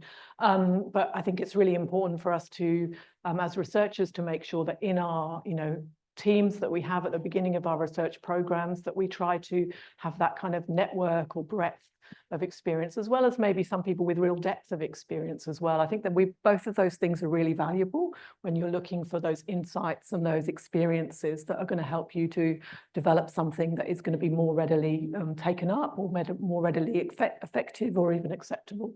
So I think that's really important. I mean, there's so many other challenges in the research grant funding structures that we have at the moment. There's some things maybe we'll talk about a bit later, but I'll leave that bit. But yeah. And Lou, anything you'd add to that? Echoing funding, money comes out, you know, from a practical point of view as a researcher, you know, before grants and ideas get funded, it can be really difficult to do meaningful engagement with people with lived experience because you need to be able to reimburse people for their time. That's just basic respect of people's time, right? And so I think that's obviously a really key challenge for projects early on, early career researchers. And I think some of the ways to try to overcome those things are to think creatively and to think really critically, what what is really needed right now in terms of the type of involvement and engagement with, you know, the lived experience community? What is needed? Is it going to be, you know, some engagement with one or two, you know, people who you're trying to engage, because so you can have a really in depth and, you know, maybe long-term relationship with those people to involve it, obviously acknowledging the shortfalls that, you know, then you're just getting, you know, the experience of one or two people, but with limited funds, you do what you can. Is that what is needed in that sense? Or is it doing sort of a wider net, but sort of a shallow consultation? So you're getting a breadth of experience, but as again, less, you know, depth and detail there. So really thinking like with the limited funds, what's going to make the biggest impact and what is needed in that sense. So thinking a bit creatively there as well. And then I think also, you know, advocating for our larger research groups as well. What there's a role for research groups to play to support individual researchers as well, to be doing good quality research here. So I know at the Matilda Centre, one way we get around this is the Matilda Centre itself supports a youth advisory board and lived experience board that's centrally funded. And so that group meets, I think, quarterly, and then sort of more junior researchers are able to sort of consult with that group. Maybe it's a 20-minute session or a 30-minute session, and because the research centre is paying for that. So thinking, again, it's thinking creatively and looking for the resources elsewhere and what you can do. And I think the other practical, you know, barrier and consideration to prevent is time. As you know, academics and as researchers, you know, we're often, you know, feeling so pressured to smash out the papers, get the other grants in, you know, it's getting those things out. But that can, I think there's a risk then that it leads us to when we do engagement, that we rush things, or and we don't devote enough time to connecting with, you know, the people that we're trying to connect with and building those relationships and being flexible and understanding the, you know, the ways in which you're going to support people to give the input in the most impactful way. So remembering it's hard, and it may mean you get one less grant in, or two less grants in, or three less papers that year. And but the long-term gain of creating meaningful relationships and engagements with lived experience communities, I think, is worth that risk. I think that's a great segue. I'm not sure if you were meaning to do that. Into the next question that I wanted to ask was, you know, how can researchers and clinicians who are working with the lived experience community, with lived expertise, how can we avoid being tokenistic in our approaches? And what really facilitates genuine and authentic engagement? So Sophie, I might start with you.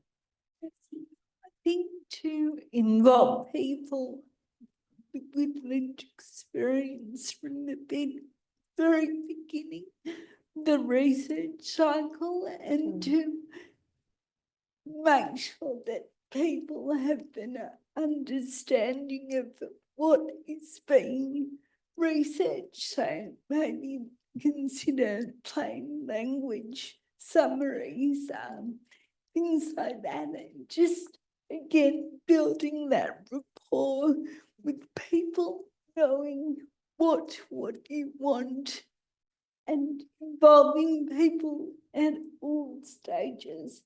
And accessibility is a huge one, to consider that and to consult what the best way to, you know, communicate, or other ways to engage people and involve people, and be open, because, you know, things people with lived experience contribute may change the direction of what you thought and or research. Thanks, Sophie. And Zsofi? Sorry, wait, Sophie and a Zsofi. I echo what Sophie was saying in terms of that involvement throughout the process. One of the areas I think we still struggle quite a lot with is involvement of lived expertise in data analysis.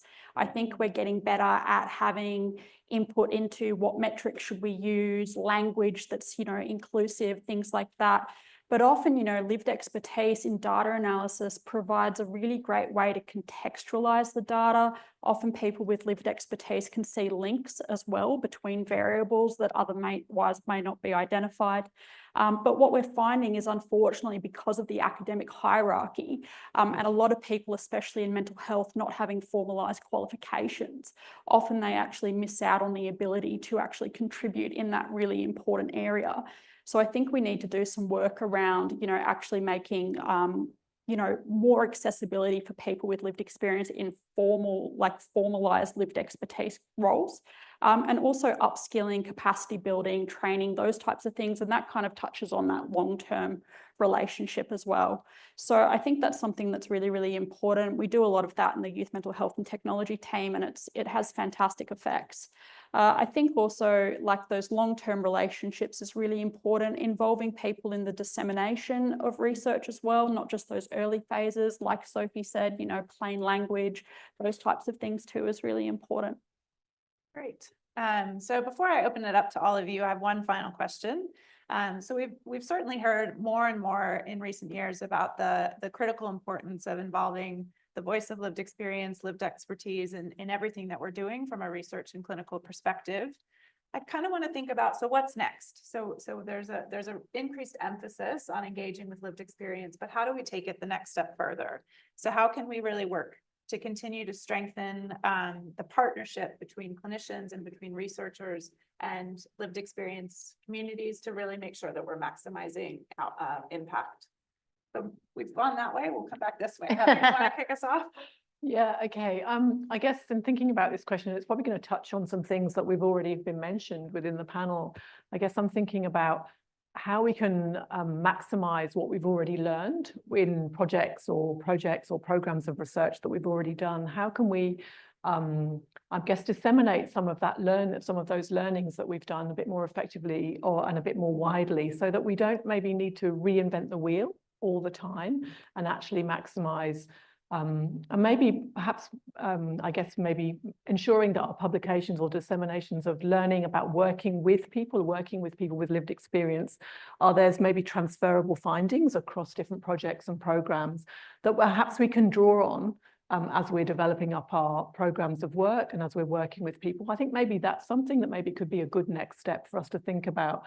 Another thing, of course, and I'm thinking here with my English heritage, and it's Guy Fawkes Day for me in the UK, and challenging the hierarchy, is thinking about, I recently put in a couple of program grant applications, and we listed a number of chief investigators who aren't traditional researchers. Yeah. And it was challenged by certain people about, couldn't we swap them for other people? And we resisted, and we didn't get it funded, but we've put it back in again. But I think it's kind of like that challenging thing about how we kind of challenge that idea and give credibility to people that don't have traditional research metrics. And in where we're moving to, that's maybe what we need to do, and maybe kind of advocate for those things at those levels where grant funding comes from, I think, as well. And in the world of co-creation and co-design, it's very challenging to write an application about something that needs to be very clearly planned out if you're actually using authentic co-creation, co-design as you do it. So I think that's maybe a step for us to think about. And I'm sure that will resonate. I'm agreeing with long time. Sophie, how about your thoughts on where we can go next?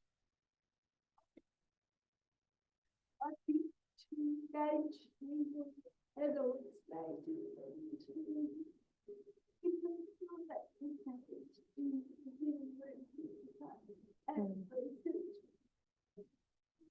Thank you. Sophie, how about your thoughts? I think one of the important things is cultural change, like as was just mentioned, like, people challenging, like, oh, should they be, one of the investigators on this grant? We've got a long way to go, I think, in academia still, in terms of recognizing the value of lived expertise. And one of the things that we can integrate into our work is reflexivity.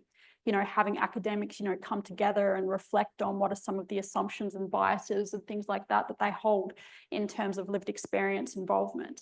I also think, one of the other things that's important is,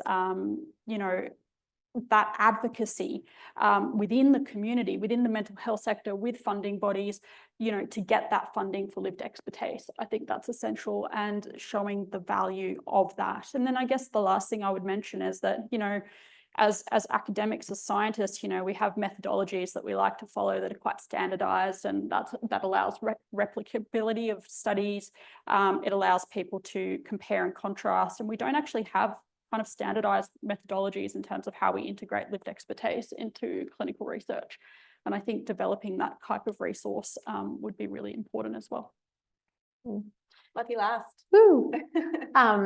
Echoing what's been said, I think as well, I think shifting from perhaps thinking of, we often use like expert advisors and things like, to perhaps more the terms of like co-investigators and things like that. So along the lines of including people with lived experiences as CIs and AIs on grant applications. But, as many people in the room will know, that's really difficult in a lot of systems, because there's not the 10 best papers or the 5 best academic papers potentially to reference. So there's a bit of advocacy work certainly to happen to, hopefully create those opportunities for people to be able to more easily include people with those non-traditional pathways, I suppose, or the non-academic pathways, to be included as proper co-investigators on our grant applications, and as this has been said, recognising the expertise that they bring.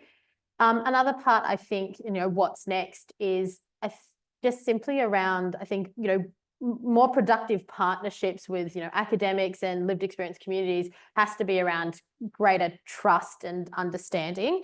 And I think social media has, a big part to play in that. And so my challenge to everyone in the audience is, if you're not already on TikTok and Instagram, and I mean, maybe you can avoid X, but anyway, I think we all need to be on there. There's great reasons around combating misinformation and things like that. We don't want to leave, the dissemination of mental health information up to just influencers. So there's that part. But I think this, in terms of, we need to disseminate our research findings. And that means not just stopping at the academic paper. It means taking the information, the research we're doing, the findings, to the locations, to the places where the people we're trying to engage are consuming information. And that is, at the moment, a lot of the time on social media. And so I think that's what we need to do. And perhaps that's where these conversations and this, trust and better understanding can be created to help foster greater partnerships. And my last little final point would be, I'd also really love to see more training and resources available for members of the lived experience community who would want to be a part of research, so that they can learn how to most effectively, contribute, be it around how can they better review grant applications or contribute to research. So, yeah. Fabulous. So we have a fabulous resource for you all here in terms of lived experience and engaging with the voice of lived experience and expertise. So I open it up to all of you to fire away with all of your questions. Got some people down in the front. Don't make me jump TikTok.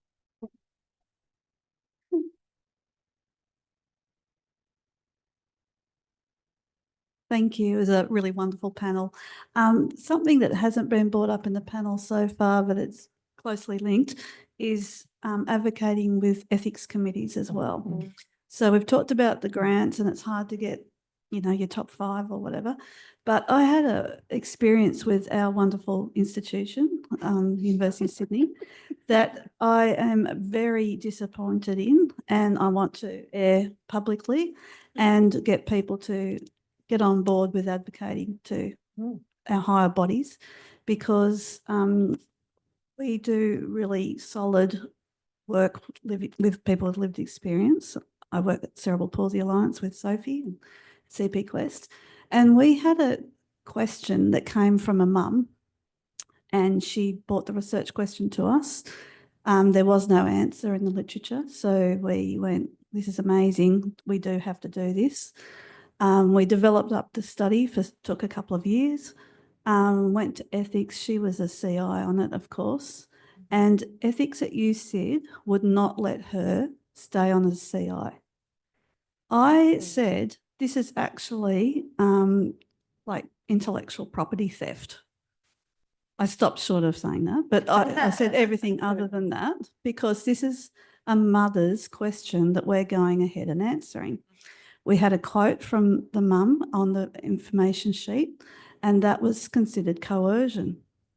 So I fought, as someone who strongly believes in this work, this type of work, and failed, and we had to take her off. This was a couple of years ago now, and hoping things are changing, but I had a PhD student who, this was her PhD, and I said, look, we've tried hard, we can't, I had to get us over the line. So I'm going to go back to them once the project's finished, which is very close now. But just wanted to bring it up as something that we all need to advocate for lots of things, but even as close as our own ethics. Does anyone want to comment on that? I can comment on that as a former ATREC committee member. Me too. And since the time that you experienced this as well. I think those things are quite challenging. I definitely appreciate where you're coming from in that respect. And I think what we see with the integration of lived experience and research is, one, you've got what's considered a subjective element. Two, you've got personal ties. And a lot of lived experience research is driven by passion and personal kind of motivations. And so that can raise conflict of interest. And I think it's something we do need to consider in the ethics space about how we actually work with people who have these passions from their lived experience and how we can include them in a way that is still ethical and rigorous.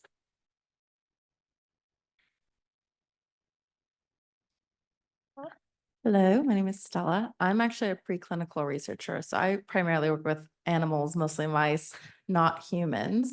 And I did my PhD in Angelman syndrome, which is a neurodevelopmental disorder. And when I first started my PhD, we were really heavily focused on the social element, and as much as social we can do in a rodent model.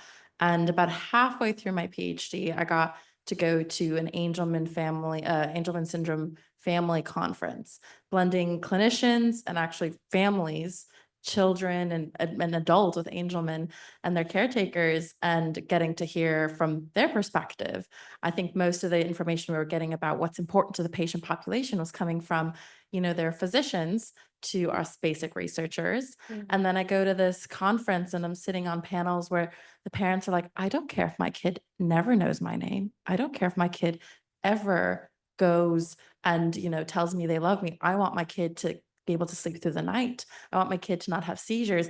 And it was this turning moment for our whole research program where we said, okay, what's most important for the patient population we're trying to help is actually not this thing that the literature and clinicians are saying is canonical for the syndrome. It's actually these two other things that make a far larger impact if we make any semblance of improvement. But there's this huge just chasm between basic researchers and those with lived experience. And I'm wondering what recommendations you can give to preclinical researchers, because we are mostly getting information about lived experience from clinicians. Is that the most effective way? Are there other mechanisms we should be considering? What can you give for people who aren't going to be in that, human to human kind of area of research, but, going down to cells or mouse or whatever? Heather? I guess I would respond to that and saying, I guess that's where, with an implementation science hat on, that's where we would say that you need to think about implementation from the very beginning. So people working in preclinical work would do that. So whilst you may not be able to answer the questions, you need to think about what it is we're doing and who's going to be the end recipients of those things. So I guess it's thinking about some of that stuff earlier. The thing, exactly what you did by going to a conference of which brought together people who live with Angelman's syndrome is an absolutely excellent thing to do. And I think it's kind of getting out of the lab or the preclinical space into the world where this where the illness that you're particularly focusing on is, and speaking with people who live with that and care for people with that it would be my suggestion to absolutely do. So you've done the right thing, but I guess what you need to do is advocate for all your colleagues and across the space and preclinical world to do the same things and make sure that, I guess it's around thinking about outside of your box always in the research that you're doing. Is not only focusing on the thing that you're really focused on, but getting that breadth as well. And I think for me, if you think about implementation science, that's what we're asking you to do, is to think about those things early. And even if you can't answer the questions, maybe start thinking about asking them and helping people to help you ask those questions. I was just going to add to that point. Maybe it's like, I mean, I think there's no reason why people working in the preclinical space can't do some of the things that we've all talked about today, like, you know, engaging lived experience, you know, advisors or co-investigators, or, you know, accessing, you know, sort of an advisory board where it may exist, and doing exactly what we've talked about today, taking the initial question.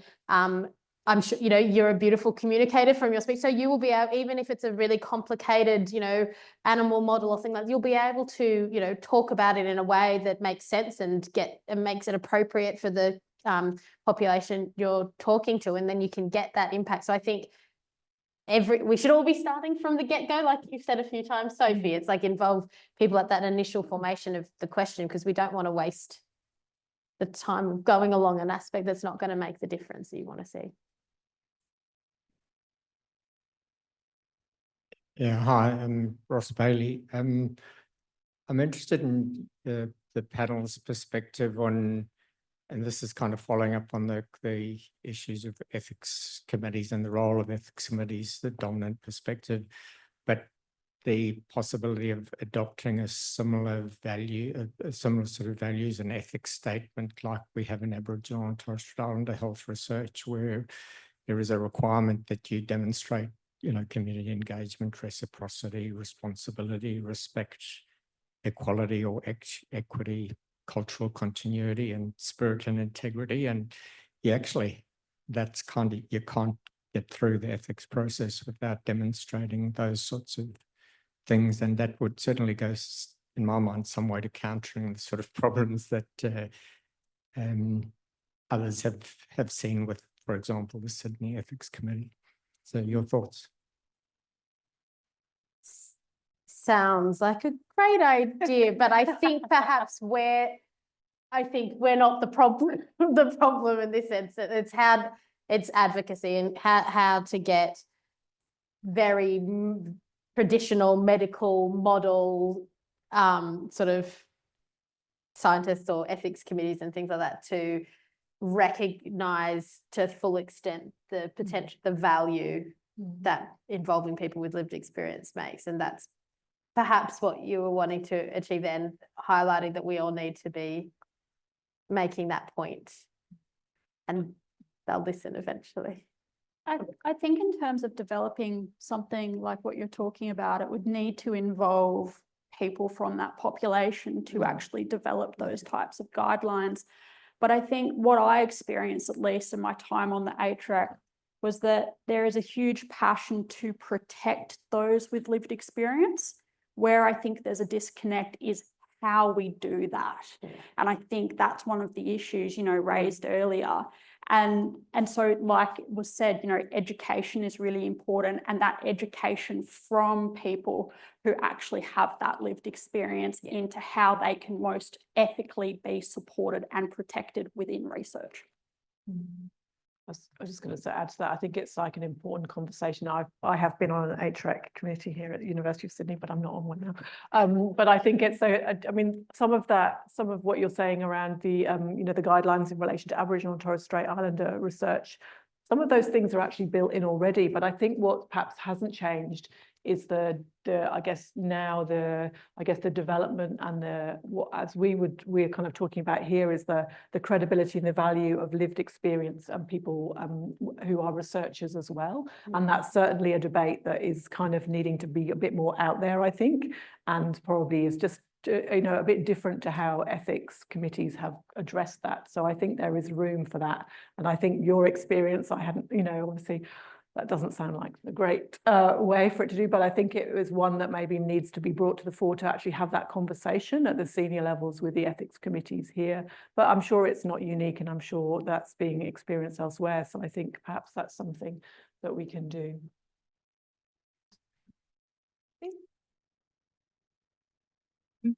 A comment and a bit of a call to action, but just that I've also been on several ethics committees, including here at the university, but it just reminds me a little bit of something I think I've been hearing in the US about we'll protect women even if they don't want us to. That kind of language, it seems to be creeping in a little bit here. But I just wanted to say that Nick Glozier did an incredible study in 2010, but I'm sure the results are the same now, that it wouldn't have changed. That he found 80 papers, 80 RCTs published in the British Medical Journal that all found an incredibly high effect for a new treatment compared with the comparator. And so that was 80 RCTs reporting on very effective treatments. And I can't remember the number, but something like 50% of those were unimplementable. So that is a waste of money and a waste of time, and it's unethical to take people's time as participants in a study. I think we can use those kinds of arguments about impact when we're trying to demonstrate how important it is for people with lived expertise or lived experience in our studies, because we've all got the examples that Stela's talking about, that we who know everything are doing it to you, and we fly in dentists because every child in Brewarrina has gum disease. But you get someone to live in the community for a year and talk to the community, and what they don't have is clean water. So the kids are all drinking Coke and fizzy drinks. And so what they need is clean drinking water, cold water in a fountain, free fountain. And you don't have gum disease anymore, in a year. So, we all have those kinds of stories, I think, when we've been on this path.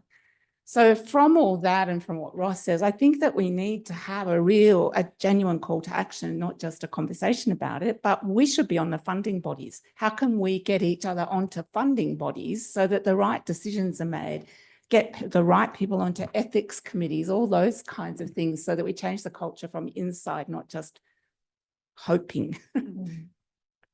And we'll have greater impact. Because that matters, not just pushing pubs out. Yeah.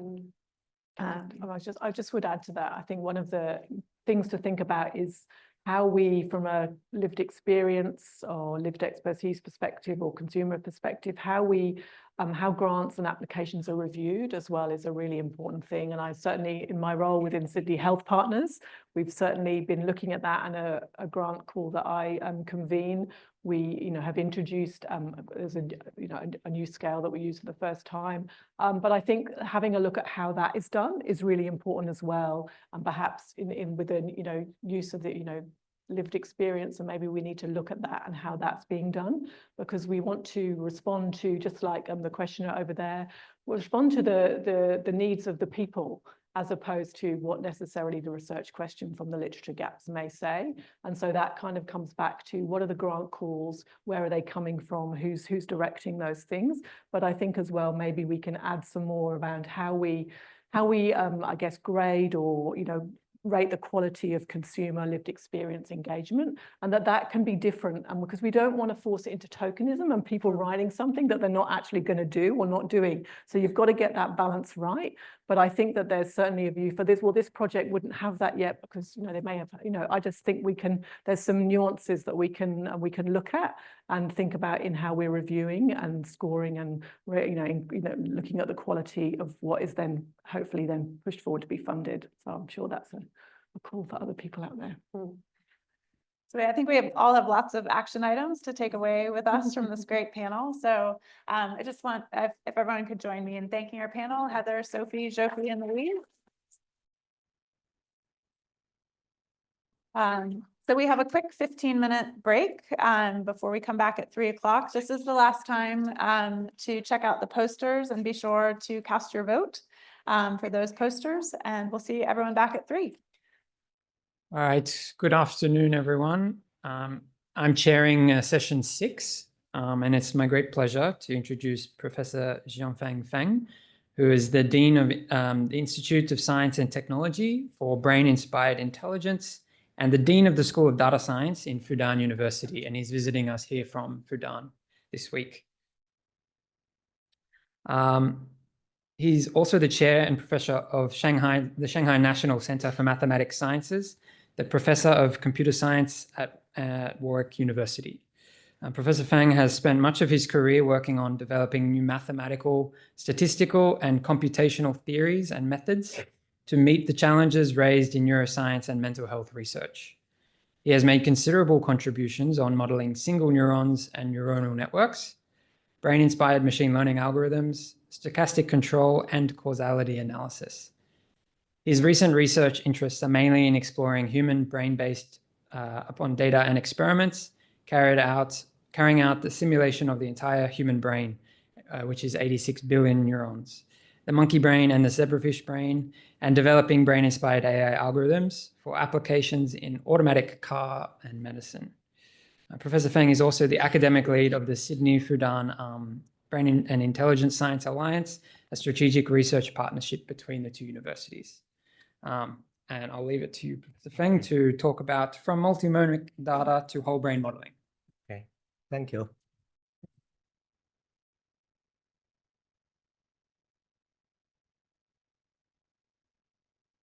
Okay, thank you. Thanks for having me here, and I will tell you a bit, about what we are doing back there in China, in Shanghai, and so. For us, our team, basically, we try to look at the brain, healthy brain and the disease brain, try to understand it and say, develop a AI approach for the whatever the prevention, diagnosis, or the treatment of the brain disease. And then that's our mid-term, purpose. So we look at the human brain, particularly what's going on there. Try to compare disease brain with healthy brain and understand what's going on there.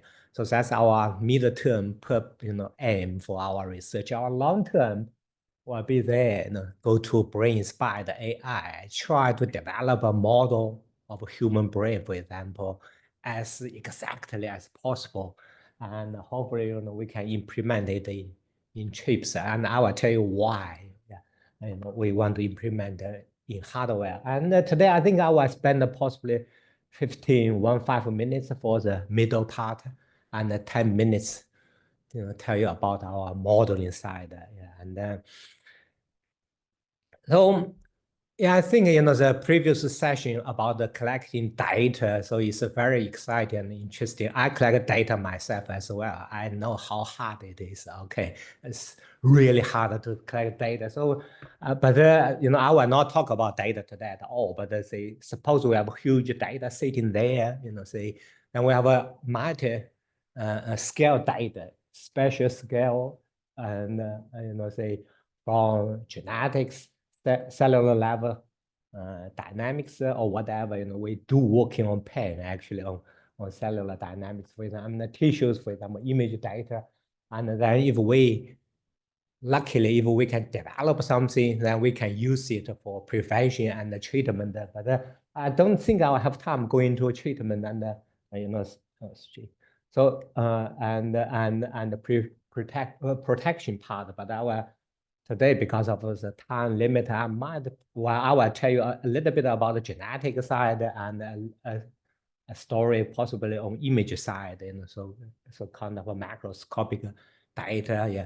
And if I have time, I might go into more of the, at the special temporal scale as well, so whole life, span. Look at the disease from spatial scale and the temporal scale, and the disease I was talking about possibly involve depression, addiction, schizophrenia, OCD, and dementia, and Parkinson's. This all the diseases we are working on. But so I will not focus on one disease possibly, but I tell you the story and how can we look at the disease from spatial temporal scale, and you will get a complete well, hopefully very different view on different kind of disease here. Yeah. Let me start from genetic side and say microscopic scale, protein, genes, scale, kind of scale data, and let's see what we can do with them. Yeah. So that's the data we're working on for the past few years in the UK Biobank. Everyone sitting here, you can use it basically. Yeah. And so we have a data, for example, for this part of data, we have a proteomic data.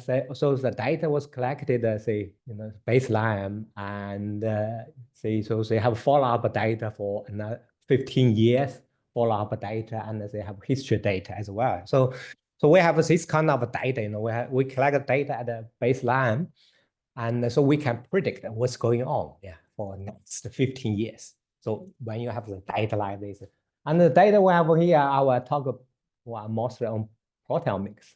There's a data we have is around 3,000 proteins.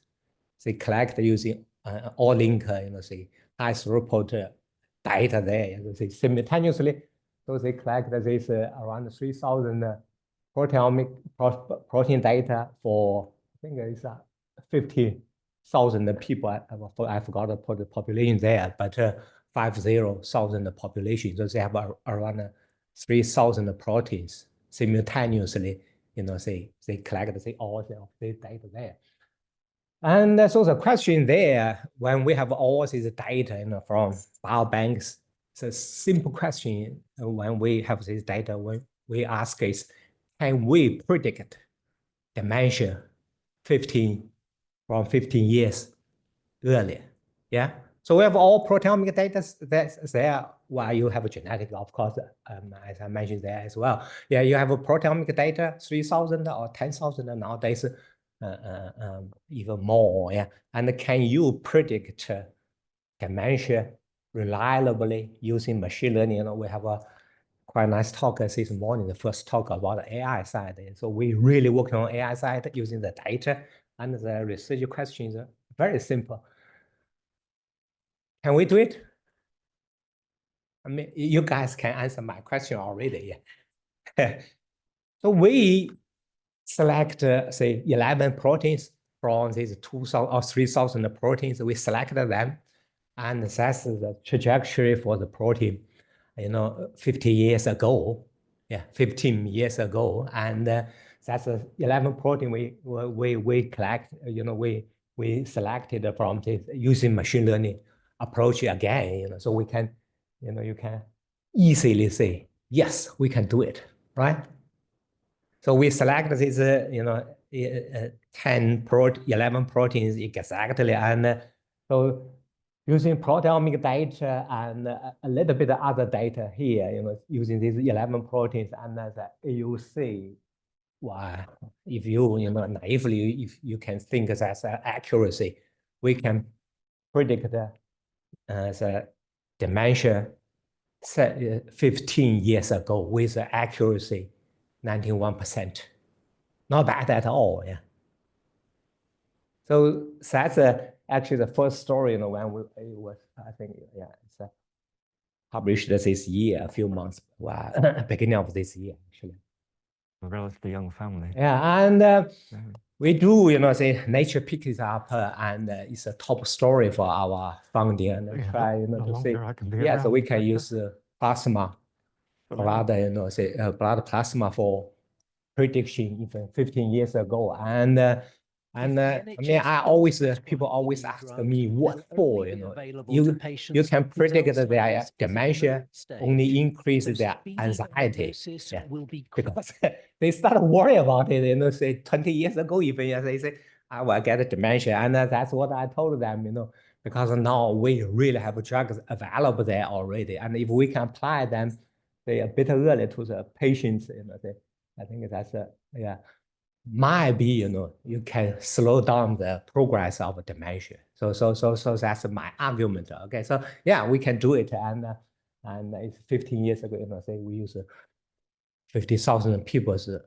proteomics here, 3,000 proteins. Okay, so it's again, it's a very simple idea using machine learning, using big data there, and we can really show something quite differently from traditional view, they say. And that's another paper actually just, came out 2 months ago, I think, yeah, or a bit more than 1 month ago. And so that's the comments, that the revolution in the high throughput proteomics and AI. So our paper, of course, cited as one of the facts, one of the 10 papers cited in the paper. You see, so the proteomics and AI might help us or might bring us, the revolution in healthcare and disease, right? So that's a story there. And if you read it, it's quite interesting to read through, say, in contrast to 20,000 protein, the genes essentially, yeah, in the human genome, there are about, say, 100,000 proteins and various isoforms, whatever, yeah. And so being able to, say, using AI and this data to analyze, so all this data might be, help us or lead to a revolution in understanding the foundation of a disease. And I do hope so, so that's what help us from proteomics. So we have all this data available, and that's might help us understanding a few diseases.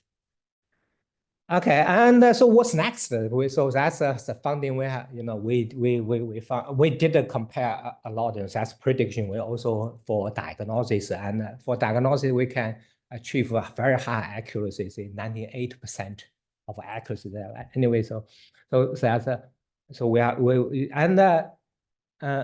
see, so the first question you might ask me is, what's the next? And our first follow-up for this, I want to work with chemists, say, to reduce the price of this, to develop this protein panel, so we can use these 10 proteins for prediction or diagnosis for AD patients, or even healthy people. But it's turns out it's quite a challenging task for this protein. It's very, very tiny in the blood. But so that's what we are doing. We want to develop so we can reduce the price from 5,000 RMB Chinese money here to say 100. I think it's 100 RMB, possibly 10 Australian dollars or a bit more. So that's what we are doing with the chemist. Really useful for our protein developers, this protein panel. And also, so we have a huge data there. Yeah. So can we say, say further work out, for example, the world first atlas for proteins and disease. So we have 3,000 protein there, and we have say a few hundred diseases there from our data. Yeah. And so can you map out which protein is responsible, or which set of proteins is responsible for one kind of a disease, right? So that's a very specific task that we finished for AD. And can we have a more holistic picture, develop an atlas for the protein and the disease in general? Yeah. So we work out actually, say, so using all of this data and a few hundred diseases, say, together, and so we do have this atlas of proteins. Paper will appear very soon, say, so look at this larger scale protein. Yeah. So that's the key question is here.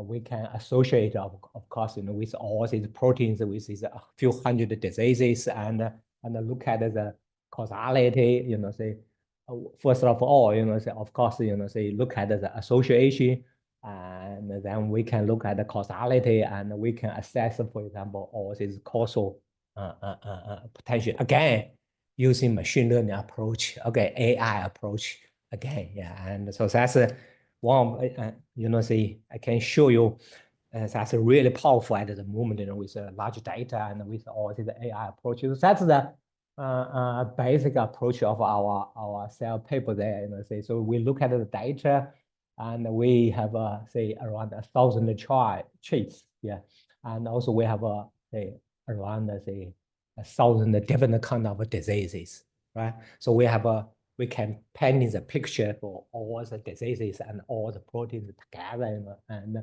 so we can have this biological insight and whatever for prediction or diagnosis, and we assess all these protein, you know, whether they can be used as a drug target or whatever. Yeah, so together.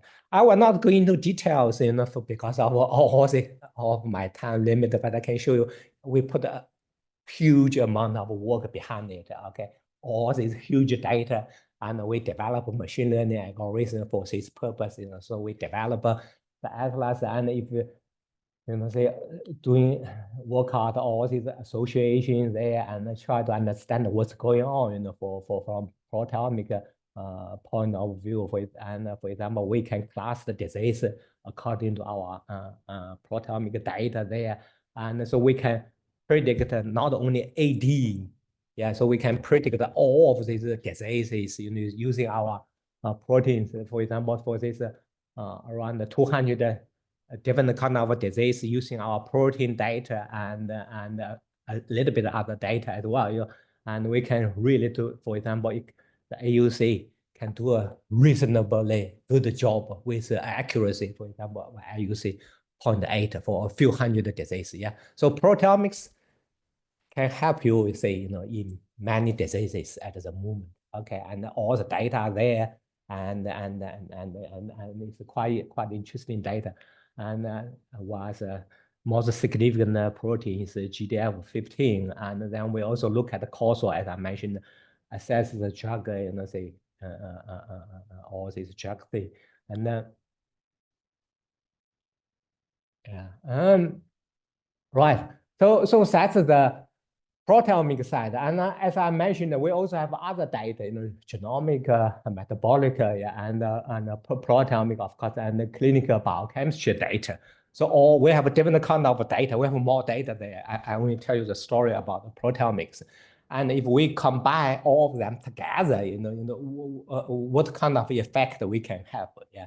So we do look at the using different kind of metabolic data, you know, omic data. That's my title, yeah, from omic data to disease. You know, so look at them, and I want to tell you one thing only. You know, so when we combine all these together, and so that's the plot we have, for example, and if you look at whatever one disease here, yeah. And the contribution for the diagnosis, for the prediction from all of this omic data. If you look, so that's the contribution from proteomics, for example. This might be genetics or metabolics or chemistry data. So that's all the contribution for the diagnosis of one disease. And one feature for all of the data, if you can see very clearly, is what? Proteomics dominant, the best one, right? As you can expect it, right? You know, genetics is too far away from our daily life, right? So that's convince you. I hope, you know, say, you know, that's really fit our intuition, right? So proteomics data is very useful at the moment, and we want to develop further for all this data. Yeah. And actually, we have a large language model combined with our all the data analysis. So people can access the large language model. If you have your proteomic data available, you can, you know, say input your data there, and the software will tell you, you know, what's going on, and where you have where you develop, you know, say Alzheimer's disease or not, with probability, of course. So all this story, you know, with large language model, so we integrate them together, and then, of course, you know, can help you to. Oh, my tongue is really. Sorry, I prepared too much here, and I'm quite excited. I say, I skip this part, and yeah, so we have a, you know, microscopic side, you know, look at the omic data and really into disease and try to develop something useful for whatever. Yeah, and that's another story. Actually, I mean, you know, we develop look at the image side, you know, say more macroscopic data side. So I skip this. New study. Yeah, also your sleeping data, and you know, say, so what we try to have is, of course, you know, say, we want to combine all these data together, develop them and for treatment or prevention and unify biology there at different scales. But I don't have time to go into all details. Okay, I can give another talk next time. Yeah, for 1 hour. Okay. So, right. With all of this, knowledge available, we have, so we do play, work on biology data. We have an experiment guy, in our institute as well. So, and my next question is, all this brain data. So, can we build a model, simulate your brain? Okay, and I'm a follow this guy's idea very much. What Richard Feynman said: if I cannot create it, I cannot understand it. That's my philosophy. If I cannot make a brain of my own brain, for example, I will never understand it. Yeah. So that's our purpose. So can we simulate it with your brain? So I think I might be skip this part, but so it's anyway, it's a very hot topic in China, in EU. That's one of my colleague, Dr. Zhe, actually, he developed another whole brain model there, and that's a wide paper from America end of last year to work on digital twin of the brain. So that's our I don't know what that should work. Yeah.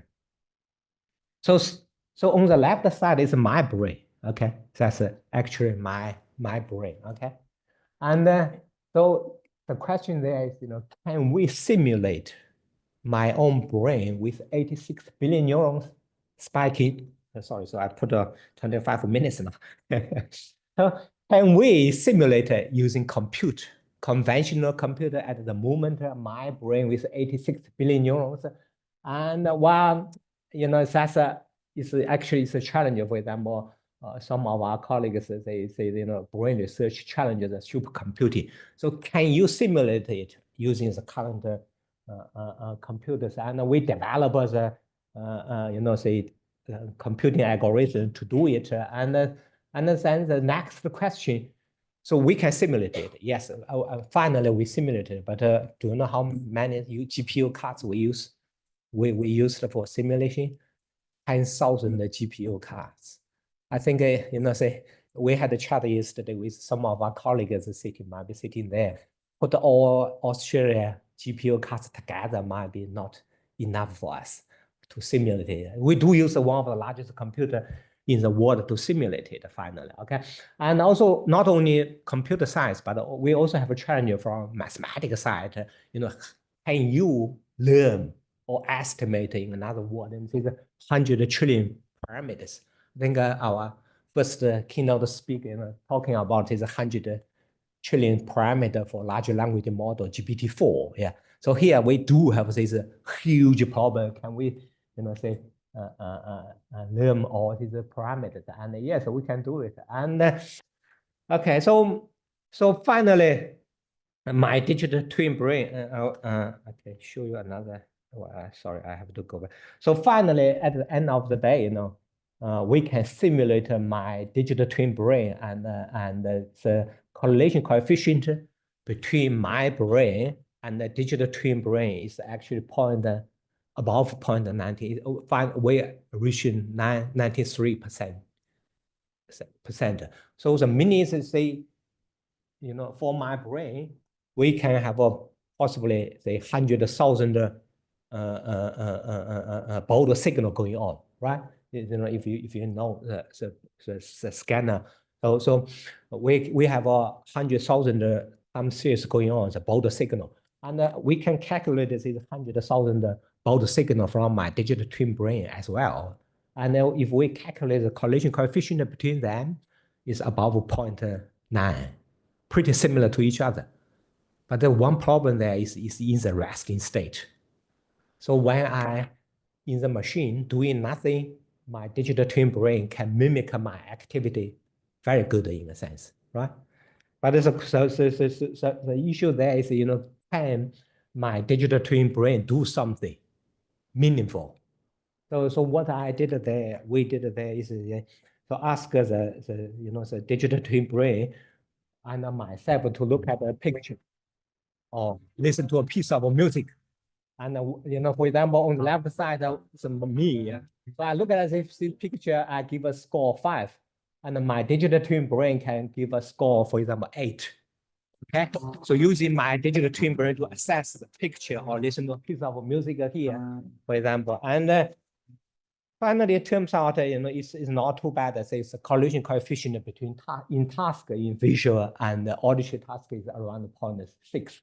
Yeah, and so that's so we did face computer science, mathematics, and neuroscience challenge there, and people are talking about interdisciplinary research, and I think our team is really interdisciplinary research there, and so that's a paper in actually next month, and so in the Nature Computational Science talking about all we integrate all biology factors there and develop computer science and mathematical techniques, to simulate my own brain.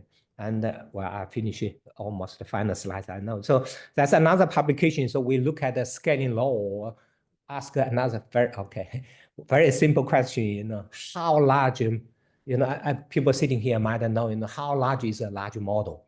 Yeah, and we can assess all of this, and I do have a, a special issue for this journal, and I put all these guys together, and the research question we ask is, how can we build a whole human brain model and develop chips to implement it? So it's very expensive to simulate it at the moment, and the clinical and the biology applications, and so actually possibly, so we can have a, develop different applications here about clinical application, biological application, and might be using my digital twin brain to drive a car, for example, for a brain inspired AI. Yeah, and I hope I convince you a little bit. That's what we are doing there. And thanks for your attention. Thank you.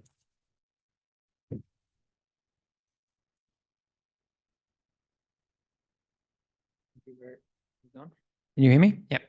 Thank you very much, Professor Feng. I wish we had more time because it's very fascinating work, and the amount of work you do is very, very impressive. But we do only have a couple of time for a couple of questions. Are there any in the audience? Yes, down here. The microphone is coming down.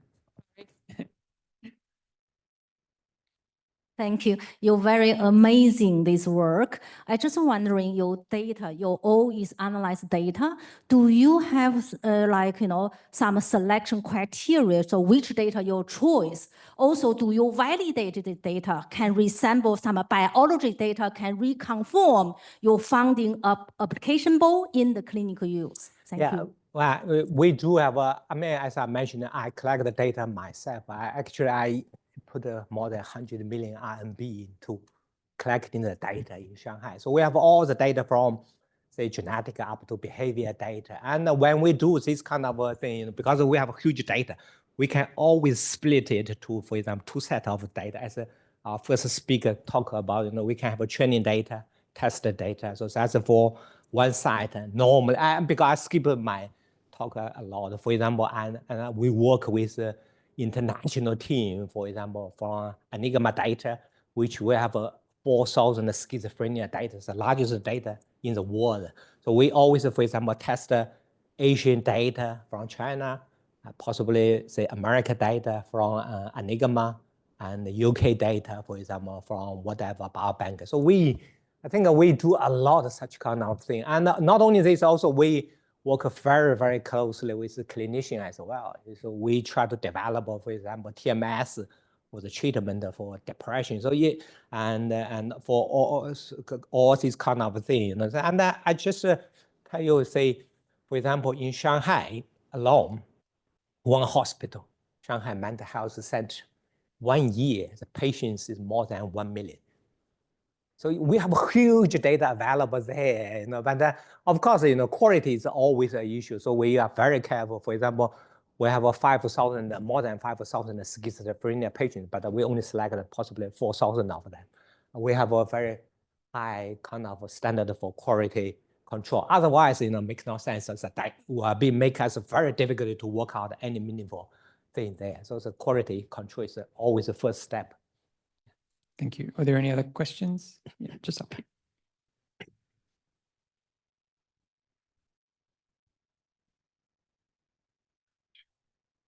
Thank you very much for your interesting presentation. I was a presenter this morning, Pepijn from the Feng University of Limerick.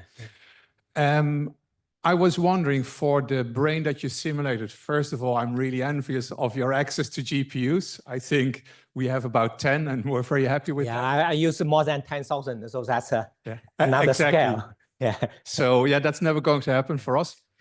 But I was wondering, can you use that simulation as well to train the brain to do something simple? Because as far as I'm aware, of course we can train, but the way a human brain works, because as far as I'm aware, we're not quite sure how the full brain actually learns, right? Years ago already, people said back propagation, what we're using neural networks, actually happens in parts of the brain. I don't know if that's still the thinking, but can you say something about that? Well, still, when Jeff Hinton in London, I'm actually next to him. So we had a lot of discussion on these learning issues, and actually that's a very excellent question. I can tell you at the moment that's one of the things we want to do in the next 5 years, hopefully. We don't know what's the learning, and I never believe there one single learning rule in the network there. We do look at some very simple animals like zebrafish. So in zebrafish, they only have 100,000 neurons, and we can record almost every single neuron there. So we have data, we have developed a model already, and we try to understand what's going on, for example, for zebrafish, how the learning really happen in the zebrafish in the old system. No one can access this kind of data, this kind of modeling before. So we do work on, on this issue. And I think learning, I always say, what's a key holy grail for neuroscience? And my answer is learning, memory and learning. Yeah. Okay. Thank you very much. You mentioned Jeff Hinton there. Of course, he also came into this field trying to understand the brain, and then he started work on CNNs, and now he got the Nobel Prize. So you never know what happens for you. So good luck. Thank you very much. Yeah. Thank you. Thank you. And thank you. I think we're out of time for questions, but I would like to thank again Professor Feng. Thank you. Thanks.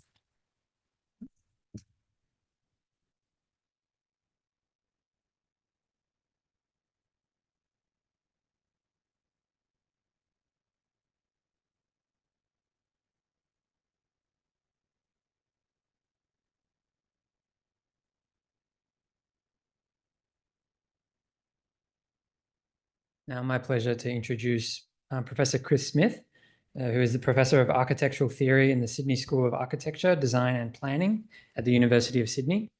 Chris's research focuses on the nexus of architecture and the body.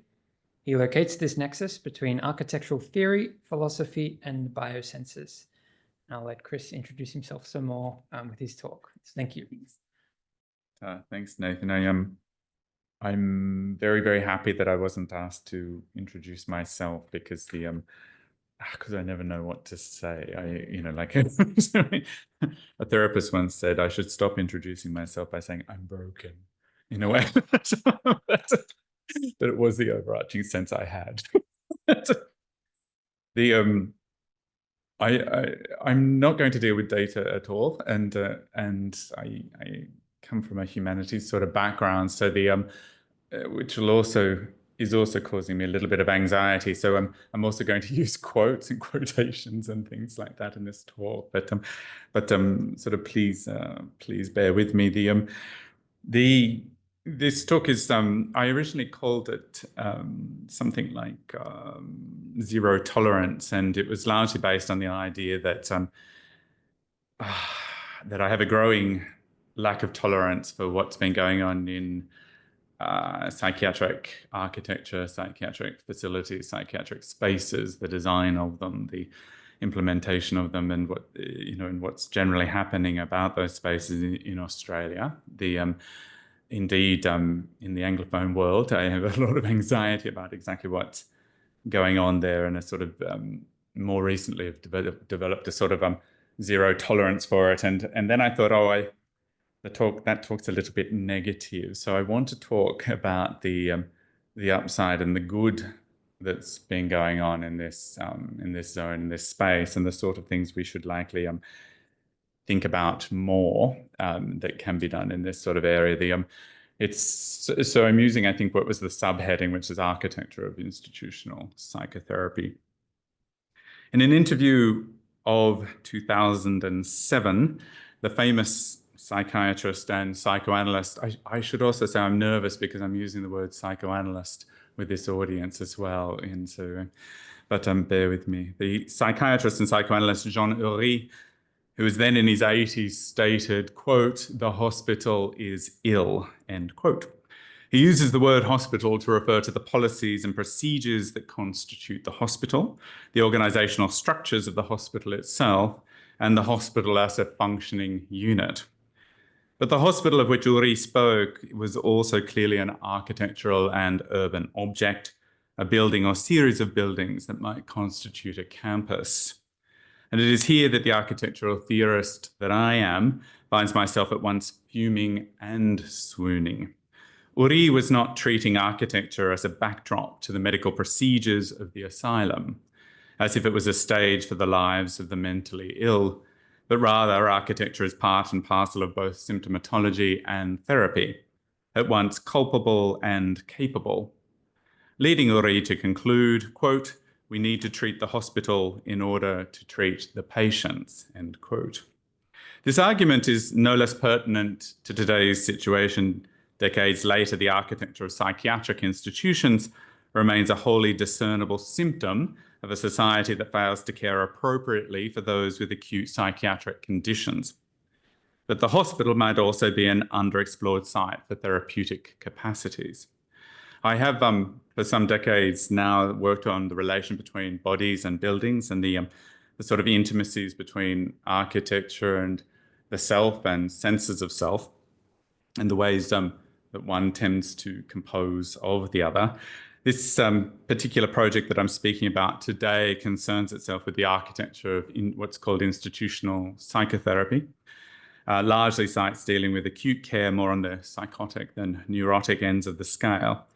The work is being conducted with my colleagues, Anthony Faramelia, a psychoanalyst and psychosocial research from Goldsmiths University in London, Eleanor Vogtman, a psychiatric geographer and director of the large European-funded project Media Milieus Madness, based at the Weimar Bauhaus University just south of Berlin, and Julie van der Velen, a postdoc from Vrije University in Brussels. Most recently, we spent time at 5 institutions in France, exploring the urban architectural situation of institutional psychotherapy. It's worth noting that when I speak of institutional psychotherapy, I'm speaking of a particular movement philosophy in the sciences that commenced with figures such as Ury. During World War II, Ury had witnessed the Nazi and Vichy government's response to mental health care, which was effectively to instill a starvation policy upon psychiatric clinics, literally starvation. The mentally ill were considered degenerate and best exterminated. During the war, there was, however, one notable point of resistance, and it was here at the Clinic of Saint-Aubin in the mountains of the Lozère in the southwest of France. This clinic set itself up as a key point of resistance, and indeed the patients worked a printing press that printed paraphernalia for the French resistance. Patients self-organized, and psychiatrists, psychoanalysts, philosophers, and poets flocked to this place. It would be a rather dynamic collection of Marxists, Freudians, militants, and surrealists. Some of psychiatry's most famous figures spent time in Saint-Aubin, working under the direction of Francesc Tosquelles. That's Tosquelles there. So the people who spent time here would be Jean Ury, that I mentioned, Lucien Bonafé, who went on to found the disalienation movement that had a parallel in the anti-psychiatry movement, Franco Battaglia, who led the Trieste community model of psychiatric care that is still operational, thriving indeed today. Frans Fanon, who is today heralded as a god in the philosophy of decolonization and in Black optimism circles. Georges Canguilhem, who went on to teach Michel Foucault, whose analysis of the histories of madness, the hospital, the asylum, and the clinic we all know too well. The psychoanalyst Félix Guattari, who worked with Uri and then worked also with the philosopher Gilles Deleuze, was a patient. He was effectively like hiding out. He wasn't particularly ill, he was just really hiding out there at Saint-Aubin for a period. Guattari would also become core to the movement and put together a lot of the literature that relates to the movement. It's fair to say that many of our contemporary understandings of mental health, particularly its politics, its philosophies, and its complexities, emerged from Saint-Aubin. What also emerges here is an ongoing battle, a fight to improve the life and living conditions of those with severe mental illness. Architecture became and remains central to institutional psychotherapy as a matter of definition. Institutional psychotherapy, according to Guattari, quote, is precisely a determination never to isolate the study of mental illness from its social and institutional context, and by the same token, to analyze institutions. So it works sort of both ways, never to isolate the individual from the socio-political, economic, etc. sort of context, but also to take analysis to institutions themselves, not to just accept them as given. The isolation of the individual comes to be associated with literal and figurative walls in the discourse of institutional psychotherapy. Walls often with locked doors that surround an individual, walls that demarcate closed wards, walls that surround whole institutions to protect the public from the mentally ill, and vice versa. The walls of psychiatric institutions were a point of fixation. Guattari would lament that all too often psychiatric institutions operate as, quote, a total encirclement of the situation of mental illness, putting the situation between four walls. End quote. This critique, at once literal and figurative, would be core to institutional psychotherapy. The logic was that the sciences had failed in focusing too tightly on the desires of an individual in isolation from their contexts. Guattari regards this as the sciences, quote, systemic failure to understand what is going on outside the hospital walls, a tendency to psychologize social problems, end quote. Institutional psychotherapy looked to remedy the situation in at least three ways. I'm keen to work through these three remedies using images of two of the clinics that we spent time at recently. The first is Laborde. Laborde was established in Courchevenny in the Loire by Jean Uri in about, I think it was 1953. Guattari worked there with Uri until his death in 1992. Uri himself passed, he lived a very long life, and he passed in 2014. And the clinic is now run by Uri's granddaughter, Flor Puliero. Her partner, Charles Vitez, was the architect of some of the more recent work that's gone on there. We'll see a picture or two later. And the second clinic is not too far from Laborde geographically or philosophically. It is the Clinic Chenet, known commonly as La Chenet.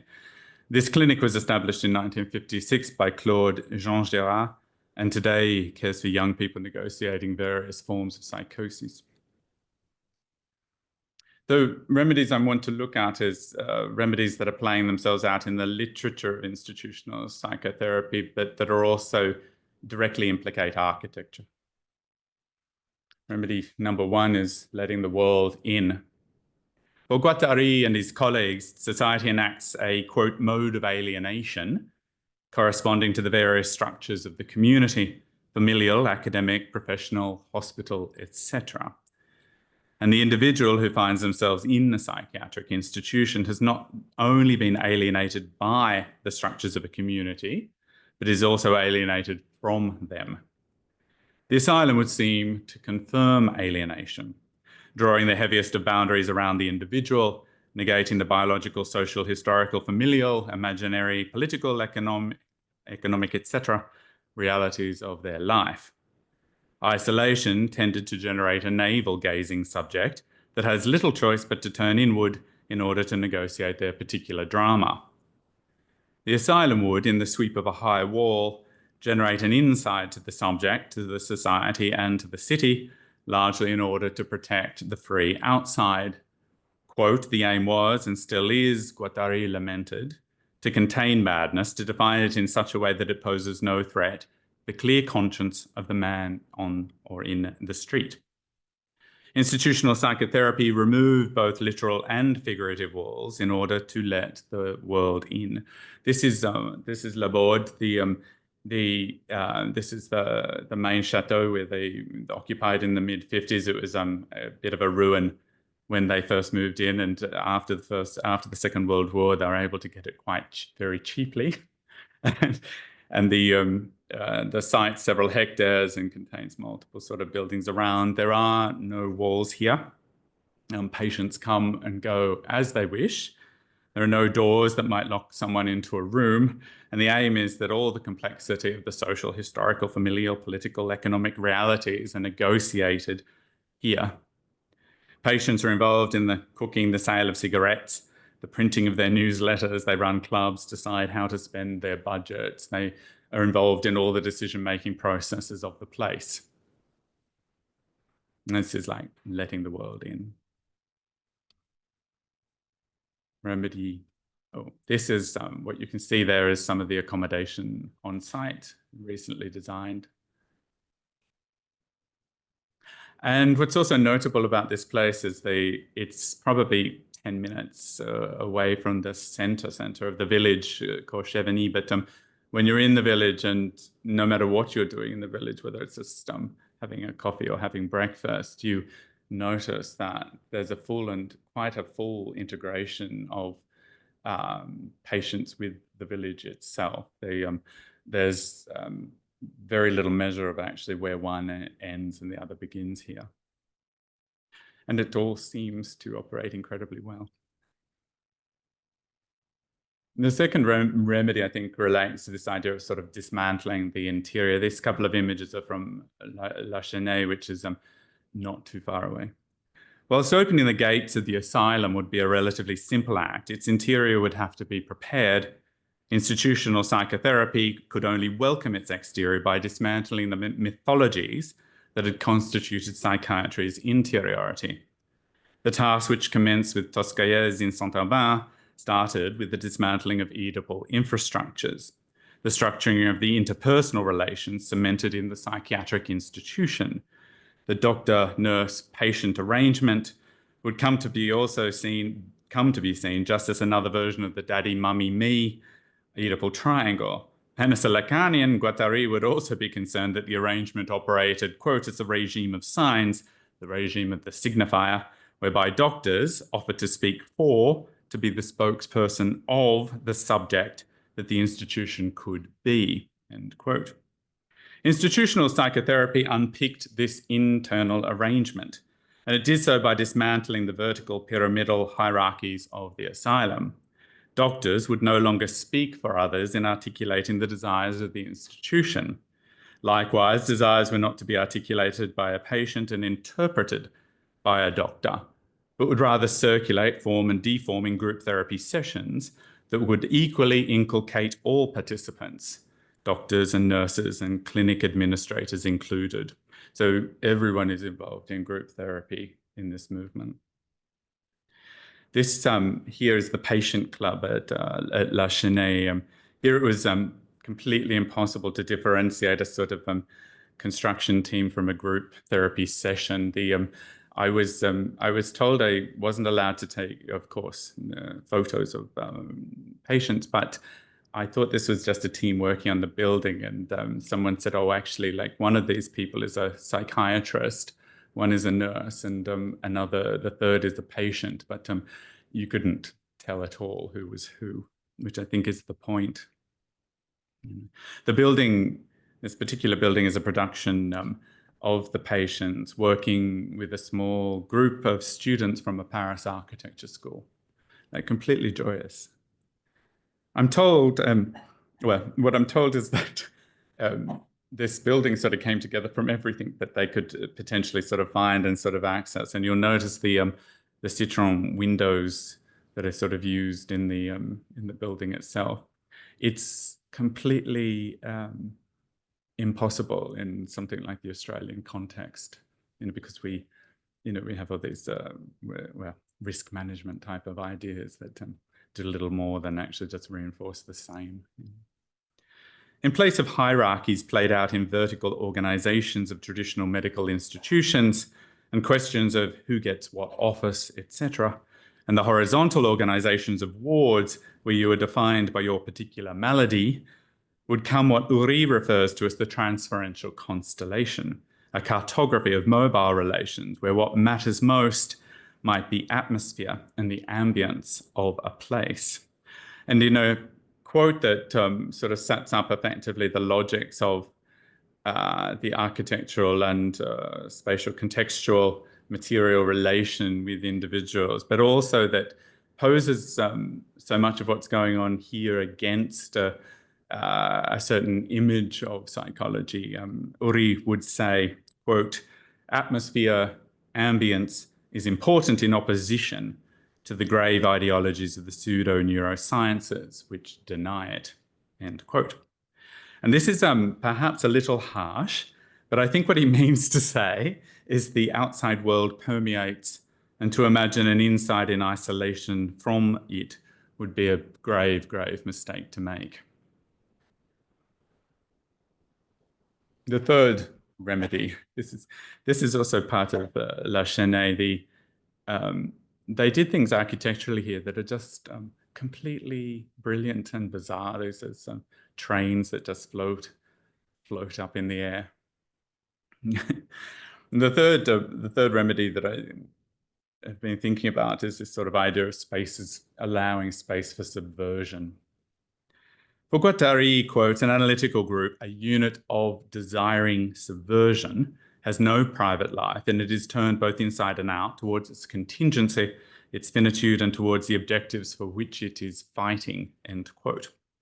Desire here is related to the subversion of the social context that have alienated the individual. But it would be wrong to frame this so negatively, and it would also be wrong to frame it so personologically. This version of desire is not founded on loss or oppression or alienation as such, but rather the will to act, to signify, to communicate, to connect, to scroll on walls, to build, to thrive, to assert, and to fight. Such processes are by their very nature collective endeavours, assemblages of resistance and revolt, of paint and wall and street and militant and barricade. The reified individual is not the concern. The group is considered the unit of desiring subversion, and as Guattari asserts. And this becomes really quite important, I think, in a sort of world where society has suppressed you, where society has often, in many cases, been cruel to you, where society hasn't dealt with you appropriately. This sort of question of actually just falling in line with an institution becomes a sort of strange thing for us to want of others in that situation. The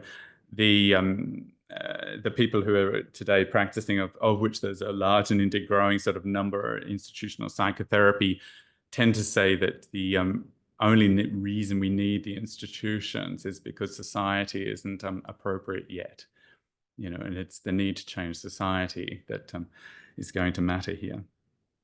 In his early writing, though the direct influence of Lacan is clear, Guattari shifts his focus from psychoanalysis and what he calls its pitiful range of interpretations toward the economics and politics of the group.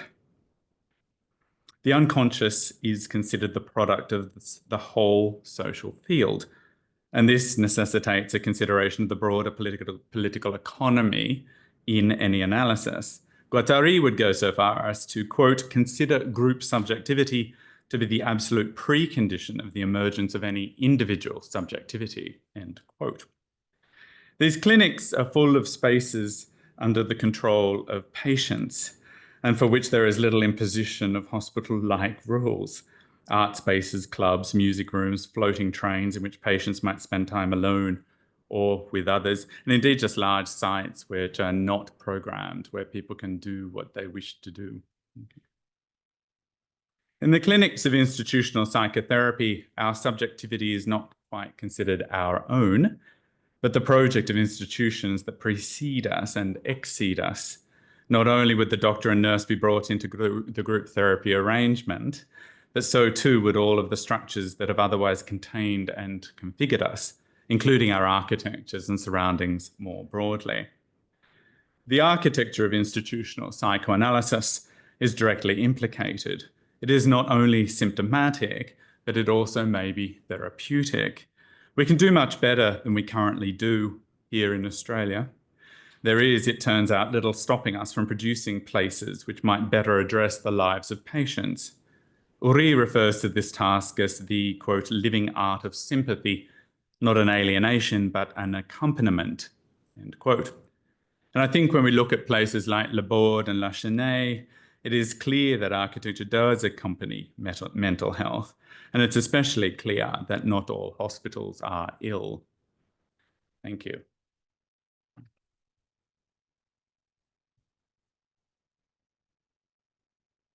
Thank you, Professor Smith, for that very refreshing talk for this afternoon session. Are there any questions for Professor Smith? Yes?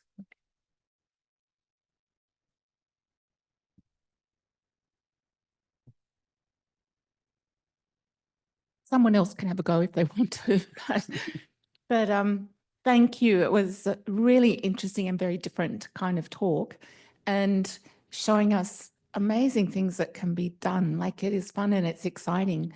I'm just wondering if there's any information or data or qualitative interviews or something about the effect of this kind of architecture on the people who are designing it. Like, it seems like a co-design. Yeah. So, and the people who come after that who didn't co-design it, but will be the next residents.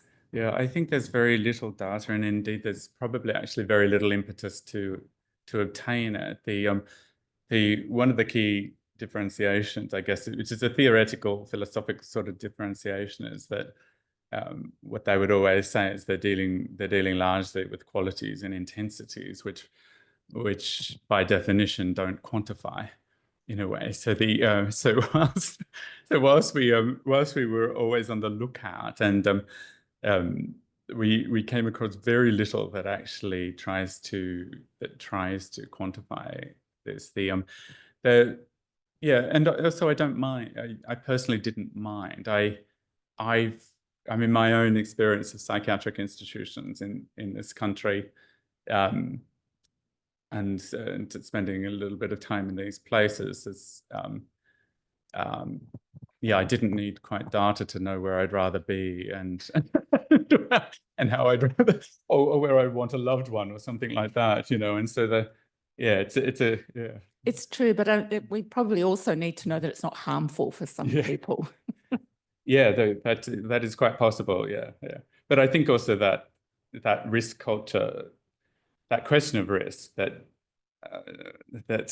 becomes quite a dogmatic thing in Australia, in particular, is particularly fascinating. So that strange enough, that when I started working and thinking through this, and I've written elsewhere about this sort of question of zero tolerance, and the idea sort of came from a discussion which was had between architecture colleagues who are working in this sector, and the discussion related to whether or not one should use 2 layers of plasterboard or 3. 2 layers meant that someone could potentially headbutt or put their fist sort of through it. 3 would produce concussion. And this, that type of, so the difference between, 24 and 36 mil or something like that became a core discussion sort of that was had. And indeed in Australia, and at the moment, there is a number of architectural firms who are being consulted very heavily on the production of psychiatric facilities whose background is in prisons. And this is because of risk, or the question of, oh my, what if something happened, in a way. It's such a complex, it drives a sort of lowest common denominator production of space, and becomes highly problematic and fascinating, though, but terrifying. We just have one more question, and then we'll have to wrap up the session.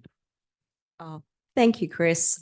Just following on from that, this is something that we deal with quite often, the balance between risk, safety, the clinical governance aspects. How would you approach that conversation if you were building this hole in the ground next door, which isn't a psychiatric hospital, it's RPA and SPA? How they're great. Conceptually, I love this and the idea of an air train and everybody engaged in that together. But in your experience, how do we start to bring these conversations together so that two things can be true from a how do we create the living art of sympathy with safety in mind? Yeah, I think it's a super complex thing. I mean, my own thinking was that where I would start is by fixating on some amazing, brilliant examples of actual. I mean, next I'll be off to Trieste in Italy to look at the community model they've got going there and how that's working. And it seems, I mean, it seems to be thriving. But I think we just need to be exposed more and more to it, to sort of say, what on earth are we putting up with here?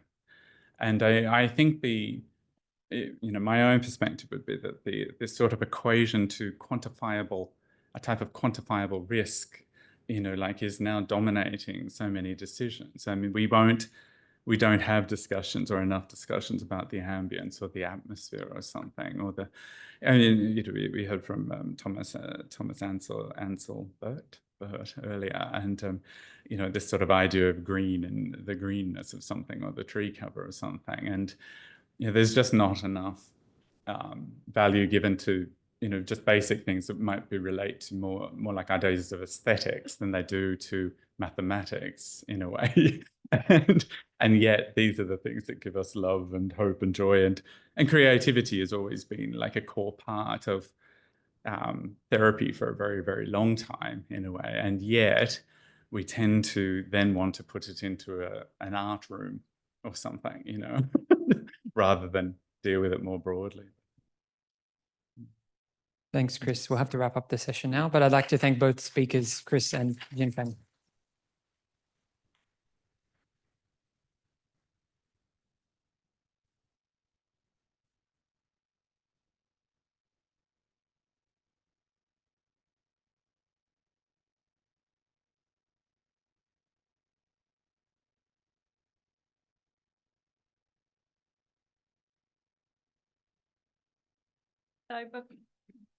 Thank So you. those who didn't hear that, it was don't give Ian the microphone. Yeah.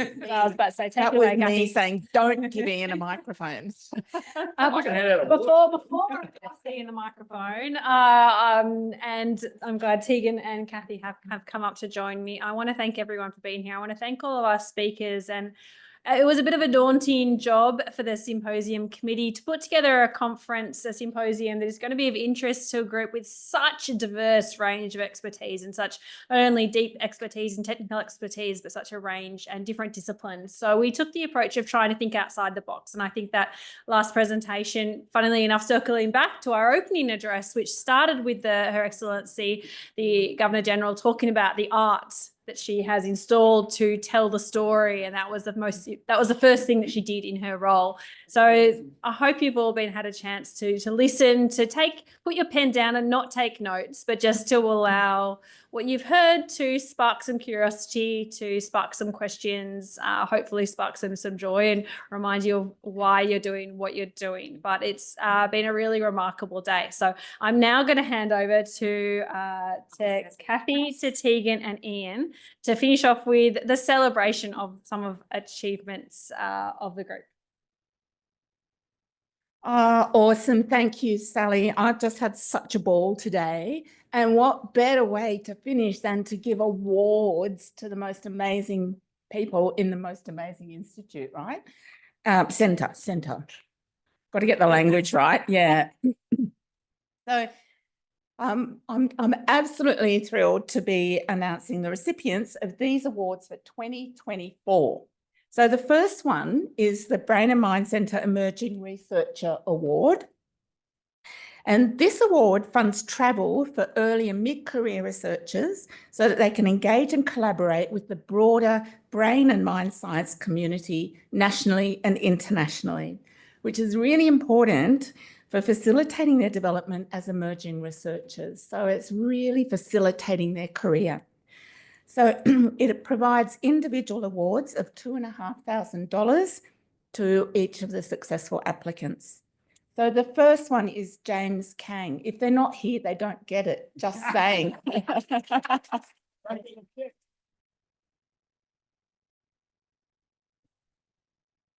As a small aside, you each have to rush back and tell your school or faculty that you got the money. Okay, I was asked earlier today, do we do anything to support early and mid-career researchers? Yeah, we send them on travel.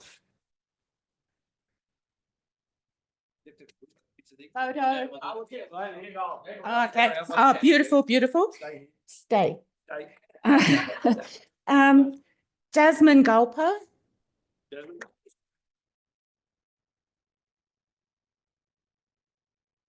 You have to keep clapping for she's otherwise it's a long road. Yeah. Yes, that winner. That's a winner walk. Tiffany Lee. Oh, can we award it to someone else? No. Matthew Varridale. He's here.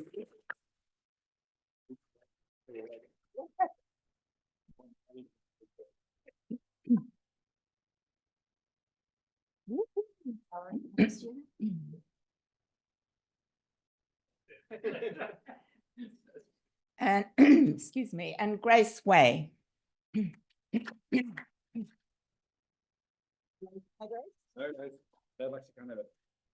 We've got $5,000 to distribute now.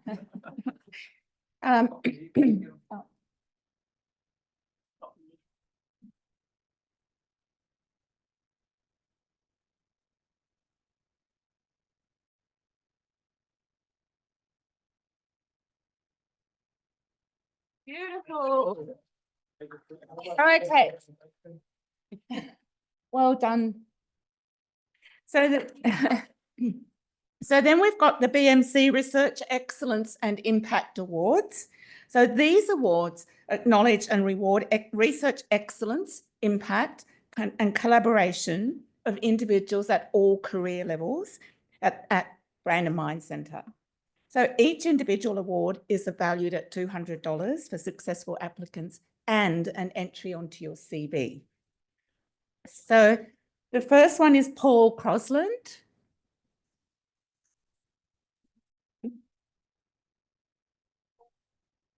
Lewis Crawford.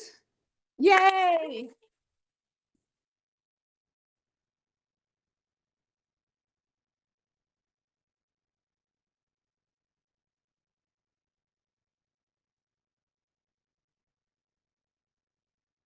Noemi Malag.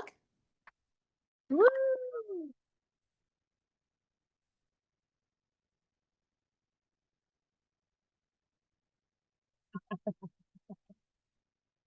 Do a fancy walk because we're all watching. I know, everyone sits at the back. Adam Paulson.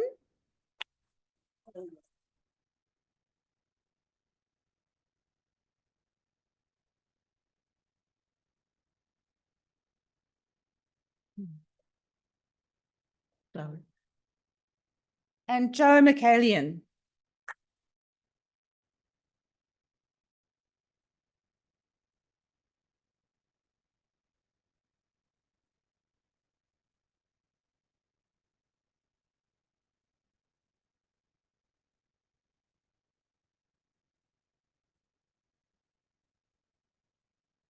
Oh, yes.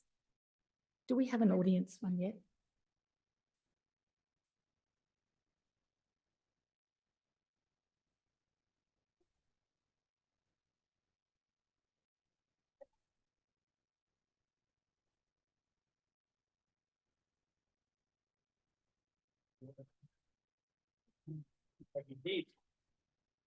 Oh, seriously, that is a really important award. It's very significant.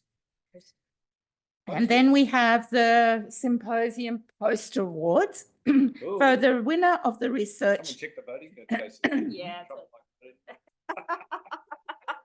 We didn't have any pre-poll voting. So the winner of the research professional staff category is Gabrielle Adler.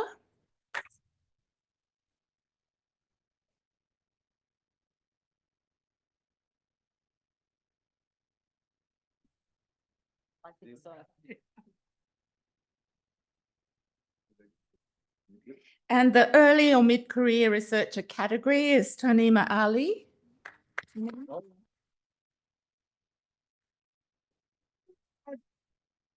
of these have already presented today. Yay, that's fantastic. Yes. Yeah. There he is. So There's- there's one recipient for the food. Hang on, there's Anne Lee for, in the HDR category who also presented today.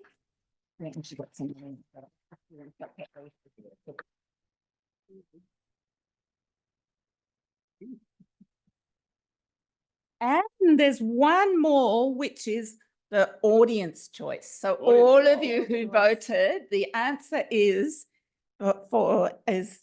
also for Anne Lee. Yes. 2 awards. Amazing. So that's what goes down. Yeah. They left over. Where are you? Oh.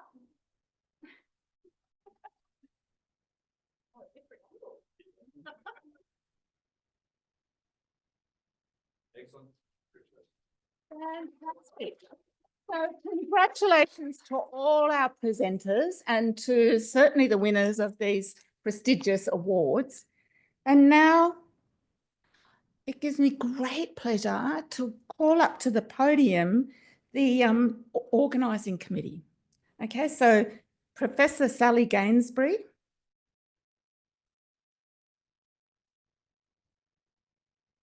Dr. Hayley LaMonica and Dr. Stela Petkova. And I don't have any more. And Dr.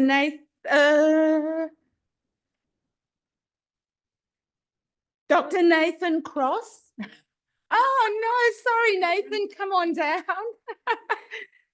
You're not also Rands at all, it's just me. And Dr. Blake Hamilton.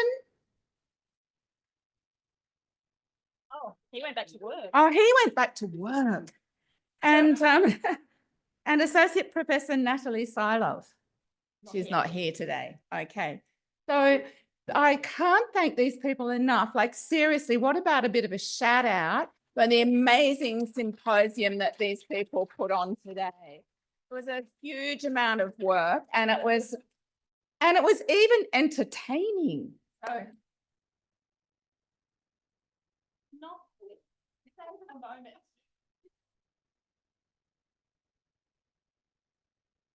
Beautiful. Well done.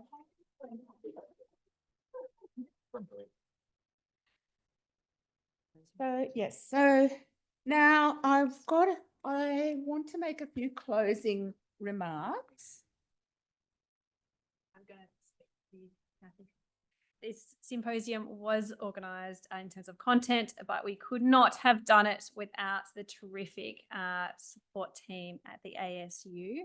So Angie and Shannon, thank you so much for your contribution. Harrison, all of the Harrison and Ava. Tegan, and Ava, But Oksana. Alex, who has a special mention for year-on-year poster board wrangling and did never make the, yeah. So Shannon, could you come up? I actually, before I do that, really, I wanted to make sure we actually had a standing ovation to thank these people. They weren't forgotten. So Shannon. And Angie.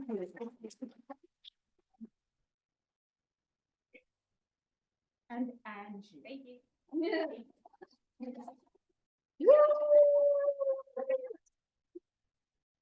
Come up. Let's see amazing.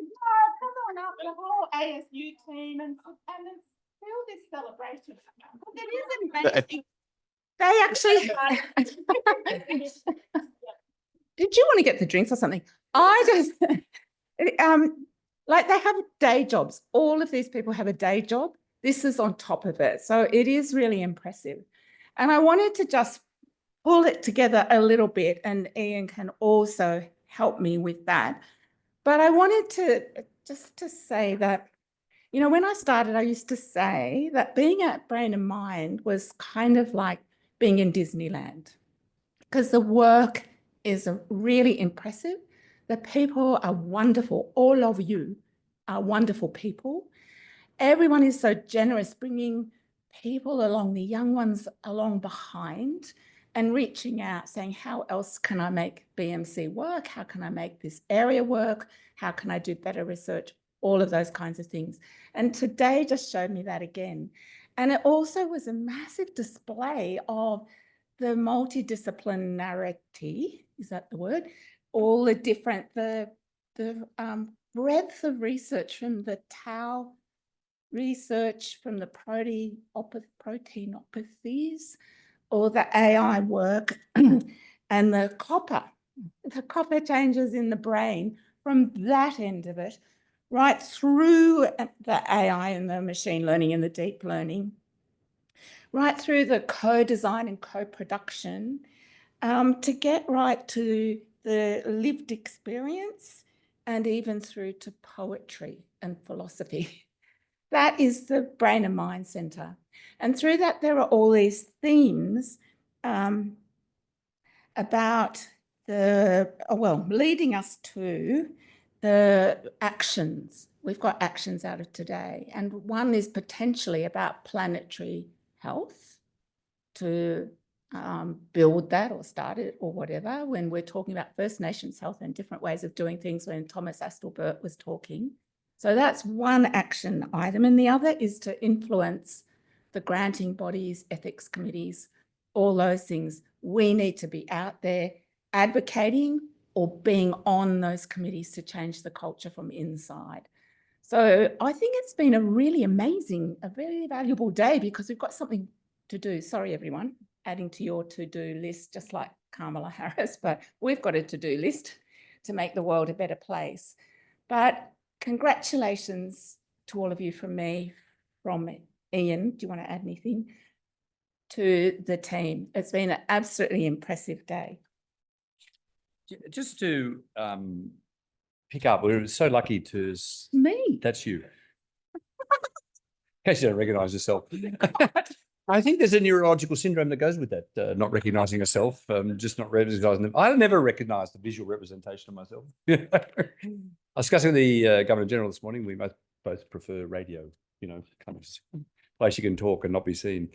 But just picking up from where Sam was, Sam's worked with us for quite a long time in the background, and now she's very much in the foreground. And I was talking to another person last night, Jeff Gallop, the previous Premier of Western Australia, who had his own experience of being severely depressed, but now is back in the world and contributing in many, many particular ways. And he's just raising from another symposium on Friday, and it was sort of a request. Can you encourage the people who are in the area to stick at it? There's a long way still to go. We've come a long way, and certainly in my career and my time in working in mental health and areas moving from institutions to really people's homes and the wider community in which we work, there's still a long way to go. And the challenge for us is to have really capable people working with us. So I'm running in and out today. I had to do another teleconference with some of the key higher parts of the university. And the question I was being asked, which was the most important, is what is the strategy for early and mid-career researchers to work in your area? And I was saying to the university, and what is your support for them to work in a multidisciplinary way, as distinct from being simply in a lab or a group or a narrow kind of constraint, which leads often to traditional academic careers. In a sense, that is the challenge. But I think the thing we're so lucky to have people like Sam Mostyn and Jeff Gallop and a variety of others who are really significant people out there in the wider world. They are really interested in what you are doing, but also aware that it's not necessarily that easy to do and not easy to have kind of areas. I think we have been fortunate at the University of Sydney through all sorts of different iterations. We're still here and we're still going, but there's still a long way to go. And, you know, we need to find the mechanisms that bring bright young people here to work with us and have really smart, really good, sustainable careers. And I think very importantly, emphasised by the lived experience panel, which I particularly commend you on, Sally and Harry and others, and to engage people constantly. The comment that's made there, which I've often been involved with, you know, we've got answers, but not necessarily the questions that people are asking. You know, we've got to actually kind of constantly think, in what way is this going to impact in the world, whatever level of the discourse or the science that we're involved in. And that remains the kind of challenge. And I think, you know, in these various roles, that's what we're thinking about, is the sustainability of that, to create these environments that will then flourish and create. And they won't be easy environments. They will be challenging, and they will be constantly in the social and other worlds we're in. They're not easily understood. They're not easily appreciated. They're not reduced to a slogan. They're stuff that you've got to kind of engage with seriously, which I always thought is the great attraction of the area. It's for serious people over a longer time. But we've got to provide the environment that nourishes that allows it to flourish, that allows it to support. And it's great, I must say, to have had Kathy here in the last 6 months. I was something like that. More or less this year. And she spends a lot of time where I just can't, in the internal world of the university and its complexity, to try and nourish and support that environment internally, while we also, most of us, try and think out in the wider world, where are we going to have the biggest impact? What are the issues we need to engage with? And they're hard and they're difficult. And in partnership with others, and I think we're lucky, Kathy and I did meet with Mark Scott last week, just trying to remember, and having a really serious discussion with the Vice-Chancellor about our focus on impact, focus on how we kind of do that, and his support and that of the senior executive to do that. It may not be obvious every day of the week. It may not be obvious in terms of the various things. We hear stories, Sally this week, we hear stories where things go off the track for a while.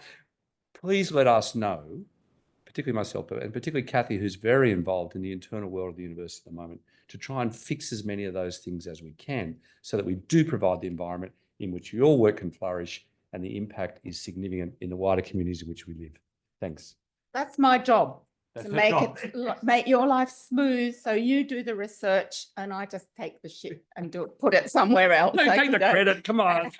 And I just want one more little thing that I in my clever notes, I forgot because it all got mashed up together. But there was also space today for the lived experience, starting with Sam Mostyn, through Chris Rain, and through audience members revealing their own experiences. And I think that's pretty special. I haven't been to a conference where that's particularly happened. And so I think that says we've created a safe space, that we know what we're doing in this area that's quite stigmatized. And so congratulations to everyone, including the audience, for enabling that and making it to happen. So amazing day. Thank you. And there's now a reward for all those who stayed, not for people who left, to go over to the grandstand for drinks. Yeah.